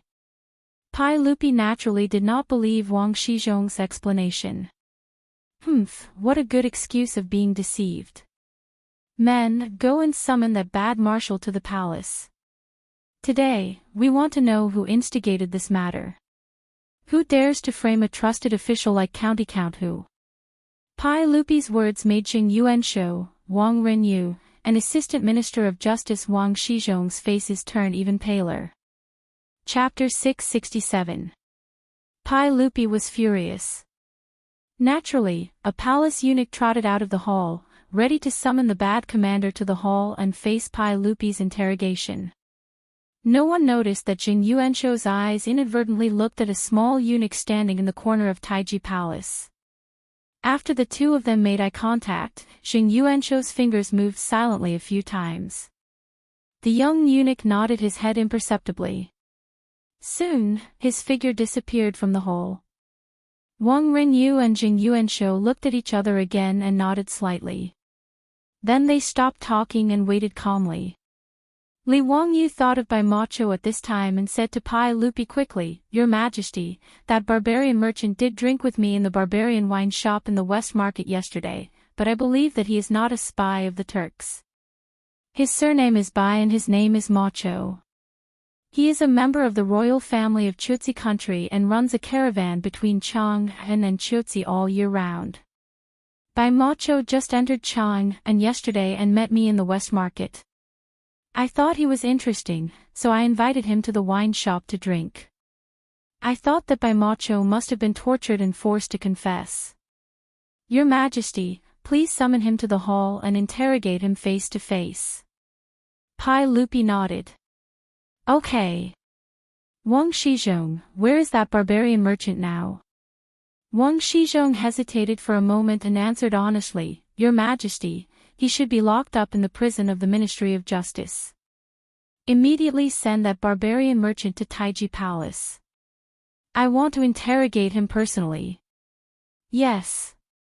Wang Shizhong naturally did not dare to say no. He could only nod and turn around to send the order. It was already past the usual hour of the morning court, but none of the officials in Taiji Palace was in a hurry. It was rare to see such a lively day. How could these top gossipers of the Tang Dynasty be willing to miss the following exciting events? Many people had already guessed some of the inside story. They looked at Wang Shizhong, Jing Yuanshou, Wang Rinyu, and the others with a playful look. If one were to say that there was nothing fishy about today's matter and that it was just the doing of some bad person or bad commander, then that would be an insult to the intelligence of the officials. Let's not talk about whether the bad guys had the guts to frame Li Wangyu, the county magistrate who founded the country. The almost flawless, secret letter was not something that a bad guy could come up with. Many of the officials felt that the aristocratic families were going to be in trouble today. At the very least, this assistant minister of the Ministry of Justice would definitely not be able to escape. As long as delinquent Marshal confronted His Highness, the truth would naturally come to light. Even if Wang Renyu and Jing Yuanshou were spared, it was hard to say what would happen to Wang Shizhong, the assistant minister of the Ministry of Justice. As a level 4 big shot of Taiyuan Wang clan in the imperial court, if he were to fail like this, then Taiyuan Wang clan would really suffer a great loss. Many of the officials who came from aristocratic families also had worried looks on their faces. They clearly felt that their aristocratic families were going to suffer a great loss after today's matter. While everyone was waiting for the successor of the chamberlain, Li Jing turned to Li Wangyu and asked, "County Magistrate who, just now, you said that the previous method was not suitable for delivering a secret letter. Why is that? Does County Magistrate who have any other methods?" Li Jing brought up this matter again, attracting the attention of Pai Lupi, Qing Yao Jin, and the others. They all turned to look at Li Wangyu. Li Wangyu nodded and said, "Your Majesty, Duke Wei, it's not certain that no one knows about the two methods just now. They aren't safe. At the very least, this subject has seen a monk use this method to cheat people in Hu County, so it's not suitable for delivering messages in the military." "Oh. There's such a thing.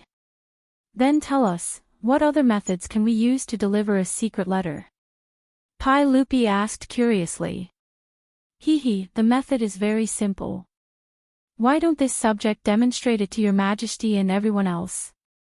Qing Yao Jin laughed loudly and patted Li Wangyu's shoulder. "Wahahaha, this elder knows that you have a lot of ideas. Hurry up and give it a try. This elder wants to see if your secret letter can fool this elder's eyes." Uncle Qing, if you can guess this kind of secret letter, this nephew is willing to give you a share of the Great Zhao baseball field. Uncle Qing, are you willing to make a bet with this nephew? Li Wangyu had just finished speaking when Qing Yao Jin slapped him hard on the back of his head. "Bastard brat, you dare to trick this elder. What bet? You mother of asterisk cur, do you think this elder doesn't know that I can only lose in a bet with you? Hurry up and write the secret letter. If the result isn't good, do you believe that this elder won't beat you up?" Facing this unreasonable old man, Li Wangyu wanted to cry but had no tears. What kind of person was this? Li Wangyu called Mi Tuo over and whispered a few words in his ear. Mi Tuo nodded repeatedly, indicating that he understood. After Mi Tuo went back to the side chamber, Qing Yao Jin pulled Li Wangyu over. "Write in the secret letter, on the 23rd day of the first month, open the illustrious Virtue Gate. Raise the fire as the signal. 3,000 soldiers of the left Golden Guards will enter the city." "Understood." Li Wangyu nodded. He knew that Qing Yao Jin wanted to test whether his secret letter could deliver military intelligence. After returning to the side chamber, a secret letter was sent out not long after. This time, it wasn't a wordless heavenly book. Instead, it was filled with all kinds of numbers. Qing Yao Jin snatched the secret letter and looked at it carefully. Li Jing, Qin Qiong, and the others also came over. "Mother of asterisk cur, what kind of nonsense is this? 37, 5, 14. What do these numbers mean?" Qing Yao Jin looked at it for a long time and didn't understand. He looked at Li Jing and the others in confusion. The group of high dukes shook their heads. No one understood what it meant. Pai Lupi also took the secret letter and looked at it for a long time. He also didn't have any clue. "Ziyu, are you going to use those two methods again?" Pai Lupi asked. Li Wangyu shook his head. "No, Your Majesty, the contents of the secret letter are directly written on this paper. It is the content that you see. If you don't believe me, Your Majesty doesn't need to give this letter to the provincial supervisor me. You can just read it to him through the door." There is such a thing. I don't believe that these inexplicable numbers are the same as what I just said to you. Give me the letter, I will read it to me too. Qing Yao Jin took the secret letter and walked to the side chamber. He loudly read the numbers to me too. Not long after he finished reading, Michigan Tuo opened the door and walked out. He smiled at Qing Yao Jin and said, "Lu Guogong, your secret letter almost gave me a fright."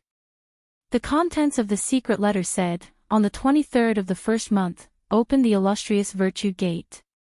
Raise the fire as the signal. 3,000 soldiers of the left Golden Guards will enter the city." Am I right?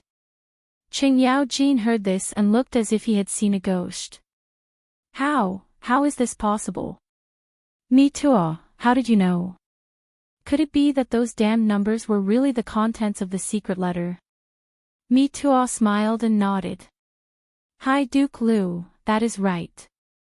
Pai Lupi reached out and called Me Tuo to his side. He asked about the secret letter. Me Tuo naturally told him everything he knew. He honestly told Pai Lupi how to decipher the secret letter. Pai Lupi raised his eyebrows. Is it really that simple? Yes, everyone, that is it. If Count Huxian doesn't explain it clearly, I won't be able to figure it out even if I crack my head. Pai Lupi stood up. I will try it myself. Pai Lupi followed Me Tuo into the side chamber. Not long after, Me Tuo came out with a piece of paper and handed it to Li Wangyu. Count Huxian, His Majesty has ordered you to decipher this secret letter. Li Wangyu smiled and nodded. He took the secret letter and returned to the side chamber. When he reappeared, Li Wangyu first bowed to Pai Lupi. This subject thanks His Majesty for the reward. This secret letter is indeed very interesting. Not bad, Zio. I am very satisfied. Pai Lupi laughed. The secret letter he had written to Li Wangyu was deciphered to say, "I reward you with 1,000 taels of gold." Chapter 668. Actually, Li Wangyu's secret letter wasn't worth a single cent if you put it bluntly. It was a set of codes that couldn't be any simpler. He and Mito had agreed to use a certain book as the code. The numbers on the paper represented the number of pages, lines, and words of the book. When deciphering the code, all they had to do was follow the order of the numbers and find the words from the book that they had agreed on. This could be said to be the most basic code, but it was also extremely secretive. If one didn't know which book the two sides agreed on, even if they knew the trick, it would be useless and they wouldn't be able to decipher the contents of the code. It was such a simple code, but in the eyes of Pai Lupi, Qing Yao Jin, Li Jing, and the others, it was an incredible invention. This was very normal. In the history of Huaxia, the first set of military communication codes in the true sense only appeared hundreds of years later in the Northern Song Dynasty. Even the military codes that appeared in the Northern Song Dynasty were much simpler and cruder than Li Wangyu's code. The Northern Song Dynasty's military code had a total of 40 phrases that were commonly used in the military. Then, the 40 phrases were numbered. Then, they would agree on a 5-character poem as the key to decipher the code. When it was necessary to use the secret letter, he would write the poem. How many secret words needed to be expressed, and which character in the poem would be stamped with a seal, using that as a mark. The military codes of the Northern Song Dynasty hundreds of years later were still this crude. In comparison, the emperor and officials of the Tang Dynasty, who didn't have the concept of military codes, were shocked after seeing Li Wangyu's code. After Li Jing figured out the meaning of the numbers, he couldn't help but excitedly rub his hands. Good, good. Your Majesty, Count Huxian will record this as a great merit. I've been in the military for my entire life, but I've never heard of such a way of dealing with secret letters. This way, there won't be any leakage of information during a war, or any falsification by the enemy. Good, this is really good. Li Wangyu was a bit embarrassed by the praise. He rubbed his nose and lowered his voice. Your Majesty, according to this method, we can also make a special code book. In other words, the commonly used Chinese characters were summarized and each character was represented by a number. These numbers could be unrelated. In this way, unless someone has the same codebook, no one will be able to decipher the contents of these numbers. His words made the eyes of Pai Lupi, Li Jing, Qing Yao Jin, and the others even brighter. Everyone, including Pai Lupi, knew how important it was for the military to be able to transmit information in complete secrecy. Pai Lupi was so excited that he slapped Li Wangyu's head. "Zio, you bastard. If it weren't for this matter today, would you still be hiding it and not be willing to hand it over?" Qing Yao Jin also grinned and said, "Your Majesty, if I had known earlier, I would have framed this kid a few times earlier. Let's see if he still dares to hide anything." Li Wangyu didn't know whether to laugh or cry at these two people. What the hell was this? Why did it seem like he was the one in the wrong? "Hee, uncle, I just didn't think of it for a moment," Li Wangyu said with an embarrassed smile. He was just a white-collar worker in the future. How could he have thought of a code book? If he hadn't been framed by an aristocratic family and wanted to prove his innocence, he really wouldn't have thought of this method. Whether it was Pai Lupi or the officials, no one believed that the bullshit secret letter was written by Li Wangyu to Xieli Khan. With these various secret methods to transmit information without anyone knowing, who would be stupid enough to write a so-called secret letter? Wouldn't their brains be flooded with water? Pai Lupi was excitedly discussing with Li Jing, Qing Yao Jin, and the other military leaders how to use the code book Li Wangyu had taught them today.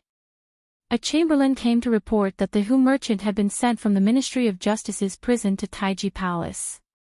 Summon him to the palace for questioning. Pai Lupi sat back on the throne. The Hu merchant caught by the hoodlums was indeed Bai Macho. However, he didn't walk to the palace.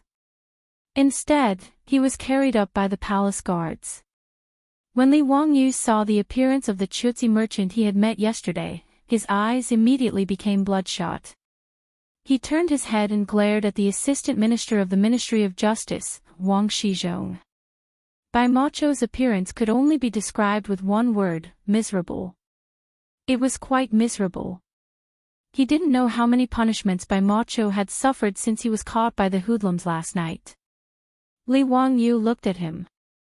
There was almost no intact piece of flesh on this Hu merchant's body.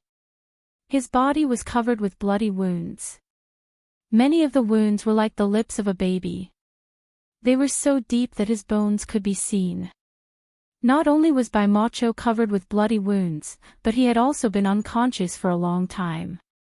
If it weren't for the rise and fall of his chest, Li Wangyu would have thought that this Chutzi merchant had been beaten to death.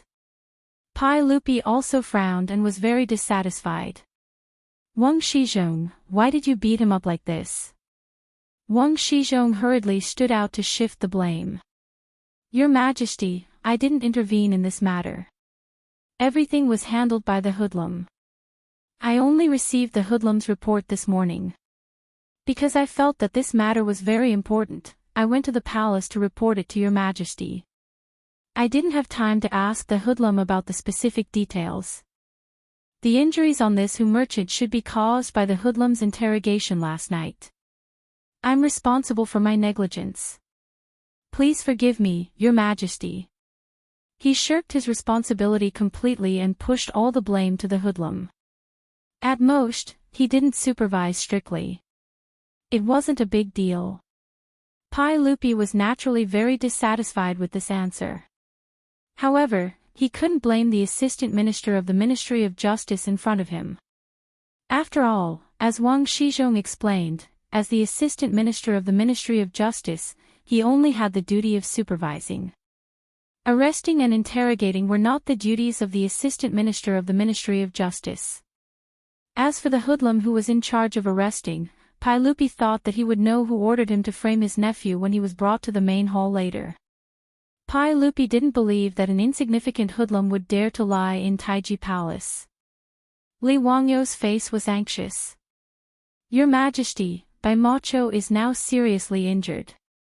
Please summon Lu Fingyu of the Shangyao Bureau to treat him first. With Bai Macho's current condition, I can't ask him anything. Pai Lupi nodded in agreement. He signaled the chamberlain to lift the Hu merchant again and send him to the Shangyao Bureau to be treated by Lu Xinwei. After he woke up, he could ask him again. Looking at Bai Macho being carried away by the chamberlain, Li Wangyu gritted his teeth. Based on his judgment, Lao Bai was purely implicated by him. If he didn't beat up Jing Kongbui yesterday, the aristocratic families wouldn't be so ruthless as to take revenge on him. They directly captured Bai Macho and forced him to confess, accusing him of being a Turkic spy. If he didn't take revenge, he wouldn't be worthy of being a transmigrator. Li Wangyu was already secretly planning how he should take revenge on these aristocratic families. Originally, he thought that the aristocratic families were just like flies. They were annoying but couldn't hurt him. However, today's incident made Li Wangyu realize that the aristocratic families were not only annoying flies, but also vicious dogs that would bite people. Even if a person didn't want to hurt a tiger, the tiger wanted to hurt a person. Although Li Wangyu was just a harmless white-collar worker in his previous life, if he was forced into a corner, he also had the power to fight back. Just as he was thinking about how to take revenge, he saw another chamberlain rushing into the main hall. He whispered a few words into Mi Tuo's ear. When Mi Tuo heard this, his expression changed drastically. Pai Lupi naturally saw it too. He couldn't help but frown and ask, Mi Tuo, what happened? Mi Tuo hesitated for a moment and knelt down to answer. Just now, the chamberlain who went to Chang'an City to inform the hoodlum couldn't find him. Then, he went to his house to deliver the order, but when the chamberlain rushed there, the hoodlum's house was already on fire. Chapter 669. Mi Tuo paused and continued, everyone, the Wu Marquis of the Vice-Marshal's inner square found 13 corpses in his mansion after putting out the fire. After a rough identification, we can confirm that the Vice-Marshal and his 7 or 8 subordinates were all killed. The rest of the corpses belong to the Vice-Marshal's family. Right now, the Chang'an County bailiffs, the Ministry of Justice, and the 100 Cavalry Department have all rushed over and are investigating the murder scene. Mi Tuo's words made Pai Lupi's face turn ugly. Of course, he understood what this meant. Not only did Pai Lupi understand, but all the officials including Li Wangyu also understood. Killing to silence. Li Wangyu could not help but look at Jing Yuanshou, Wang Renyu, and the other big shots of the aristocratic families. What a ruthless method. As soon as they saw that things were not going well, they immediately cut off all possible connections with them. As expected, the aristocratic families were quite vicious. But the key point was that it was almost noon. It had not even been 2 hours since Pai Lupi ordered people to summon the vice-marshal. In such a short time, not only did the aristocratic family spread the news from the Taiji Palace, they were also able to kill people in broad daylight. Thinking of this, Li Wangyu felt a chill run down his spine. These aristocratic families were like icebergs hidden under the surface of the sea. It was unknown how terrifying and huge they were. Li Er, who was sitting on the throne, also thought of this point. That was why his expression became so ugly. Pai Lupi did not care about the death of the vice-marshal and the vice-marshal. What he cared about was the power hidden in the dark by the aristocratic families. As the emperor of the Tang Dynasty, Pai Lupi would never allow such a thing to happen under his watch. After the vice-marshal was killed, today's matter could only come to an end. Even if everyone in the palace knew the whole story, there was no evidence. Pai Lupi could not even arrest the vice-marshal of the Ministry of Justice, Wang Shizhong. This made the emperor of the Tang Dynasty very angry. As for digging out the mastermind, Pai Lupi did not have any hope at all. Since the aristocratic families dared to kill people, they would definitely clean up the mess. Even in the Taiji Palace, when Prince Li Ji had been replaced, the 100 Cavalry Department had not found any clues that pointed to the aristocratic families, let alone silencing an insignificant and unremarkable vice-marshal.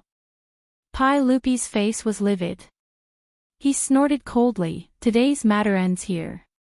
The vice-marshal of the Ministry of Justice, Wang Shizhong, was negligent in supervision. Li Daozong, Chui, the Ministry of Justice and Chang and County. I want an explanation for this matter. Li Daozong and Chang and County's Chui, but they could only to receive the order. Even Chui knew that tracking down the culprit was a hot potato. Court is dismissed. After Li Er finished speaking, he ignored the courtier's greetings and turned to leave. Wang Li, Hun. Wang, he, Li, he's, he. County Count Hu, His Majesty summons you to the Yin and Yang Palace. Inside the Yin and Yang Palace, not only Li Wangyu, but also Pai Lupi's trusted aides, Fang Xianling, Du Ruhui, and Zhang Sun Wuji, were summoned. Pai Lupi fiercely pulled out his sword and slashed the table in front of him in half. Tian Shilang dared to bully His Majesty. I hate that I cannot immediately order people to behead those old dogs with my sword. Li Wangyu and the other big shots exchanged glances. Naturally, they all knew who the old dog Li Er was talking about was. They also understood where Li Er's anger came from. Uncle, calm down. It's not worth it to hurt your body because of these people. Although Li Wangyu also hated the aristocratic families, he could only comfort the furious Pai Lupi. Pai Lupi slashed a good table into pieces and vented his anger. He then ordered me to let the 100 Cavalry Department investigate. I don't believe that so many people were killed in broad daylight without any clues. Also, investigate how the news got out in the Yin and Yang Palace. Yes, His Majesty. Mi Tuo didn't dare to say more. He lowered his head and left the Yin and Yang Palace. Li Wangyu also felt that the Ministry of Justice, Chang and County, and the 100 Cavalry Department would investigate together. It was impossible that there wouldn't be any clues. After all, the aristocratic families had planned to frame him. They definitely didn't expect to be turned around. If they ordered people to kill the delinquent and the delinquent commander in a hurry, they would definitely be exposed. Now, it was up to the aristocratic families to see if this fire could spread to them. However, even if the aristocratic families hid it well, it didn't matter. Li Wangyu now had a plan in mind. He planned to go back and discuss it with his beautiful boss. This time, he was really angry. He was ready to take the initiative to attack and teach the aristocratic families a lesson. General Fang, General Du, Wuji, what do you think? The aristocratic families are so unscrupulous. Is there any way to stop them? Pai Lupi slightly suppressed his anger. He put his sword back into the scabbard and asked his confidants. Fang Xianling and the others were also very angry about this. However, the aristocratic families were now very powerful. It was not easy to stop them. Your Majesty, the aristocratic families can only be dealt with slowly. The foundation of the aristocratic families lies in the scholarly circles. Now in the Tang Dynasty, the engraving printing technology developed by Zio has greatly reduced the price of books. There will be more and more scholars in the world. It will not be so easy for the aristocratic families to continue to control the scholarly circles. In addition, the imperial examinations will select talents for your Majesty. The decline of the aristocratic families is inevitable. However, this will take time. Your Majesty, you don't need to be too anxious. Now the aristocratic families can't make waves. They are just struggling at death's door. Fang Xianling comforted. Fang Xianling was also telling the truth. Li Wangyu knew that in history, the aristocratic families had been getting weaker and weaker since they entered the Tang Dynasty. However, they did not disappear. It was not until the chaos at the end of the Tang Dynasty that the aristocratic families and the Tang Dynasty disappeared in the long river of history. Pai Lupi was naturally aware of this, but he was still dissatisfied. Humph, now the imperial examinations are popular. In the long run, the imperial examination candidates only know about the emperor and don't know about the court. It will be a big disaster. I want to continue to improve the imperial examinations, but I don't know where to start. Do you have any good suggestions? Pai Lupi was very proud of the imperial examination system of the Tang Dynasty. He even said that, all the heroes in the world are in my hands. However, as time went by, Pai Lupi was surprised to find that the aristocratic families benefited from the imperial examinations. After all, the aristocratic families had an incomparable influence among the scholars and the common people. Even the descendants of Pai Lupi wanted to marry the daughters of the 5 surnames, let alone the nobles and common people. Submitting and recommending the imperial examinations to the aristocratic families was popular for a time. The phenomenon of taking the back door and relying on power to enter the imperial examinations was popular in the Tang Dynasty. This naturally caused Pai Lupi to be very dissatisfied, but he did not know how to change it. In fact, even so, the imperial examination system was quite harmful to the interests of the aristocratic families.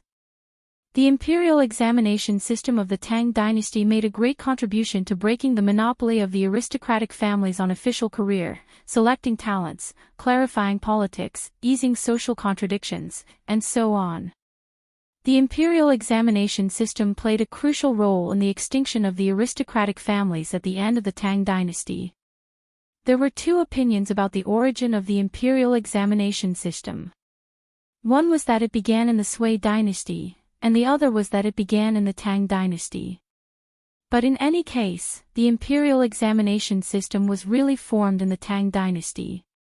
Until the 31st year of the Qing Dynasty, when the last imperial examination was held, the imperial examination system was the longest continuous method of selecting talents in the world. However, the imperial examination system of the Tang Dynasty was indeed much rougher than that of the Ming and Qing dynasties. Although the imperial examination system was good, the officials in charge of the examination were mostly selfish and many of them practiced favoritism. Therefore, Pai Lupi sighed. How could Fang Xianling and the others not know about Pai Lupi's problem? However, they had no good ideas to improve the imperial examination system. Naturally, they were speechless. Li Wangyou's eyes lit up and he said, "Uncle, what's the problem?" Chapter 670. Uncle, what's so difficult about this? I have a few ideas that can prevent the aristocratic families from interfering with the spring imperial examination. Li Wangyou's words naturally made Pai Lupi and Fang Xuanling's spirits rise. Everyone knew that Li Wangyou was intelligent. Since he said he had a way, they naturally had to listen carefully. Ziyu, what good idea do you have? Let's hear it. Li Wangyou smiled and said, "You only need to paste the names and transcribe the exam papers so that the judges won't know who wrote a certain paper. Then, there's no need to worry about the aristocratic families interfering." Pai Lupi and Fang Xianling were stunned when they heard his words. After thinking about it, they immediately became happy. Wonderful. Your Majesty, Ziyu's idea is very good. Why didn't I think of it before? Paste the names and transcribe the exam papers. Naturally, the judges and the examinees can be separated. Even if the examinees submit their papers to the aristocratic families, it won't help. Fang Xianling pondered over Li Wangyou's words and immediately clapped his hands and laughed. Du Ruhui also nodded repeatedly, "Yes, Ziyu's idea is very good. It won't take much effort." After the spring imperial examination, paste all the examinees' papers and then have the scribes transcribe them. In this way, the judges won't be able to know who the examinees are from handwriting, markings, and so on. Even if the aristocratic families want to interfere, they won't be able to do so. Pai Lupi naturally understood Li Wangyou's meaning. He excitedly stood up and paced in the hall, "Good, this idea is feasible. There's still a month before this year's spring imperial examination. Master Fang, Master Du, I'll have to trouble you two to perfect Ziyu's idea. This year's spring imperial examination will be done accordingly. Yes. Feng Xianling and Du Ruhui looked at each other and nodded with a smile. Pai Lupi turned his head and looked at Li Wangyu. Ziyu, I really want to see how many good things you're hiding in your stomach. What other suggestions do you have for the spring imperial examination? Don't hide it anymore. Tell me everything. Li Wangyu was a little embarrassed and touched his nose out of habit. Actually, Li Wangyu was just copying someone else's idea. This fake name was actually made by Empress Wu Zetian. In Li Wangyu's opinion, although the imperial examination system of the Tang dynasty still had many shortcomings, it was still much better than the Ming and Qing dynasties. The most important thing was the content of the exam. The imperial examinations of the Ming and Qing dynasties mainly focused on the eight-legged essay. Later on, it could be said that the content was empty. It focused on the form and became a word game. In the Ming and Qing dynasties, there were many people who objected to this. On the other hand, in the Tang dynasty, although the imperial examination system was not perfect, the content of the examination was quite rich. Every year in the spring imperial examinations, there were more than 50 subjects for the Xiuzai, Ming Jing, Jinshi, Ming Fa, Ming Calligraphy, Ming Calculation, etc. Those who passed these subjects would be given official positions. Of course, most of them were low-level positions. It could be said that the imperial examination of the Tang dynasty was more like the civil service examination of the later generations. Broad and open, begging others for help, and selecting talents. However, in the Ming and Qing dynasties, it was artificially altered and changed completely. However, the rigor of the imperial examination system of the Ming and Qing dynasties was worthy of Li Wangyu bringing it to the Tang dynasty. The combination of the two was not bad. Li Wangyu recalled what he knew about the imperial examination system of the Ming and Qing dynasties. He picked out the useful content and explained it to Pai Lupi, Feng Xianling, and the other big shots. He was getting more and more thick-skinned now. He did not feel guilty at all for copying these. Pai Lupi, Feng Xianling, and the others applauded and cheered. Li Wangyu was slightly embarrassed. After hearing Li Wangyu's words, Pai Lupi could not help but look at him. Zio, you are now 17 years old. Why don't you become an official? Why don't you be in charge of this year's imperial examination? When Li Wangyu heard this, he immediately felt a headache coming on. Had he gone overboard in showing off? Why did he suddenly mention the matter of becoming an official? As a loser who was determined to live a carefree life, Li Wangyu was quite satisfied with his current life. He did not want to become an official even if he was beaten to death. He had a noble title and was extremely wealthy. Who would want to be an official? What's more, he was 17 years old this year. If he really was in charge of the imperial examination, he did not know how much criticism he would cause. For a lazy person like Li Wangyu, how could he jump into such a fire pit? He quickly used the all-purpose excuse to brush off Pai Lupi. Uncle, I am still in mourning. The matter of becoming an official can be delayed for another 2 years. Pai Lupi glared at him with dissatisfaction. You lazy boy, what mourning? I think it's just an excuse. Well, in that case, I'll see what you say next year. Pai Lupi also knew that although Li Wangyu's words were an excuse, it was a very good excuse.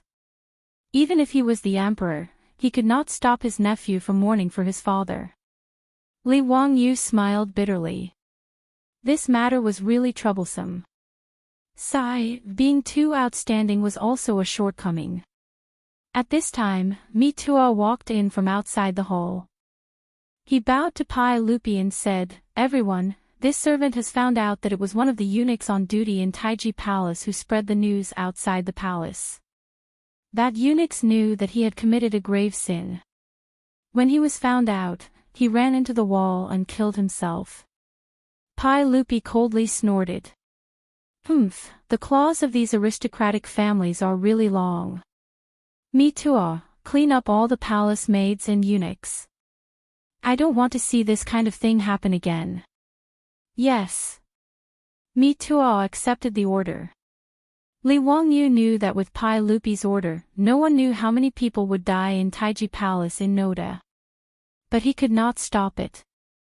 There was an irreconcilable contradiction between the aristocratic families and the imperial power. In fact, strictly speaking, it was not a bad thing for the aristocratic families to restrict the emperor. After all, as a modern person, he knew this truth. Absolute power was equal to absolute corruption. At the beginning of the Tang dynasty, there was some mutual restraint between the aristocratic families and the imperial power. Even the emperor could not act wantonly. But Li Wangyu was now one of the members of the imperial family. It was said that the position determined the head. That was the truth. What's more, the aristocratic families had done all kinds of dirty things with him again and again. Today, they even slandered him as a traitor who colluded with the Turks. In this case, Li Wangyu did not care about the aristocratic families or the imperial power. In short, in the eyes of the cynical man, those who offended him should be beaten to death. In the Yin and Yang Palace, Li Wangyu chatted with Pai Lupi and a group of big shots for a long time. Then he left and prepared to go to the Shangyao Bureau to see Bai Mohu's injury. Speaking of which, this time Bai Mohu was implicated by Li Wangyu. For this, Li Wangyu naturally felt very guilty. Everything was going well, but just because he had a drink with her yesterday, he was captured by the bad people of the aristocratic family. He was even tortured to the point of being on the verge of death. He was truly wrong to the extreme. Li Wangyu naturally wanted to visit Bai Mohu.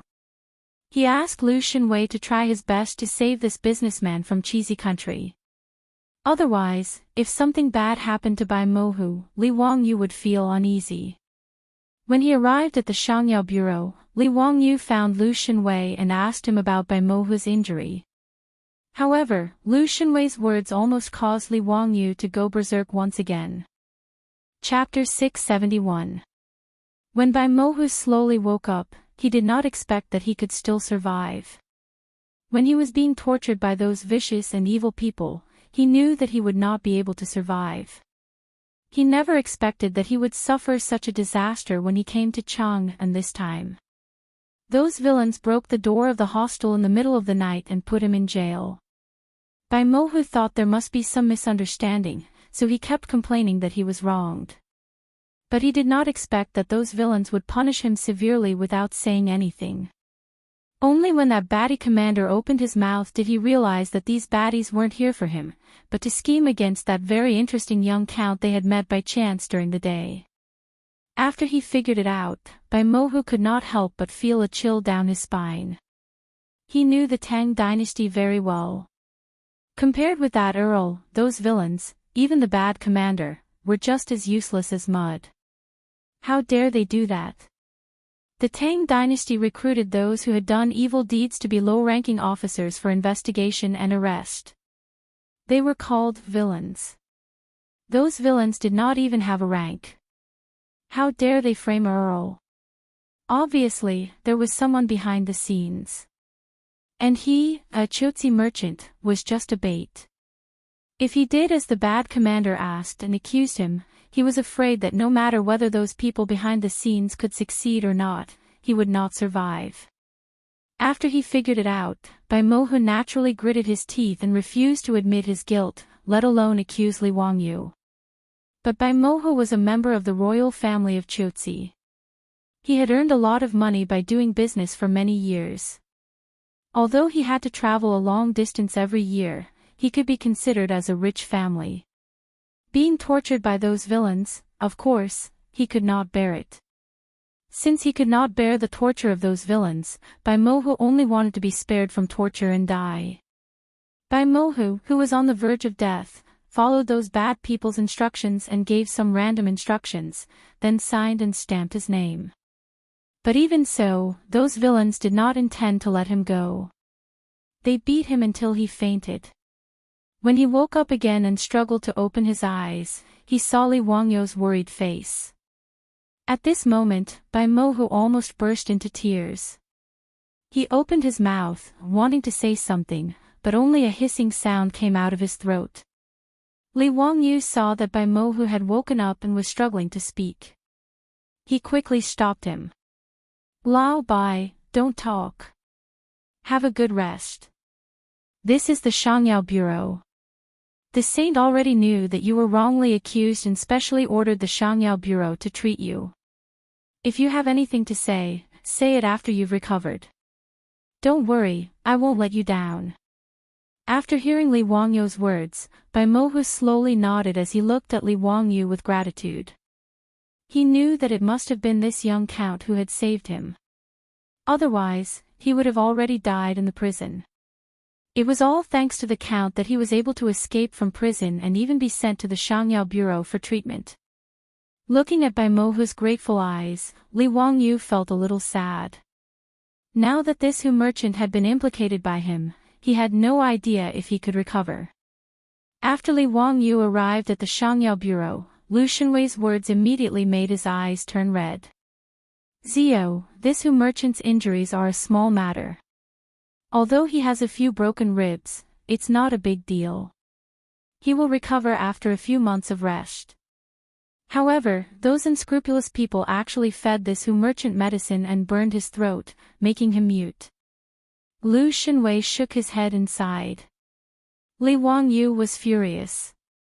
He immediately understood why those unscrupulous people wanted to poison Bai Mohu. Naturally, they were afraid that he would retract his confession and cry out his injustice. If they poisoned him until he could not speak, naturally, he would not be able to cry out even if he was wronged. Aristocratic families, what a vicious method. Brother Shenwei, can this Hu merchant's throat be cured? Will he be able to speak in the future? Lu Shenwei shook his head. The probability is not high. My medical skills are not good, so I can't do anything. I can only see if the teacher has a good plan. Li Wangyou said, then I will ask old immortal son to treat this Hu merchant. This person was also implicated by me. If I don't treat him, my conscience will not be at ease. Please, Brother Shenwei, you must treat him. I will do my best. Don't worry, Zio. After arranging Bai Mohu's matter, Li Wangyou returned to Kaihuo workshop and found his beautiful superior. After telling her everything that happened today, she was so angry that her eyebrows were raised and her almond-shaped eyes were wide open. Those aristocratic families, how dare they? Is there no law in this Tang dynasty? Wangyou, what did Li Shimin say about this? Li Wangyou shook his head. What can Li Shimin do? He can only let me Tuo and the Ministry of Justice investigate. Those old bastards are also vicious. They directly ordered people to kill the bad commander. Who knows if they can find any useful clues? It is not realistic to want to overthrow those aristocratic families because of this. At most, they will throw out a few scapegoats. Are we just going to let it go? How can they do this? The beautiful superior had never encountered such a situation in the future. Although she was a business elite, she did not know what to do. Li Wangyou showed a smile at the corner of his mouth. Let it go. Isn't that letting them off easy? Changqing, I've thought of an idea. Can you give me some advice? Although there were only him and his beautiful superior in the room, Li Wangyou still subconsciously lowered his voice and told his beautiful superior his idea. The beautiful superior's beautiful eyes flashed and she also lowered her voice. The two of them whispered in the room. After a long time, Li Wangyou stretched and said, Hee hee, I don't believe that those aristocratic families won't jump into the fire pit. This time, we must cut off a layer of their skin. The beautiful superior rolled her eyes at him flirtatiously. It is a good idea, but who do you want to send to do it? Ah. Li Wangyou was also stunned. Yes, he and his beautiful superior had been planning for a long time. Who was going to execute it? It seemed that he did not have such a talent under his command. The Nyo brothers and the group of troops were good at fighting and killing, but this kind of thing was really impossible. That fatty Cho Kun could actually do it, but everyone knew his relationship with him. He could not fool the aristocratic families. Li Wangyu was a little dumbfounded. He had planned for a long time, but he did not know how to execute it. Wasn't this funny? The beautiful superior sighed and said, "Forget it. This matter is not urgent. Let's plan slowly. If you really can't swallow this, then go and discuss it with Li Shimin. I think there should be someone useful among his subordinates." Li Wangyu thought for a long time and could only nod helplessly. Sure enough, whether it was in the Tang Dynasty or the 21st century, talents were extremely scarce and precious. Li Wangyu did not think about revenge for the aristocratic families for the time being. He ran back to Dingzhou village and had a few comfortable days. No one expected that something would happen in Chang'an City, and it involved Pai Lupi. Li Wangyu did not know whether to laugh or cry. Chapter 672. Li Wangyu went back to Dingzhou village to live a carefree life. He didn't even go to the third game of the Royal Batting League. After all, it was too inconvenient for him to live in the small house of Kaihua Square. He had to sneak around like a thief if he wanted to be intimate with his beautiful boss. How could it compare to his carefree life in the manor of Dingzhou village? However, his comfortable life didn't last long before it was interrupted by Cho Kun, who rushed over from Chang'an City, panting. "Lang Jun, hurry back to Chang'an City.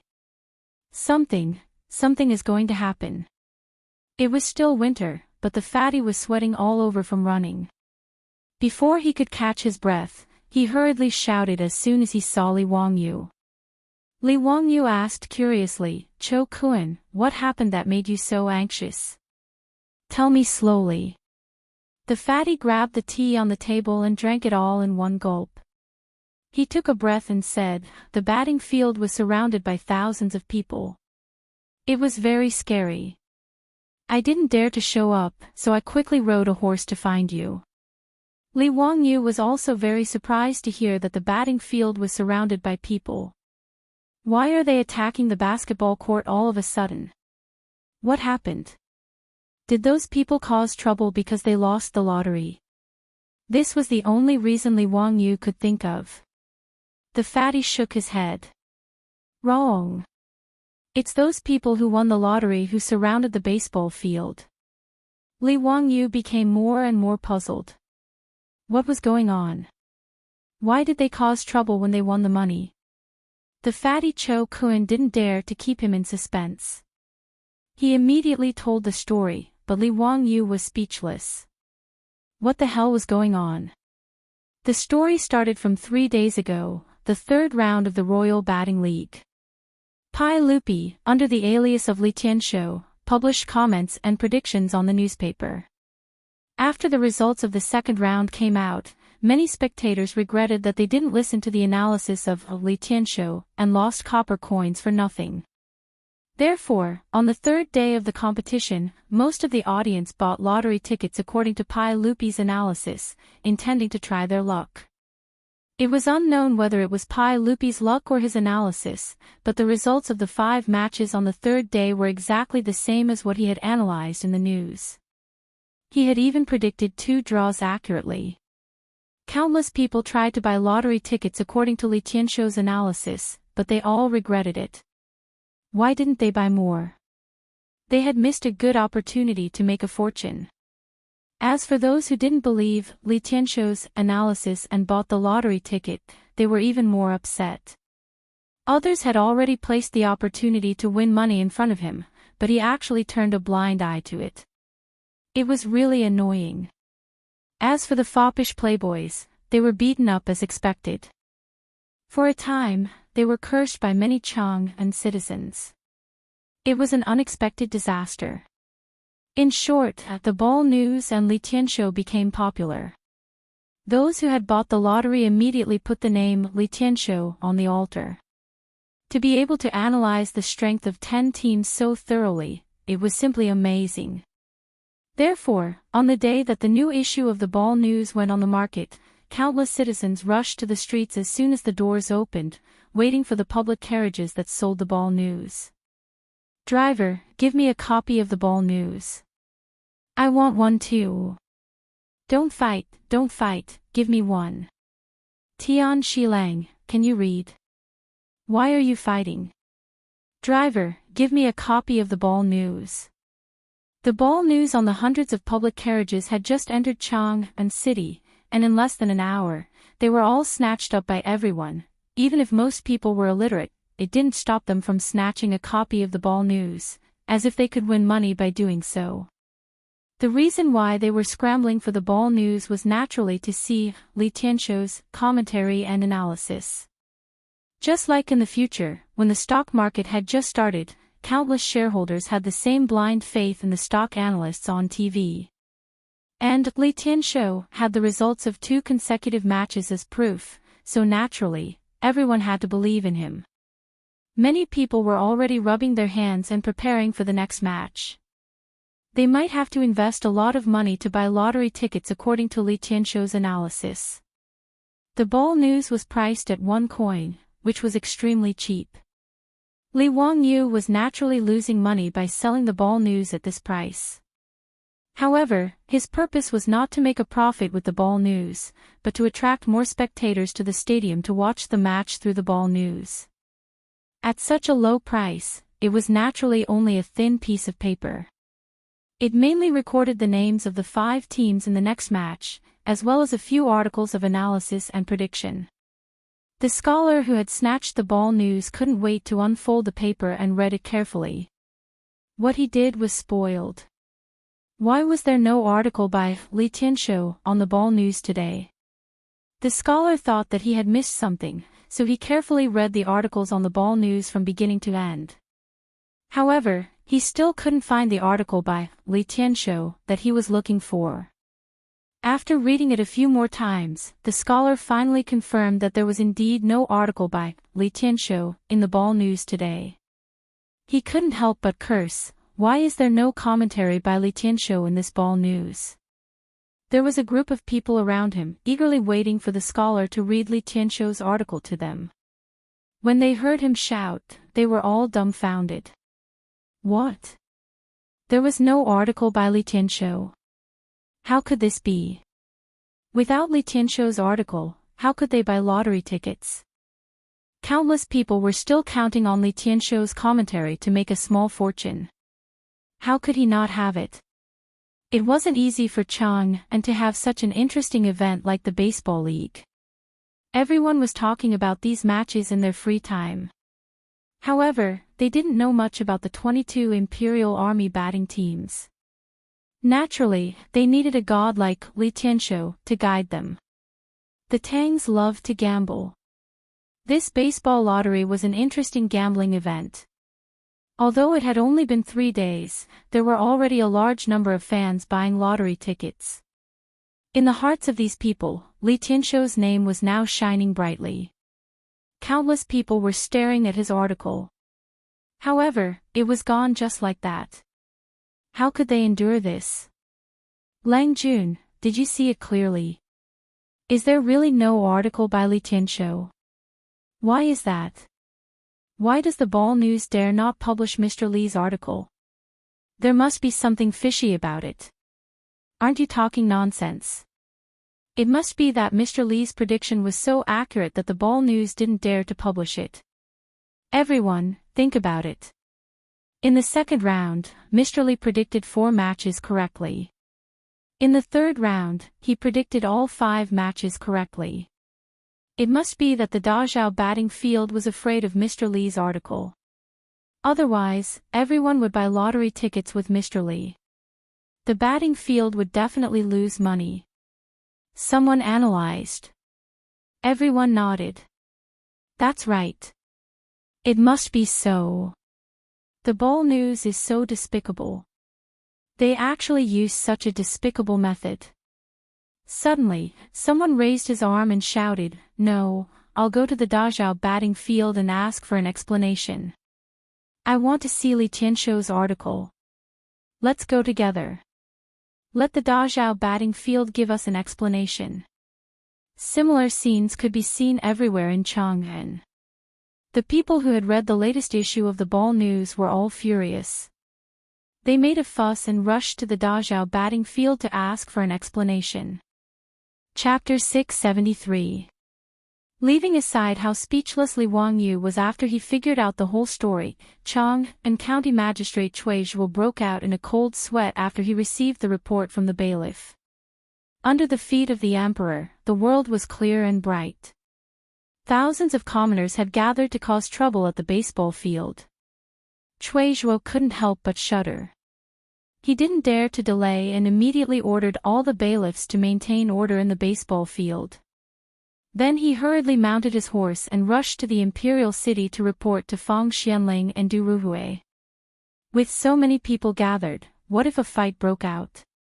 Wouldn't it be a big problem? Fang Xianling and Du Ruhui were dumbfounded after receiving Cui Zhuo's report. It was ridiculous that such a thing could happen just because of a small piece of news. Naturally, these two big shots were also baseball enthusiasts. They were also very fond of the Royal Baseball League. Thus, the two of them were also readers of that newspaper. The two big shots were naturally aware of the article signed by Li Tianshou in the newspaper, and they admired this person's commentary and analysis. Fang Xianling and Du Ruhui guessed who this Li Tianshou was. To be able to know so much about the 22 Imperial Army baseball teams, he should be an official. However, no one had heard of Li Tianshou. He was very mysterious. Fang Xianling even asked his son, Fang Yayai, but he didn't get an answer. This was natural. The playboys had been warned by Pai Lupi and didn't dare to reveal his identity. Of course, Fang Xianling and Du Ruhui didn't think that the mysterious Li Tianshou was Pai Lupi himself. Fang Xianling thought for a while and said to Du Ruhui, "Old Du, let's go see His Majesty. I'm afraid we have to send the Jinwu guards." Thousands of people gathered. We can't be careless. Of course. Let's go to the palace. Du Ruhui nodded. To mobilize the Imperial Army, they needed Pai Lupi's order. The two didn't dare to delay and hurried to Taiji Palace. Pai Lupi was currently in the administrative hall, listening to Mi Tuo's report. Replying to everyone, the 100 Horsemen Department has been investigating the matter of the vice commander being silenced for several days. That day, there was a department head from the Ministry of Justice who went to the delinquent commander's mansion before the incident. After the incident, the head of the Bai division had disappeared without a trace. As for the vice-marshal's residence, the 100 Horsemen division found traces of climbing on the courtyard walls. Mido looked at Pai Lupi carefully and continued, according to the analysis of the 100 Horsemen division, it should be that head officer Bai, after entering his mansion, gathered the bad guys. Afterwards, the assassins sneaked into the mansion through the courtyard walls, and under the cover of the division head, they ambushed and killed the vice commander and his subordinates, and then killed all the women and children in the mansion. After that, they poured kerosene and set the scene on fire. Pai Lupi frowned and interrupted, "I don't want to hear this. Mido, tell me, what useful clues have you found?" Mi Tuo crawled on the floor, not daring to raise his head. Reporting to everyone, the 100 Horsemen Division is still investigating the whereabouts of Division Leader Bai. As for those assassins, we have yet to find any clues. Pai Lupi slammed the table. What is the 100 Horsemen Division doing? After so many days, we still haven't found any clues. Could it be that those aristocratic families acted in a hurry and cleaned up the mess so cleanly? Mido didn't dare to reply and could only silently endure Pai Lupi's anger. Just as Pai Lupi was getting angry, he heard a servant report that Prime Minister Fang and Prime Minister Du had requested an audience. Prime Minister Fang, Prime Minister Du, is there something wrong? Your Majesty, there are thousands of citizens in Tang and who have surrounded the Dazhao baseball field. The citizens are agitated and we are afraid of causing trouble. Therefore, we request Your Majesty to send out the left and right golden guards to prevent any accidents." Pai Lupi frowned again. Why would the citizens be agitated and surround the Dazhao baseball field? Thousands of citizens was indeed not a small matter. If someone fanned the flames and caused a civil unrest, it would be difficult to deal with. "Prime Minister Fong, Prime Minister Du, why are the citizens surrounding the baseball field?" Fong Xianling said, "Your Majesty, it is because today's newspaper did not publish an article by a person named Li Tianshou. The citizens think that the baseball field did it on purpose, so they were agitated and went to surround the baseball field, demanding an explanation from the baseball field." Du Ruhui also stroked his beard and sighed, "Your Majesty, we still don't know who this Li Tianshou is, but Zio must know. Why don't we summon Zio and ask if we can print another issue of the newspaper to publish this person's article? Otherwise, if the citizens of Chang'an are angry, it will be difficult to deal with." Pai Lupi couldn't help but be dumbfounded when he received the report from the two prime ministers. *CK, just because the newspaper didn't publish his article, thousands of citizens in Chang'an are causing trouble. For a moment, Pai Lupi didn't know whether to laugh or cry. The reason why this issue of the newspaper didn't publish Pai Lupi's article was, of course, not because Li Wangyu or Cho Kun dared not to publish it, but because Pai Lupi didn't write it at all. After the aristocratic family framed Li Wangyu a few days ago, Pai Lupi was in a bad mood and was too lazy to write any commentary. Pai Lupi didn't write, so Li Wangyu didn't dare to ask or urge him. He could only find someone else to write an article and publish it. But he didn't expect that it would cause such a problem. "Your Majesty, we should dispatch the left and right golden guards first, lest something unexpected happens. Also, we should find Zio and ask him who this Li Tianshou is," Fong Xianling said again. Pai Lupi also knew that the matter was urgent, so he immediately ordered Mitua to dispatch the left and right golden guards to the Dazhao baseball stadium to maintain order and prevent the citizens from causing trouble. After Mitua left, Pai Lupi smiled awkwardly. Just as he was about to explain to Fong Xianling and Du Ruhui that he was Li Tianshou, a chamberlain came to report that Imperial Censor Wei was asking for an audience. "Your Majesty, the citizens are surrounding the Dazhao baseball stadium. We can't underestimate them. Your Majesty, please immediately summon the county count to the court and reprimand them. Also, that Li Tianshou should be thoroughly investigated to find out who he is and why he's bewitching people. It's really abominable." Wei Jing, the sheep-nosed official, spat at Pai Lupi as soon as he entered the legislative hall. Pai Lupi heard this and immediately stopped his plan to confess that he was Li Tianshou. This sheep-nosed official was stubborn. If he knew that he was Li Tianshou, he would probably nag him for a long time. After all, Pai Lupi was afraid of Wei Jing. Abandoning Nanshan and Taizong Huaiyao, these two matters showed Li Er's complex feelings of respect and fear towards this goat-nosed duke. Eunuch Wei is right. We should teach that bastard Zio a lesson. If nothing happened today, it would be fine. But if there were any accidents, I would definitely imprison him. Pai Lupi immediately replied righteously and unhesitatingly pushed the blame to Li Wangyu. "Your Majesty, that Li Tianshou must also be investigated to find out who he is and whether there are any hidden secrets that can't be revealed. Why is he so bewitching?" Wei Jing didn't forget about the culprit who had caused today's incident. Pai Lupi also had the same habit as Li Wangyu. He smiled and rubbed his nose. It should be so. It should be so. At this moment, Li Wangyu, who was galloping towards Chang'an City on horseback, suddenly felt an itch in his nose and couldn't help but sneeze a few times. Achoo! Damn it, who's talking bad about me behind my back? Li Wangyu rubbed his nose and mumbled. Naturally, he didn't know that trouble would fall from the sky while he was sitting at home. Chapter 674. After Li Wangyu rode his horse to Chang'an City, he saw the thousands of agitated citizens outside the great Zhao batting field. He frowned and went straight to Taiji Palace. In any case, there were already bailiffs from Chang'an City as well as the imperial army of the Golden Guards maintaining order outside the batting field. Whoever started the trouble should end it. The damned Pai Lupi naturally had to solve the problem he created himself. Li Wangyu anxiously rushed to Taiji Palace. Pai Lupi, Fang Xianling, Du Ruhui, Wei Jing, and the others had not yet left. They were still discussing whether or not to forcibly disperse the citizens.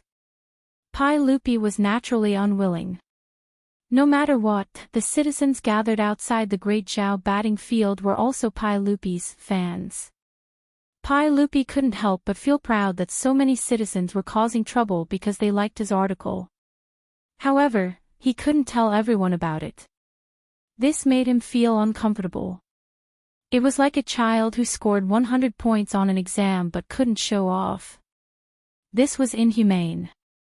After Li Wangyu entered the hall, before he could even open his mouth to speak, Wei Jing, the goat-nosed duke, jumped in front of him and started spitting saliva everywhere. County count who, look at what you've done. Right now, thousands of citizens are gathered in front of your batting field and demanding an explanation. Tell me, what should we do? Also, who exactly is that Li Tianshou? Tell me clearly. Li Wangyu was stunned. He unconsciously looked at Pai Lupi. Naturally, he was asking, what's the meaning of this? Pai Lupi sat behind the imperial desk. While no one was paying attention to him, he desperately signaled Li Wangyu with his eyes. Naturally, he was telling him to keep this a secret. Uncle, this isn't very kind of you. Shut up and keep this a secret. You can't let this leak out. Pai Lupi looked at Wei Jing again. Li Wangyu immediately understood. This guy was afraid of being scolded by Wei Jing. Damn it, looks like I'll have to take the blame for this. Li Wangyu was speechless. He helplessly cupped his hands towards Wei Jing and said, "Greetings, Duke Wei. I also heard about this matter, so I rushed back to Chang'an from Hu County. The commoners are causing trouble." Actually, it's not really considered trouble. It's just a momentary dissatisfaction. It's not a big deal. Bullshit. Thousands of people have gathered in Chang'an City, right under the emperor's feet. How dare you say it's not a big deal? Wei Zheng's spittle almost sprayed onto Li Wangyu's face. Facing this, Li Wangyu could only rub his nose in embarrassment and remain silent. What could he say? That this was all caused by the unreliable Pai Lupi. If you want to blame someone, you can only blame the people for being too addicted to gambling. *CK, the Tang people really are a bunch of gamblers. Li Wangyu thought angrily, but he had completely forgotten who started the lottery to make money and attract the people to bet. Wei Jing continued to ask, "Let me ask you, who is this Li Tianshou? What is his motive? To incite the commoners to cause trouble like this, it's really abominable." Li Wangyu was speechless. How the hell was he supposed to answer this question? This Li Tianshou, right? Yes, who is this Li Tianshou? Duke Wei, I'm not afraid of you laughing at me, but I don't know either. This Li Tianshou's article was sent to my residence anonymously by someone. I saw that this person's article was well written, so I didn't think too much about it and had it published in the newspaper. Yes, I didn't think this through. Please forgive me, Duke Wei. Li Wangyu held back for a long time before finally coming up with an excuse that wasn't really a reason. Of course, Wei Jing could tell that he was being perfunctory. He was so angry that he wanted to blow his beard and glare at him. Pai Lupi could only cough dryly and help Li Wangyu to smooth things over. Alright, Duke Wei, don't worry about this Li Tianshou. This person doesn't have any bad intentions. He just wrote 2 articles, it's not a big deal. It's a bit of an exaggeration to say that this person is bewitching people's hearts. Let's talk about how to deal with today's matter. Feng Xianling seemed to have seen something from Li Wangyu and Pai Lupi's expressions. He also laughed and said, "Your Majesty, I think it's better to let the imperial guards and yamen runners drive the commoners away to prevent more trouble." Li Wangyu naturally didn't agree. No matter what, the commoners who gathered outside the baseball field were his customers. If the imperial guards and yamen runners drove them away, they would be resentful and not come to watch the game in the future. He would be the one who suffered a loss. He quickly shook his head. No, the commoners didn't do anything bad. It's unreasonable to drive them away forcefully. How about this? Uncle, please call the 2 baseball teams to the baseball field and play a game. I'll let people open the baseball field and let the commoners watch it for free. After watching the game, the commoners' anger will naturally dissipate. What do you think? Feng Xianling and Du Ruhui pondered for a while and nodded. Zio's idea is good. Your Majesty, let's do it this way. Pai Lupi naturally nodded in agreement and immediately arranged for people to do as they were told. Not many hours later, the county magistrate of Chang and County, Chuizhua, came to report that the commoners who gathered at the baseball field heard that there was a game to watch and that it was free. They all stopped making a fuss and rushed to the field to watch the game. Everyone was relieved. Wei Zheng still angrily glared at Li Wangyu. County magistrate who, don't make such a fuss in the future. Otherwise, I'll impeach you. If something like this happens again, I won't forgive you. Yes, Duke Wei, don't worry. Li Wangyu was speechless, but he could only take the blame. At the same time, he looked bitterly at Pai Lupi. He really became the scapegoat today. Pai Lupi coughed dryly. Well, all right. Everyone, go do your work. Zio, stay. Feng Xianling, Du Ruhui, Wei Jing, and the others got up and left. Li Wangyu looked sadly at Pai Lupi. Uncle, what do you think about this? Okay, I know. In the future, I'll write an article on time for every game report and have Mituo send it to you. Don't act like a little wife. Li Wangyu said, Uncle, these are your words. You can't go back on your words. If something like this happens again, I won't be able to take it. Pai Lupi didn't want to continue this topic, so he quickly changed the topic. By the way, Zio, how is the Hu merchant who was captured and tortured by the bad guys? Li Wangyu glanced at Li Er, knowing that he had a guilty conscience. However, it wasn't good for him to pursue the matter. He could only reply, he's fine now. Lu Shenwei said that he would recover after a few months of recuperation. It's just that his throat was filled with medicine. Whether or not he can speak in the future is unknown.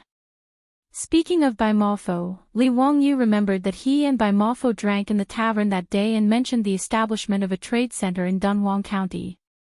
He immediately said, Uncle, when I drank with the Chutzi merchant Bai Mofo in the Hu Tavern, I had an idea. Li Wangyu told Pai Lupi about his idea of moving the trade center of the Tang Dynasty to the western region from Chang and to Dunhuang County. He also analyzed the benefits for the Pai Lupi. The more Pai Lupi listened, the brighter his eyes became. There were almost stars in his eyes. The wine sold in Chang and for 10 strings of coins. If it was transported to Dunhuang County, it would be 50 strings of coins. Pai Lupi naturally knew the profit. Chapter 675. Before Feng Xianling and Du Ruhui left the palace, they were invited back to the Hall of Governance by the eunuchs. Dai Zhou, the Minister of Civil Affairs, was also summoned. Pai Lupi invited everyone to take a seat and smiled. Everyone, Zio has a new idea. I would like to hear your opinions. Li Wangyu repeated what he said to Pai Lupi, and the eyes of the elders lit up. However, after thinking for a while, they shook their heads. Fang Xianling said, Your Majesty, Zio's idea is good. However, Dunhuang Prefecture is far away, and it will not be easy to transport all the goods there. Does Your Majesty know how many caravans come and go in Chang'an every day? Zio's idea is equivalent to moving the entire Shi city to Dunhuang Prefecture. How can this be done? Du Ruhui also said slowly, Zio's idea is good, but how to operate it is a problem. Fang Xianling and Du Ruhui are right. If we want to make Dunhuang Prefecture the center of trade with the western regions, we can make a lot of profits, but we will need to invest a lot of money. This is not a small amount. Dai Zhou shook his head and sighed.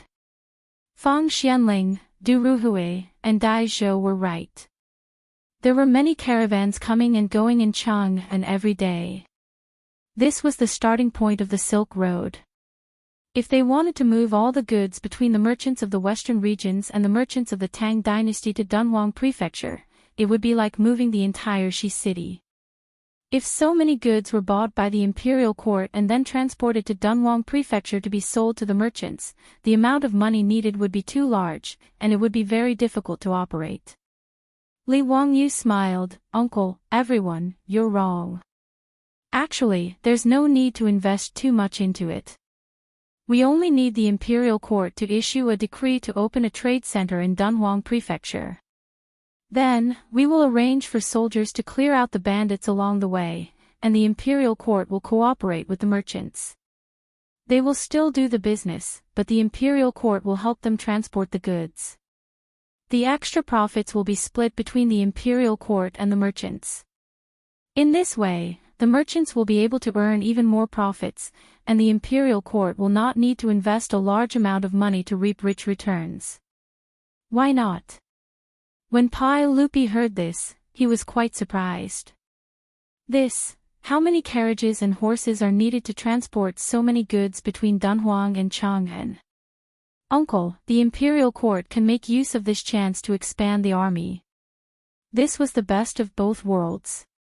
Normally, the military would transport goods for the merchants and earn rich returns for the imperial court.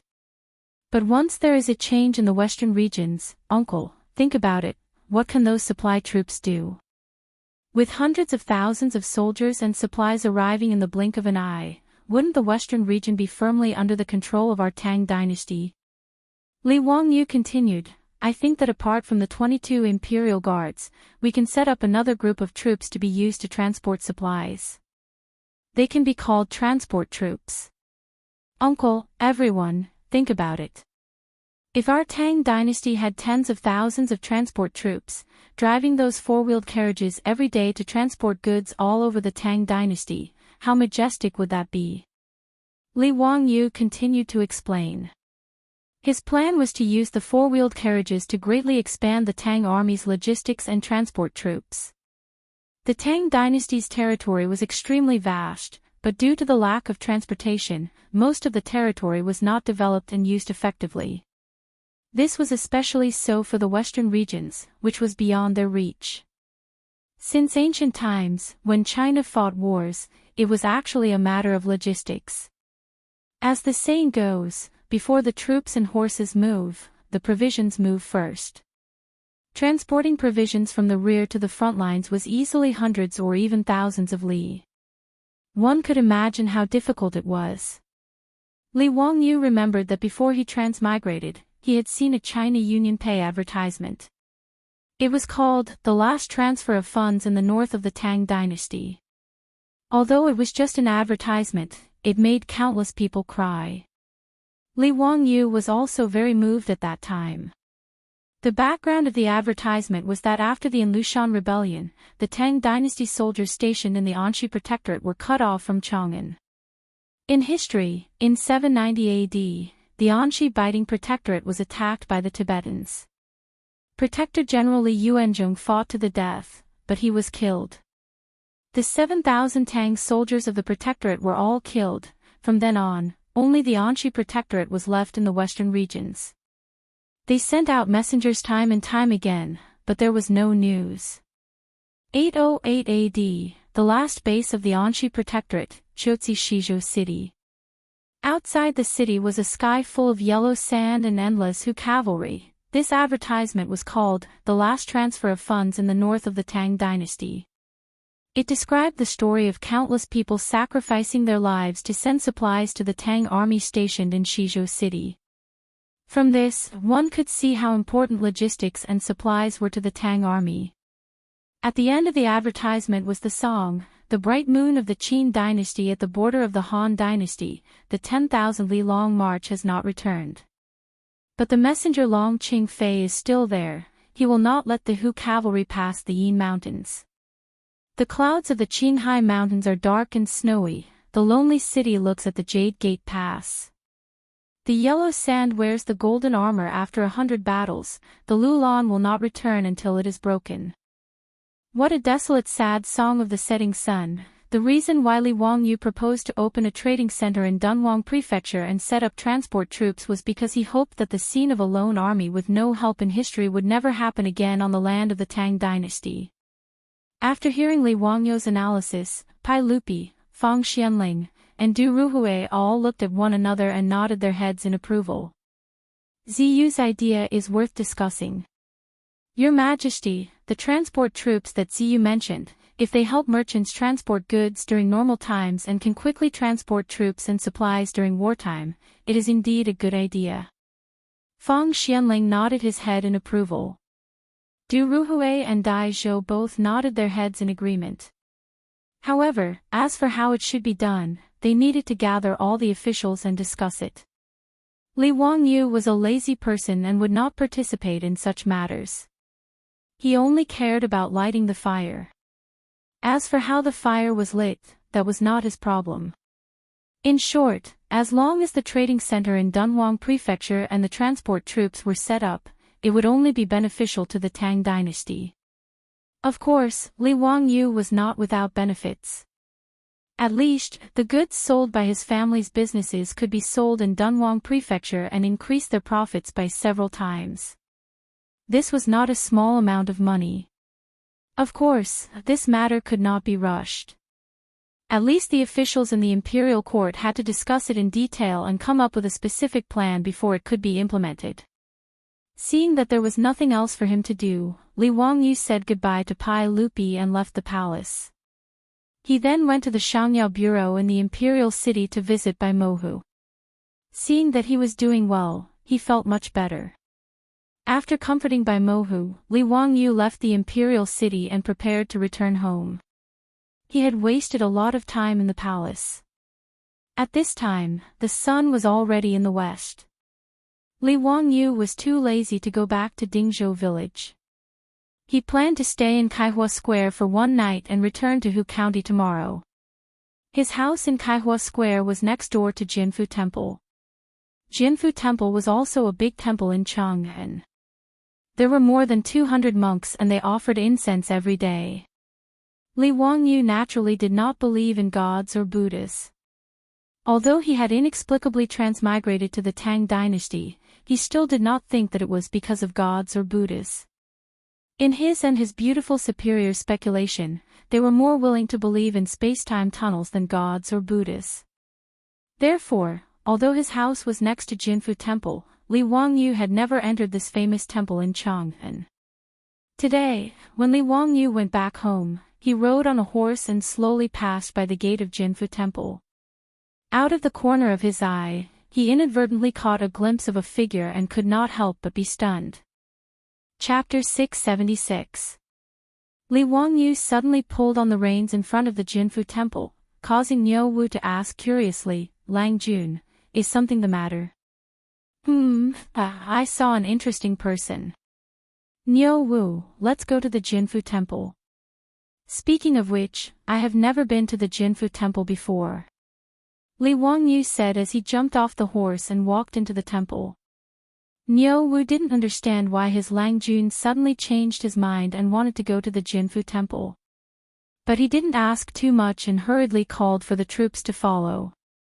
The reception monk in front of the Jinfu Temple saw Li Wangyu and the others and quickly came forward to welcome them. "Amitba, this little monk greets County Earl Hu. Does County Earl Hu want to enter the temple to pay respects to Buddha?" The reception monk respectfully bowed. Li Wangyu asked curiously, "Oh, you know me?" He immediately realized that he had asked a useless question. In any case, he was the founding county earl of the dynasty and his house was next to the Jinfu temple. Even if he had never been to the temple, how could these reception monks, who specialized in receiving pilgrims, be so blind that they didn't know who he was? "Since you know me, that's great. I'm not here to pay respects to Buddha, I'm here to find someone." Li Wangyu smiled. The reception monk curiously asked, "Who is County Earl who looking for?" "This little monk can help you." Li Wangyu nodded, "It's the monk who just entered the temple." "Little master, do you know who he is?" "The one just now." The reception monk revealed a puzzled expression and thought for a while before replying, "County Earl who? That is a wandering monk. He is listed in the temple and his Buddhist name is Wenzai." "Is County Earl who looking for this master Wenzai?" Li Wangyu nodded, "That's right, I am looking for him." "Little master, please lead the way." Niu Wu was puzzled. When did his Langju know a monk? Of course, he did not know that the monk Li Wangyu accidentally saw was the same monk who had used a colorful rope dipped in brine to trick the greedy elders of the Li family of Hu County into giving him 200 taels of gold back in the county seat of Hu County. When Li Wangyu passed by the Jinfu temple, he accidentally saw the monk Wenzai enter the temple. At first, Li Wangyu only thought that the monk looked familiar. But when he saw the Buddhist beads the size of a baby's fist hanging in front of the monk's chest, he suddenly remembered. Wasn't this the monk who had swindled people in Hu County? The thing that looked like Buddhist beads was actually some kind of pill made from ginseng and other medicinal herbs. It was the size of a walnut, and eating one would guarantee that one would not need to eat for a day.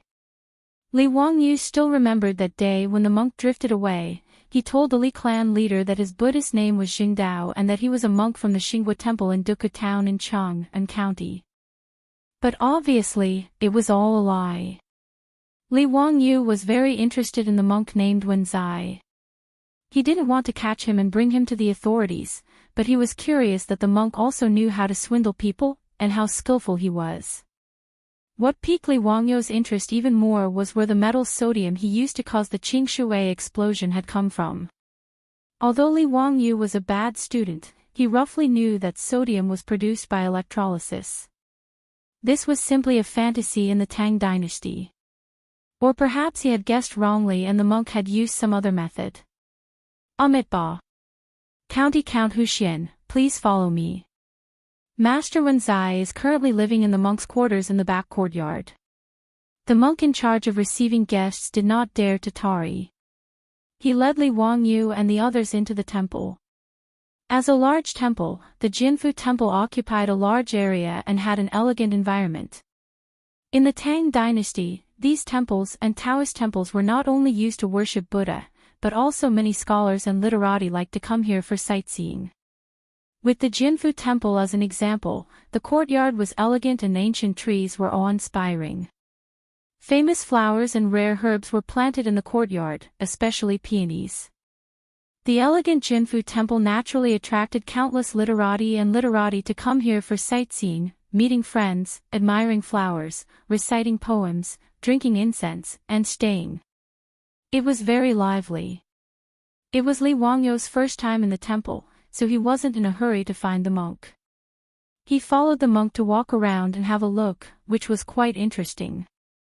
Speaking of which, the Jinfu temple was also a famous temple. Li Wangyu remembered that among the poems he had memorized, there were several about the Jinfu temple, including Wang Wei's poems for the temple. At this time, the evening drum in Chang'an City was beating, and the literati, young masters, and noble ladies who were sightseeing in the temple had all left. It was time for the monks to do their evening classes in the Jinfu temple, so it was very quiet. The monk led Li Wangyu and the others to a row of monks' quarters and gently knocked on the door of one of them. Amitba, Master Wenzai, a distinguished guest is here. The door of the monks' quarters opened quickly with a squeak.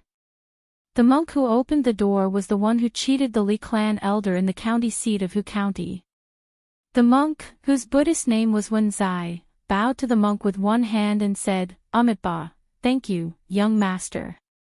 May I know who the distinguished guest is?" Wenzai naturally saw Li Wangyu and the others behind the monk, but he didn't know them, so he could only ask the monk. "Master Wenzai, this is the County Earl of Hu County. He is looking for you." The monk hurriedly introduced him. Wenzai felt a little strange. He didn't know this young county earl, so why was he looking for him? "Amitabha, poor monk is here to see County Earl Wenzai. May I ask why the distinguished guest is looking for poor monk?" Although Wenzai didn't know Li Wangyu, since he was the county earl of the founding county, he naturally couldn't be rude. He could only bow to Li Wangyu with one hand and ask. That day when he cheated in Hu County, Wenzai naturally didn't notice Li Wangyu in the crowd. How could he have known that the county earl who founded the country was looking for him because of that matter? Li Wangyu said, "I have met the master once, but the master doesn't know me." "Oh. There's such a thing. Forgive poor monk for being slow-witted, but may I know when the distinguished guest has met poor monk?" Wenzai asked. Li Wangyu wasn't in a hurry. He just smiled and said, "Master Wenzai, don't you want to invite me in for a cup of tea? This isn't the place to talk." At this moment, everyone was still standing at the door of the monk's residence. It was indeed not a place to receive guests. Wenzai had no choice but to whisper a Buddhist chant and invite Li Wangyu and the others into the monk's residence. This row of monks' residences were for the traveling monks of Jinfu Temple. The conditions were naturally very simple, but it was still considered spacious. Fortunately, in the Tang Dynasty, whether it was a monk's residence or a commoner's residence, everyone was used to sitting on the ground. There was no need to worry about not having enough chairs. Niu Wu arranged for a few troops to guard outside while he followed Li Wangyu into the monk's residence. As a traveling monk, Wenzai naturally didn't have the tools to drink tea. However, the monk in charge of receiving guests was discerning. He quickly ran to another place and brought back a full set of tea sets. Only then did he consciously leave. In the Tang Dynasty, the popularity of tea began in the temples. Because it was easy to fall asleep while meditating, so tea was the only thing allowed in meditation. When Buddhism was prevalent, there must be tea in the temple, tea in the religion, and tea in the meditation. In the Tang Dynasty, there was almost a trend of temples growing tea, and there were no monks who didn't drink tea. Li Wangyu actually wasn't interested in the tea ceremony of the Tang Dynasty temples. After all, the dark tea ceremony that required all kinds of seasonings was really unacceptable to him. The so-called tea ceremony was just an excuse to talk to Wenzai. When the tea was ready, Wenzai personally poured the tea for Li Wangyu. Only then did he open his mouth and ask, "Amitabha, as the distinguished guest said before, you've met poor monk before, but may I know where?" Poor monk doesn't have any impression of him at all. "I'm really ashamed." Li Wangyu smiled. Just as he was about to speak, he suddenly heard a dispute outside the monk's residence. Chapter 677. Li Wangyu heard that his troops were arguing with someone. He looked at Niu Wu and indicated for him to go see what was going on outside. Niu Wu stood up and opened the door to the monk's room. He saw that his troops were blocking a person, not allowing him to enter and disturb his master. "You, who are you? Why are you blocking my way?" "I am Master Wenzai's lay disciple." "Why are you surrounding Master Wenzai?" The person blocked outside by Li Wangyu's troops was a young man with a strong body. His face was filled with worry. Wenzai heard the commotion outside and quickly said to Li Wangyu, "Noble sir, the person outside is indeed poor monk's lay disciple. I ask that noble sir's troops not make things difficult for him." Hearing Wenzai say this, Li Wangyu smiled and waved his hand at Niu Wu, indicating that it was fine and that the person could enter. The person's face was filled with worry. He entered the monk's room and bowed to Wenzai, asking, "Master, are you all right?" Wenzai bowed to him and then said to Li Wangyu, "Amitabha, I've shown noble sir a joke. This is poor monk's lay disciple. His surname is Lin and his name is Dainyu. Dainyu, come and greet noble sir. This is the current county count of Hu." Lin Dainyu was somewhat reserved and bowed to Li Wangyu. Disciple greets county count Wenzai. When Li Wangyu heard Wenzai introduce this person, his eyes darted around. He scanned Lin Dainyu several times before saying, "Lin Dainyu, from your accent, you're from Hu County, right?" Lin Dainyu didn't expect Li Wangyu to ask such a question. He hesitated for a moment before nodding, "Yes, before I followed Master, my home was in Hu." Li Wangyu nodded and took a sip of the dark tea. He suddenly asked, "Is Lin Chunhua your sister?" His words caused Lin Dainyu's body to tremble. He looked at Li Wangyu in disbelief and was speechless for a long time. The reason Li Wangyu asked this question was naturally because he remembered that a year ago, this monk Wenzai had swindled people in Hu County. That day, he and Yang Quan had analyzed that it should have happened after the servant girl, Hua Shang, whose original name was Lin Chunhua, was forced to commit suicide by the Li clan leader of Hu County. That monk, out of some reason or righteous indignation, decided to take revenge by setting up that scam and swindling Li clan out of 200 taels of gold. Li Wangyu vaguely remembered that Li Zheng of the village where the Lin family lived said that the servant girl who died in the well had an elder brother named Lin Dainyu. Seeing Lin Dainyu in Monk Wenzai's residence, Li Wangyu naturally recalled this matter. He also roughly understood why Monk Wenzai had set a trap for the Li clan. Li Wangyu smiled and glanced at Lin Dainyu, who was at a loss. He then looked at Monk Wenzai and said with a smile, "Master, didn't you ask me where I met you before? Speaking of which, it was a coincidence that I met you at the crossroads of Hu County." Grandmaster's actions that day really opened my eyes.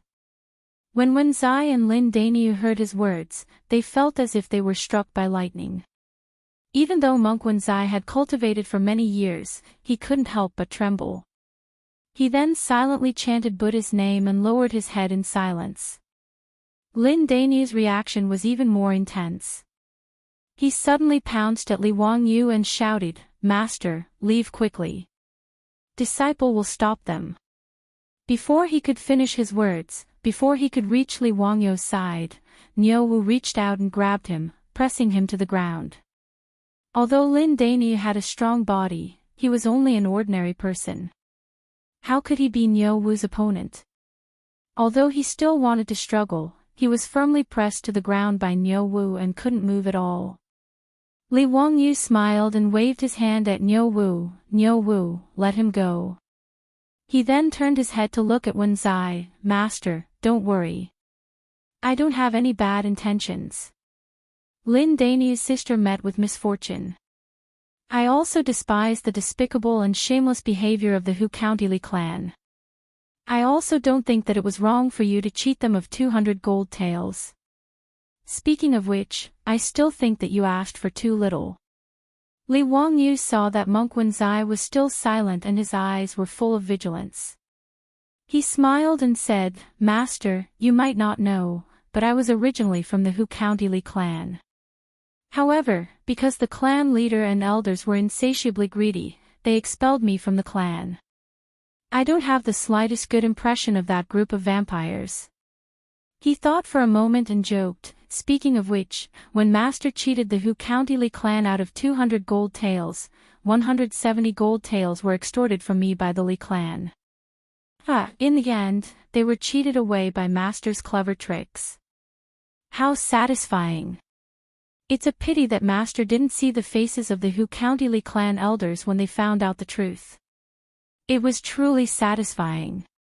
Hearing this, Monk Wenzai and Lin Dainyu couldn't help but look at each other. They didn't seem to believe Li Wangyu's words.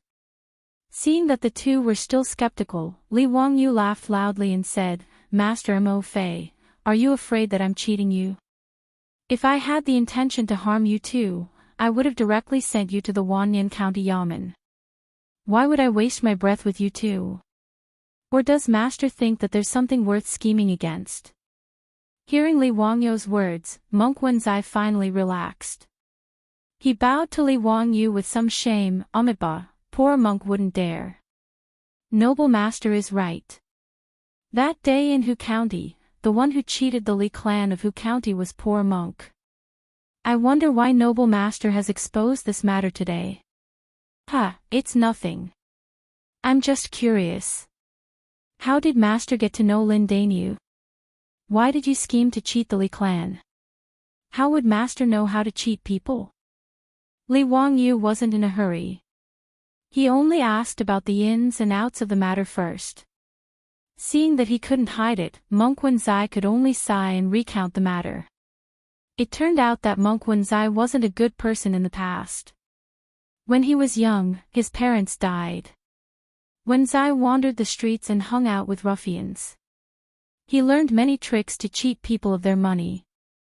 Later on, when he was cheated in Luoyang, he was seen through and was almost beaten to death. In the end, an old monk from the White Horse Temple, who was Wenzai's master, appeared and saved him, bringing him back to the White Horse Temple.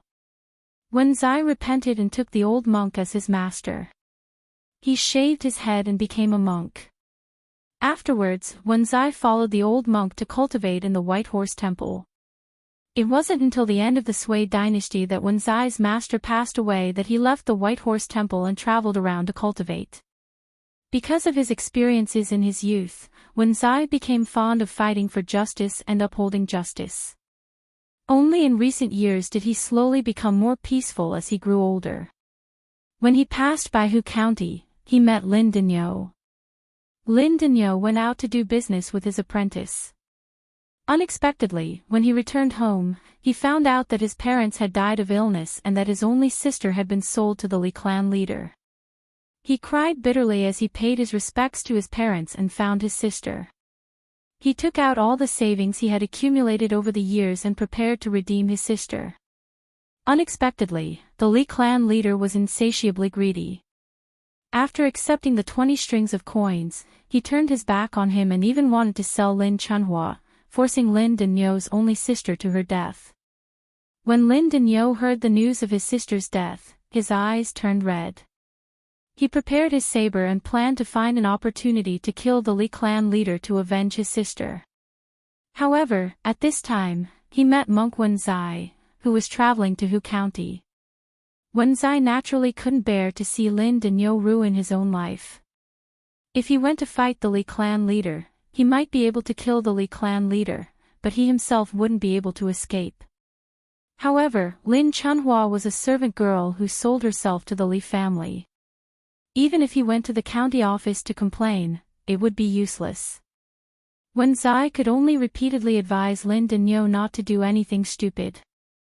At the same time, he promised that he would teach the Li clan leader a lesson and make them compensate Lin Danyu with money. Lin Danyu was finally convinced by Monk Wenzai and promised not to do anything stupid. Afterwards, the scene that Li Wangyu saw at the crossroads of Hu County happened. Lin Danyu didn't take the 200 taels of gold. Disheartened, he donated all the gold to the charity hole. Afterwards, he became Monk Wenzai's disciple and served by his side. The two traveled all the way and returned to Chang'an at the end of the year. They settled down at Jinfu Temple. When Li Wangyu learned of this, he could only sigh. That Li clan leader was indeed insatiably greedy and deserved to die. Chapter 678. In fact, Li Wangyu did not have any other intentions when he came looking for Monk Wenzai. It was just that when he suddenly saw this person, he recalled the incident and came to ask about it out of curiosity. After knowing the whole story, Li Wangyu shook his head and sighed. He then recalled the explosion of the clear water and asked curiously, "Master, how did you make the clear water explode that day?" "I've always been very curious." Monk Wenzai said, "Amitabha. I'm ashamed to say it, but it was just a smokescreen. I only did something to the bucket and placed a medicine made of sulfur, realgar, and saltpeter." When Li Wangyu heard this, he was stunned. It was not sodium metal, but gunpowder. However, this was not strange. After all, gunpowder had been recorded in the spring and autumn warring states period. It was just that it was not announced to the public. Although there were no firecrackers in the Tang Dynasty, it was not strange that these alchemists and monks knew about gunpowder. It turned out that he was wrong. He thought that there was someone in the Tang Dynasty who could make sodium metal. This made him feel strange. After figuring out the cause of the bucket explosion, Li Wangyu no longer had any interest. He chatted with Wen Zai for a while more before intending to take his leave. Just as he was about to get up, he stopped.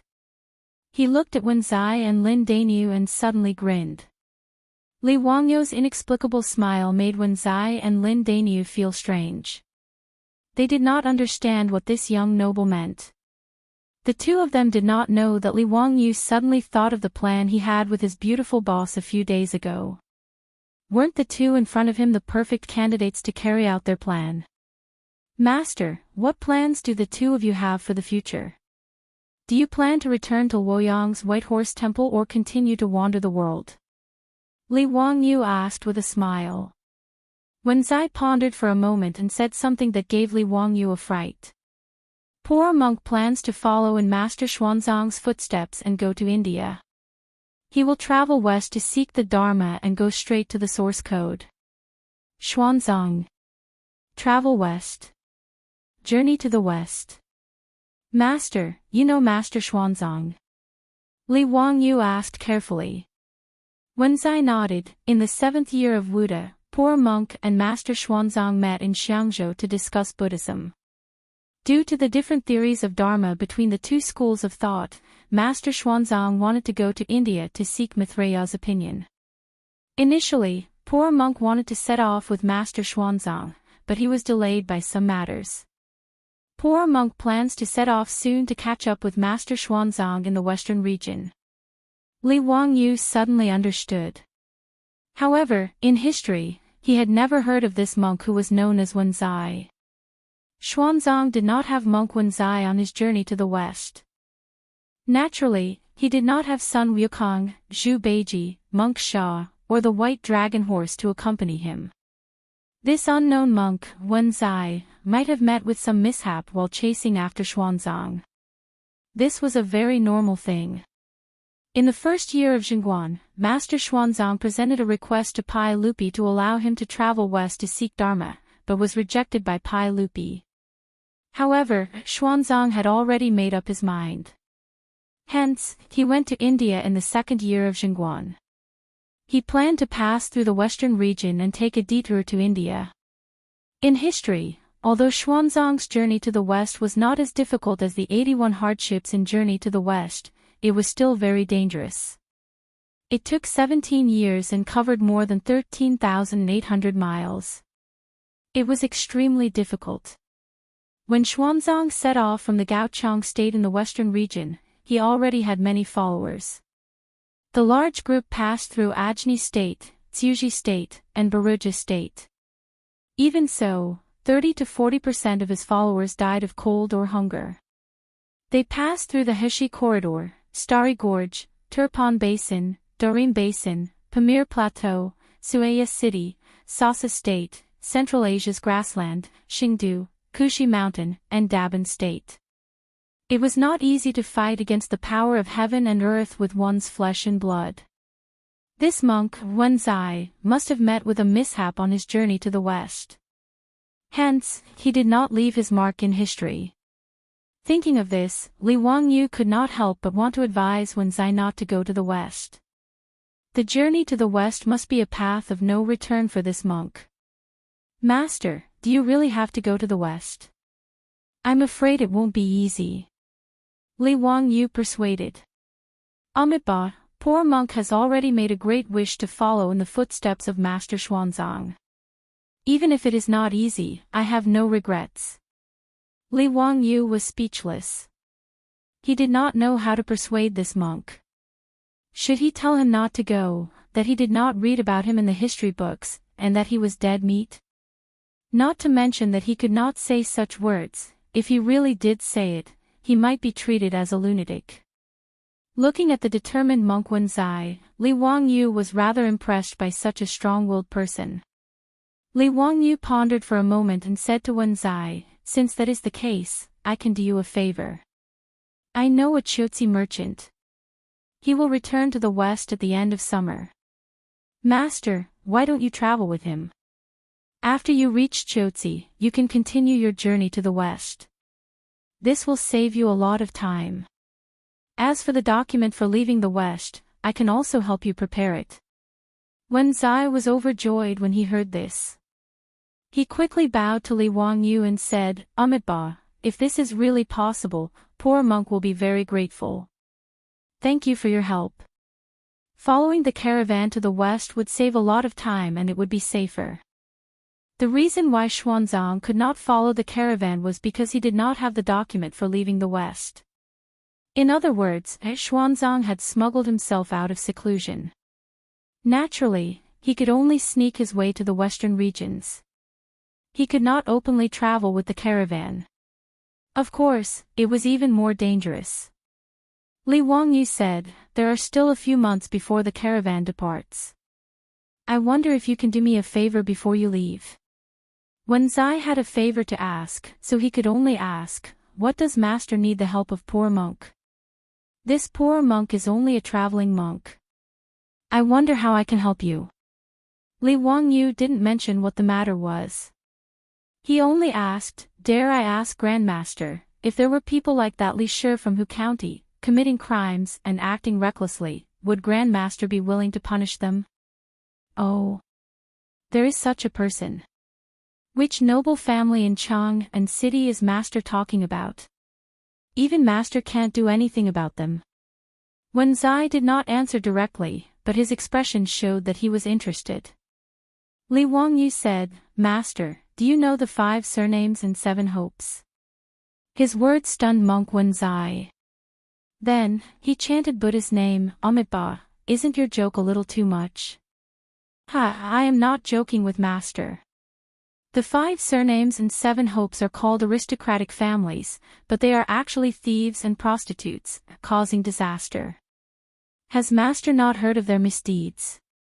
Zheng Kongbua of the Zheng clan of Xinjiang, Wang Ziqiao of the Wang clan of Taiyuan, and others. Has Master not heard of their scandals in Chang and city? Wenzai was silent, but Lin Daniu could not help but say, "County Count who, don't joke with us. What kind of people are the 5 surnames and 7 hopes? How can Master be enemies with the 5 surnames and 7 hopes? Even a noble like you can't afford to offend them, right?" Li Wangyu laughed, "Of course I'm not asking Master to pick up a knife and risk his life against those aristocratic families.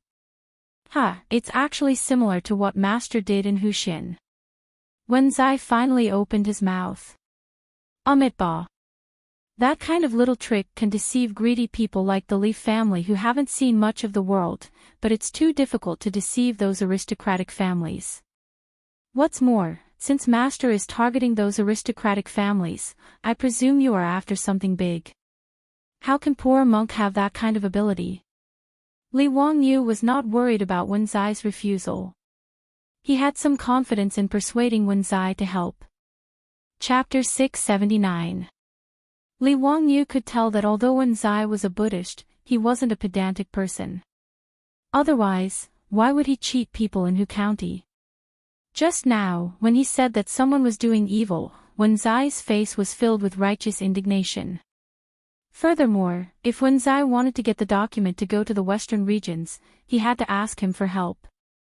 Xuanzang and the other monks couldn't get the document, but such a thing wasn't difficult for Li Wangyu.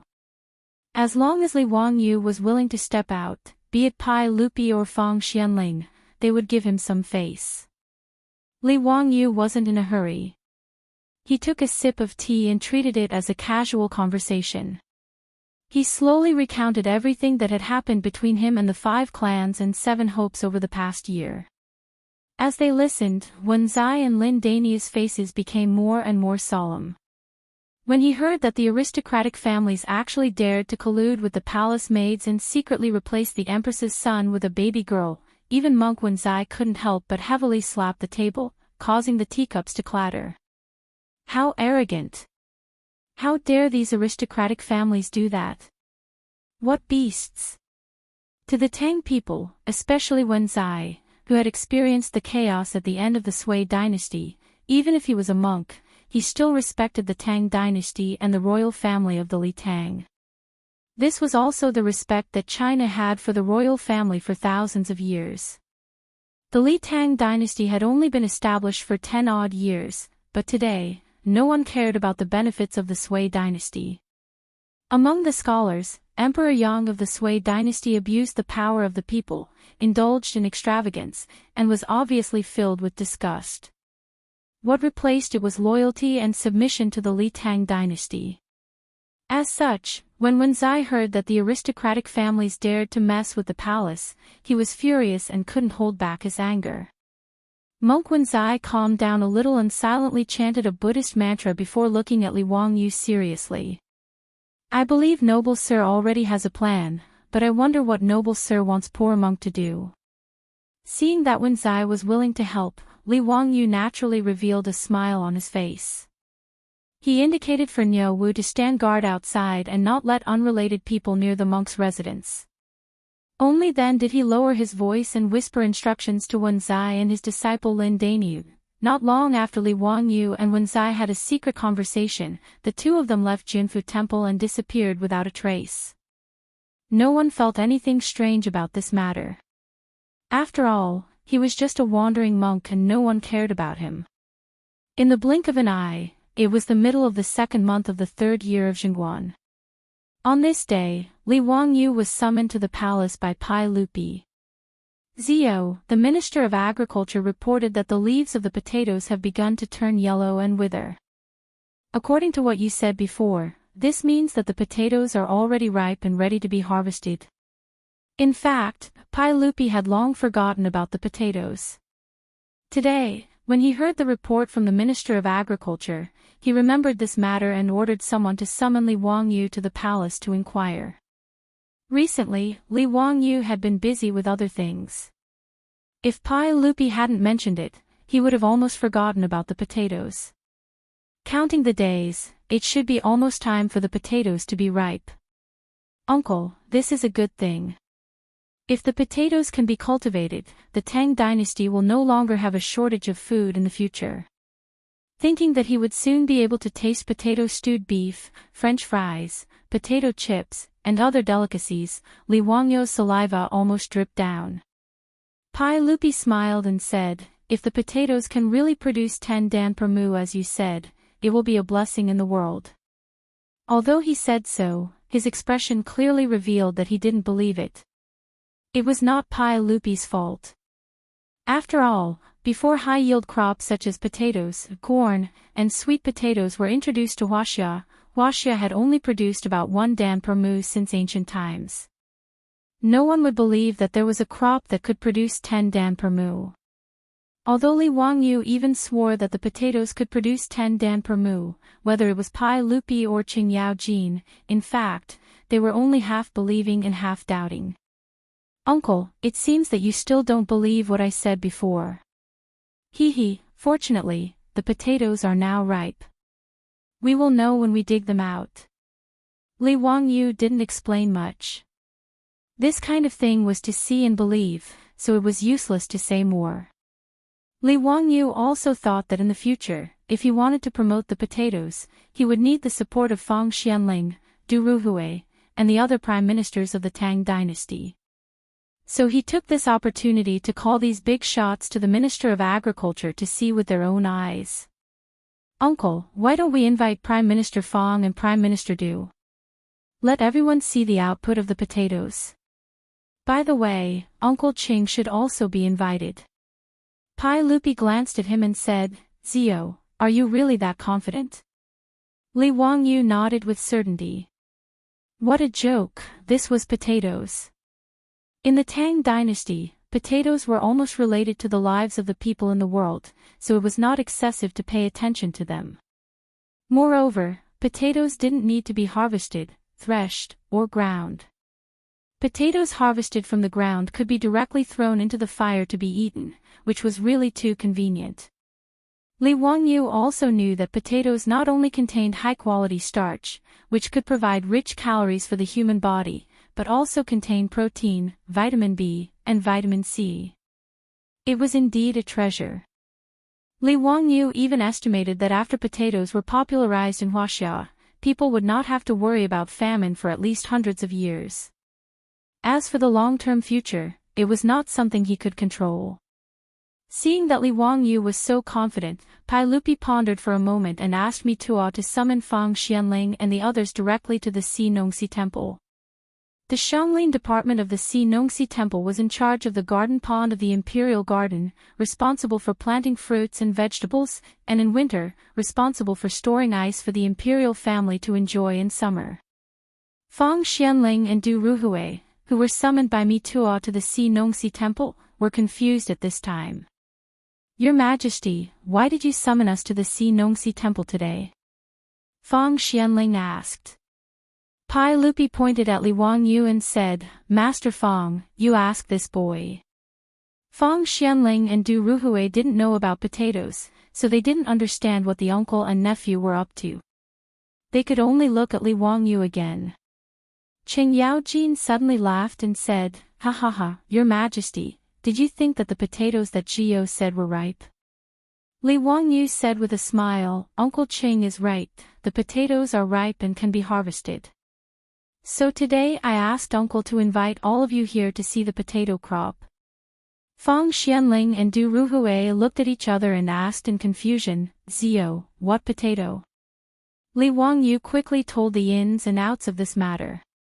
When Fang Xianling learned that there was a crop that could produce 10 stones per mu, and that it could grow 2 crops a year, he was stunned.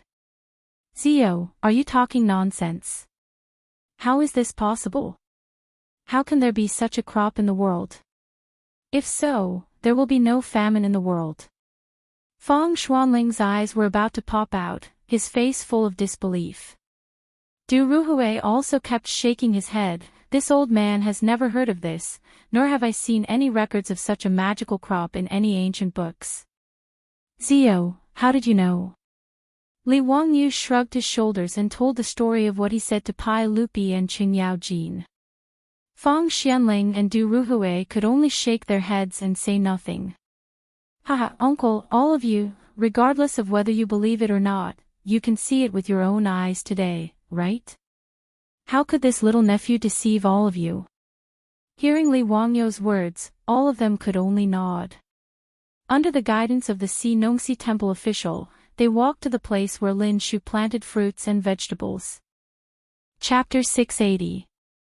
Li Wangyu got a total of 5 pots of potatoes from Qiqi Zhongxi, a merchant from Swanli, and planted 1 in each pot. Back then, when she begged Zhongxi's concubine, she merely planted it as a flower. Fortunately, the flower pot she used was big enough. After Li Wangyu found these potatoes, he didn't order the Agriculture Bureau to transplant the potatoes out of the flower pot because he was worried that the roots of the precious potatoes would be damaged by moving the flower pot. He had to be careful. After all, there were only 5 pots of potatoes in the Tang Dynasty. Li Wangyu still didn't understand how the damn potatoes were brought back from America by the Yakshas. If Li Wangyu hadn't traveled to the Tang Dynasty, the 5 pots of potatoes would have disappeared with the death of Qiqi Zhongxi's concubine. Fortunately, the heavens were on his side, and Li Wangyu unintentionally discovered these potatoes. Because of Pai Lupi's order, the Sidong Temple was very careful about taking care of the 3 pots of potatoes. They not only put them in a sunny place in the Xianglin department, but also arranged for someone to take care of them. Li Wangyu walked to the 3 pots of potatoes and looked at them carefully. Sure enough, the leaves of the potatoes had begun to wither slowly, and the roots had turned grayish-brown. It was time to harvest them. Zio, how do we harvest these potatoes? Do we dig them up by the roots? Qing Yaojin shouted.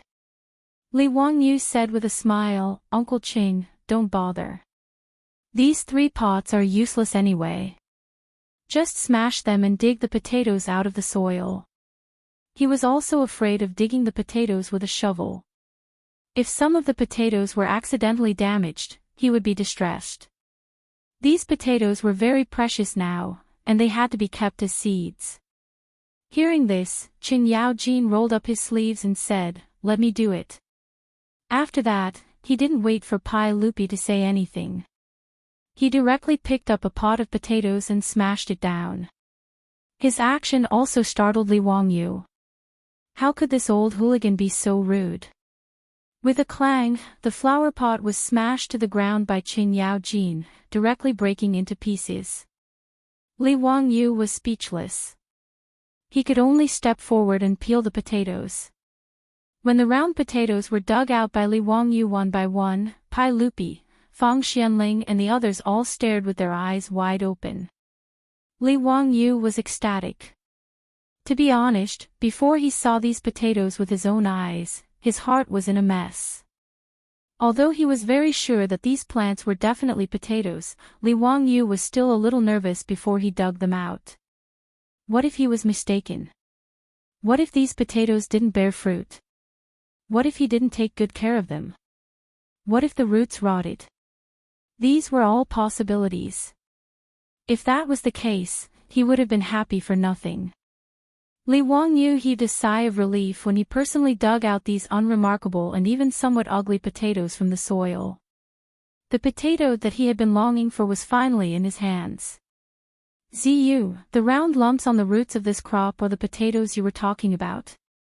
This is too much. Pai Lupi couldn't help but click his tongue. Anyone with a discerning eye could see that the potato that Li Wangyu dug out had 7 or 8 potatoes hanging on the roots. The big ones were about the size of a fish, and the small ones were about the size of an egg. They looked very heavy. Fang Xianling didn't care about the dirt. She leaned over and reached out to take a potato. She carefully looked at it and said, "Ziyu, are these the potatoes you were talking about? Are they all edible?" "He, Minister Fang is right. These are potatoes." Li Wangyu was also very happy at this time. "How do you eat them?"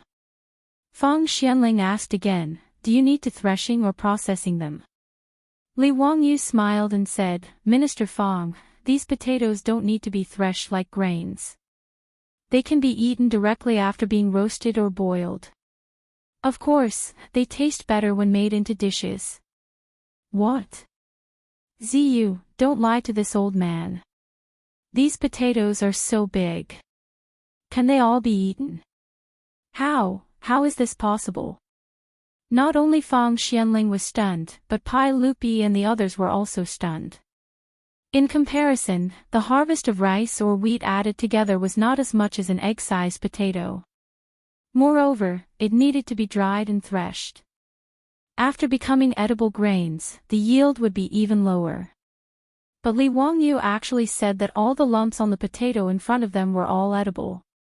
This shocked Pai Lupi, Fang Xianling, and the others. Du Ruhui suddenly turned his head and shouted to the agriculture minister, "Quickly, go and get the scale. This old man wants to see how much of this crop is produced." Yes, quickly get the scale." Pai Lupi also hurriedly ordered.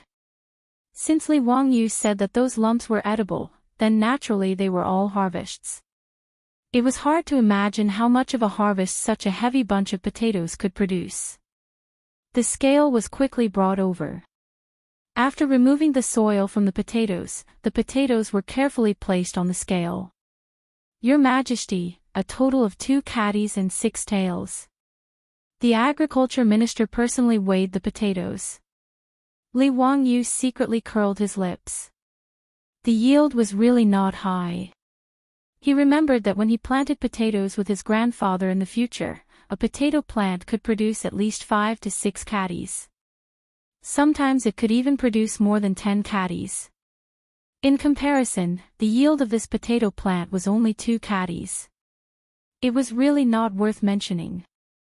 However, when Pai Lupi and the other officials heard the words of the agriculture minister, Fang Xianling, who was stroking his beard, trembled and almost pulled out his beard.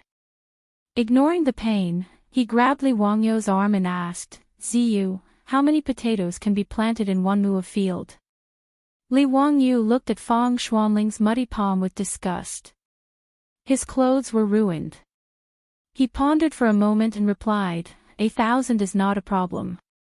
When he said this, Pai Lupi and the others gasped. They could still do simple math. A potato plant was 2 caddies and 6 tails. Let's just say 2 caddies. 1,000 potatoes was 2 caddies, 20 dan of grain. This was twice as much as the 10 dan of grain that Li Wangyu said 1 mu of field could produce. Li Er suddenly looked at the other 2 pots of potatoes. Quick, smash those 2 pots for me as well. Carefully dig out those potatoes and weigh them for me. Soon, the remaining 2 pots of potatoes were taken out. Similarly, there was a heavy harvest. The results of the weighing were roughly the same. They were 2 caddies and 2 caddies and 4 caddies. In total, more than 20 potatoes of different sizes were harvested from the 3 potato plants. A total of 3 caddies and 3 caddies of potatoes were harvested. Li Wangyu looked at these potatoes and was so happy that his eyes narrowed. After this potato sprouted and cut into pieces, it could at least grow 3 or 4 more potatoes. In other words, when the next harvest came, these 20 potatoes could become 400 or 500. In less than a year, they could eat as many potatoes as they wanted. Looking at the ground full of potatoes, Pai Lupi's face was still full of disbelief. Zio, are these things really edible? All of them. How is this possible? It was no wonder that Pai Lupi was so surprised. It was really hard to imagine how spectacular it would be to produce 20 dan of grain per mu of field. Not only did Pai Lupi not believe it, Qing Yaojin, Fang Xianling, Du Ruhui and the others also looked at these potatoes in disbelief. These round lumps dug out from the soil could be eaten. Li Wangyu laughed. Uncle, everyone, I still have 2 pots of potatoes in my residence. Why don't you move to Hu County? I will harvest those 2 pots of potatoes and take some to taste. Let's see if these potatoes are edible and how they taste. What do you think? Good. That's right. Pai Lupi agreed without hesitation. Chapter 681. The most important thing for Pai Lupi now was to test whether the potatoes could really be eaten. Compared to this matter, the other national affairs were not worth mentioning. Fang Xianling and Du Ruhui were naturally the same. Compared to being able to produce 20 dan of grain per mu, other matters were nothing. Pai Lupi immediately ordered the palace guards to carefully send the harvested potatoes back to the palace and arrange for someone to guard them. After a little arrangement, Pai Lupi led the palace guards and Li Wangyu to Dingzhou village in Hu County. They were all riding fine horses. From Chang'an city to Dingzhou village, it took them less than an hour to travel 100 miles. Because no one knew beforehand that Li Wangyu would come with Pai Lupi and the other big shots, the old housekeeper Li Heng was startled and hurriedly went forward to greet them. Li Wangyu pulled him aside and whispered a few words, but Li Heng frowned and shook his head. Lang Jun, this. I'm afraid this won't work. This is a saint coming in person. How can it be eaten? Li Heng repeatedly waved his hand. Li Wangyu glared at him and said, Don't talk nonsense. Just do what I tell you. Tell Niu Wu to go to Hu County and find Yang Quan. Yang Quan will give you this little face. Seeing that his Lang Jun was so insistent, Li Heng could only nod and agree helplessly. He went to make the arrangements. The Li family's 2 pots of potatoes were the same as the ones in the Sinongxi temple. In total, they produced about 5 caddies of potatoes. Such a stable output made Pai Lupi and the others finally believe that the potatoes were indeed high-yielding. Now, the only doubt was, could the potatoes really be eaten? Li Wangyu was actually reluctant to eat potatoes. His family had harvested 5 caddies of potatoes, and there were less than 20 of them in total. If he kept them for planting, he would be able to harvest more than 100 caddies of potatoes in the next season. However, Li Wangyu also knew that if he didn't let Pai Lupi and the others personally taste the potatoes and confirm that they were edible and delicious, they wouldn't vigorously promote it. Therefore, even though Li Wangyu was reluctant, he still decided to take out half of the potatoes to let Pai Lupi and the others taste the delicious taste of potatoes. Of course, he would never admit that he was greedy. When the beautiful boss heard that he wanted to eat potatoes, she volunteered to cook. She also couldn't bear to let the kitchen maids in the residence take care of such precious potatoes. If they were wasted, then it would really be a sin. For Li Wangyu, even his beautiful superior felt that it was a great waste to take a few potatoes to roast and cook. However, in order to let Pai Lupi and the others see the edible value of potatoes, this must be done.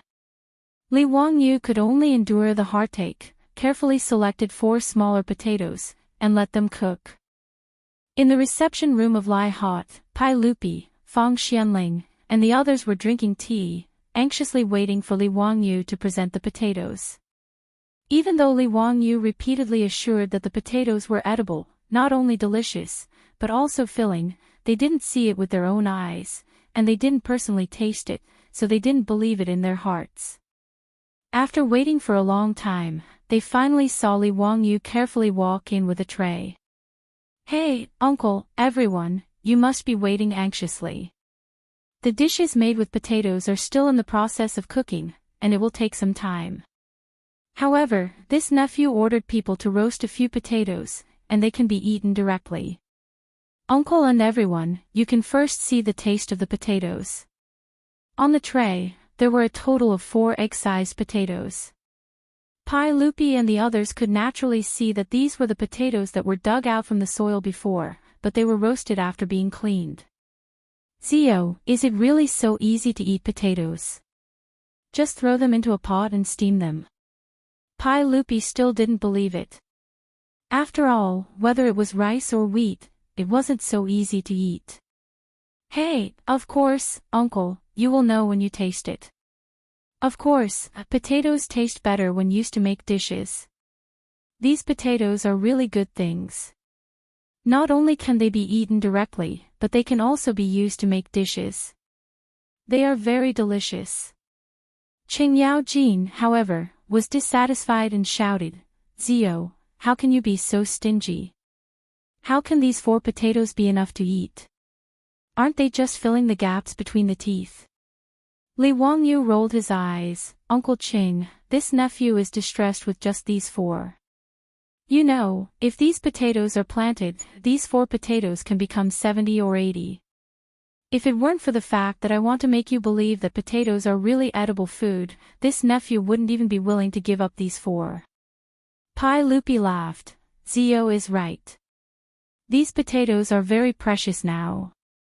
If they can really be used as food, we will have sinned today." Fang Xianling looked at the 4 potatoes and asked curiously, "Zio, how did you cook these potatoes?"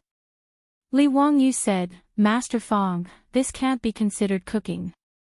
It's just simple roasting and boiling. These 2 are directly thrown into the firewood and roasted, and these 2 are placed in the pot and boiled. They can be eaten directly, so it's very simple." He then pointed to a small cup of salt on the tray. "Uncle, you can dip the potatoes in some salt and eat them. They will be more delicious." After Li Wangyu finished explaining, he picked up a knife and cut the 4 potatoes into several small pieces, and then invited Pai Lupi and the others to taste. Fang Xianling and the others were still carefully looking at the cut potatoes when they saw Qing Yaojin impatiently grabbing a piece of potato and throwing it into his mouth. This old guy chewed a few times, and his eyes lit up. "Delicious. This potato is soft and fragrant, it's very delicious." Hearing this, Pai Lupi and the others didn't continue to study it. They each picked up a piece of potato with their chopsticks and chewed carefully. "Not bad, this potato really tastes good, it's very delicious. Soft, smooth, and there is no smell at all. Your Majesty, this thing is really edible, and it's very delicious." Fang Xianling sighed again. "I never thought that even the skin of this potato could be eaten. There is no waste at all." Li Wangyu laughed in his heart. He deliberately didn't peel the potatoes, and the officials of the Tang Dynasty, including Pai Lupi, ate them directly together with the skin. Of course, the skin of the potato was not inedible, but the taste was slightly worse. Du Ruhui suddenly stood up and bowed deeply to Pai Lupi. Your Majesty, it's really amazing. If this potato can really produce 20 dan per mu, how grand will it be? The Tang Dynasty will no longer have to worry about food, and the people will no longer have to starve.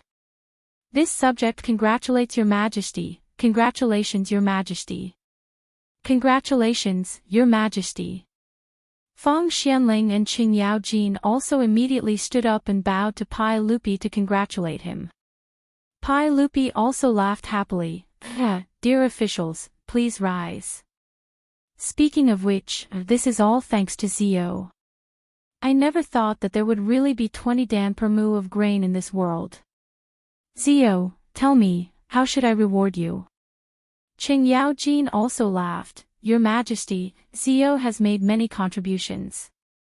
If you ask me, it's not too much to give him the title of Duke. Fang Gonggong, Du Gonggong, don't you think so? Fang Xianling and Du Ruhui naturally laughed and nodded to show that they agreed with Qing Yaojin's words. In fact, it was not too much to give this young man in front of them the title of Duke.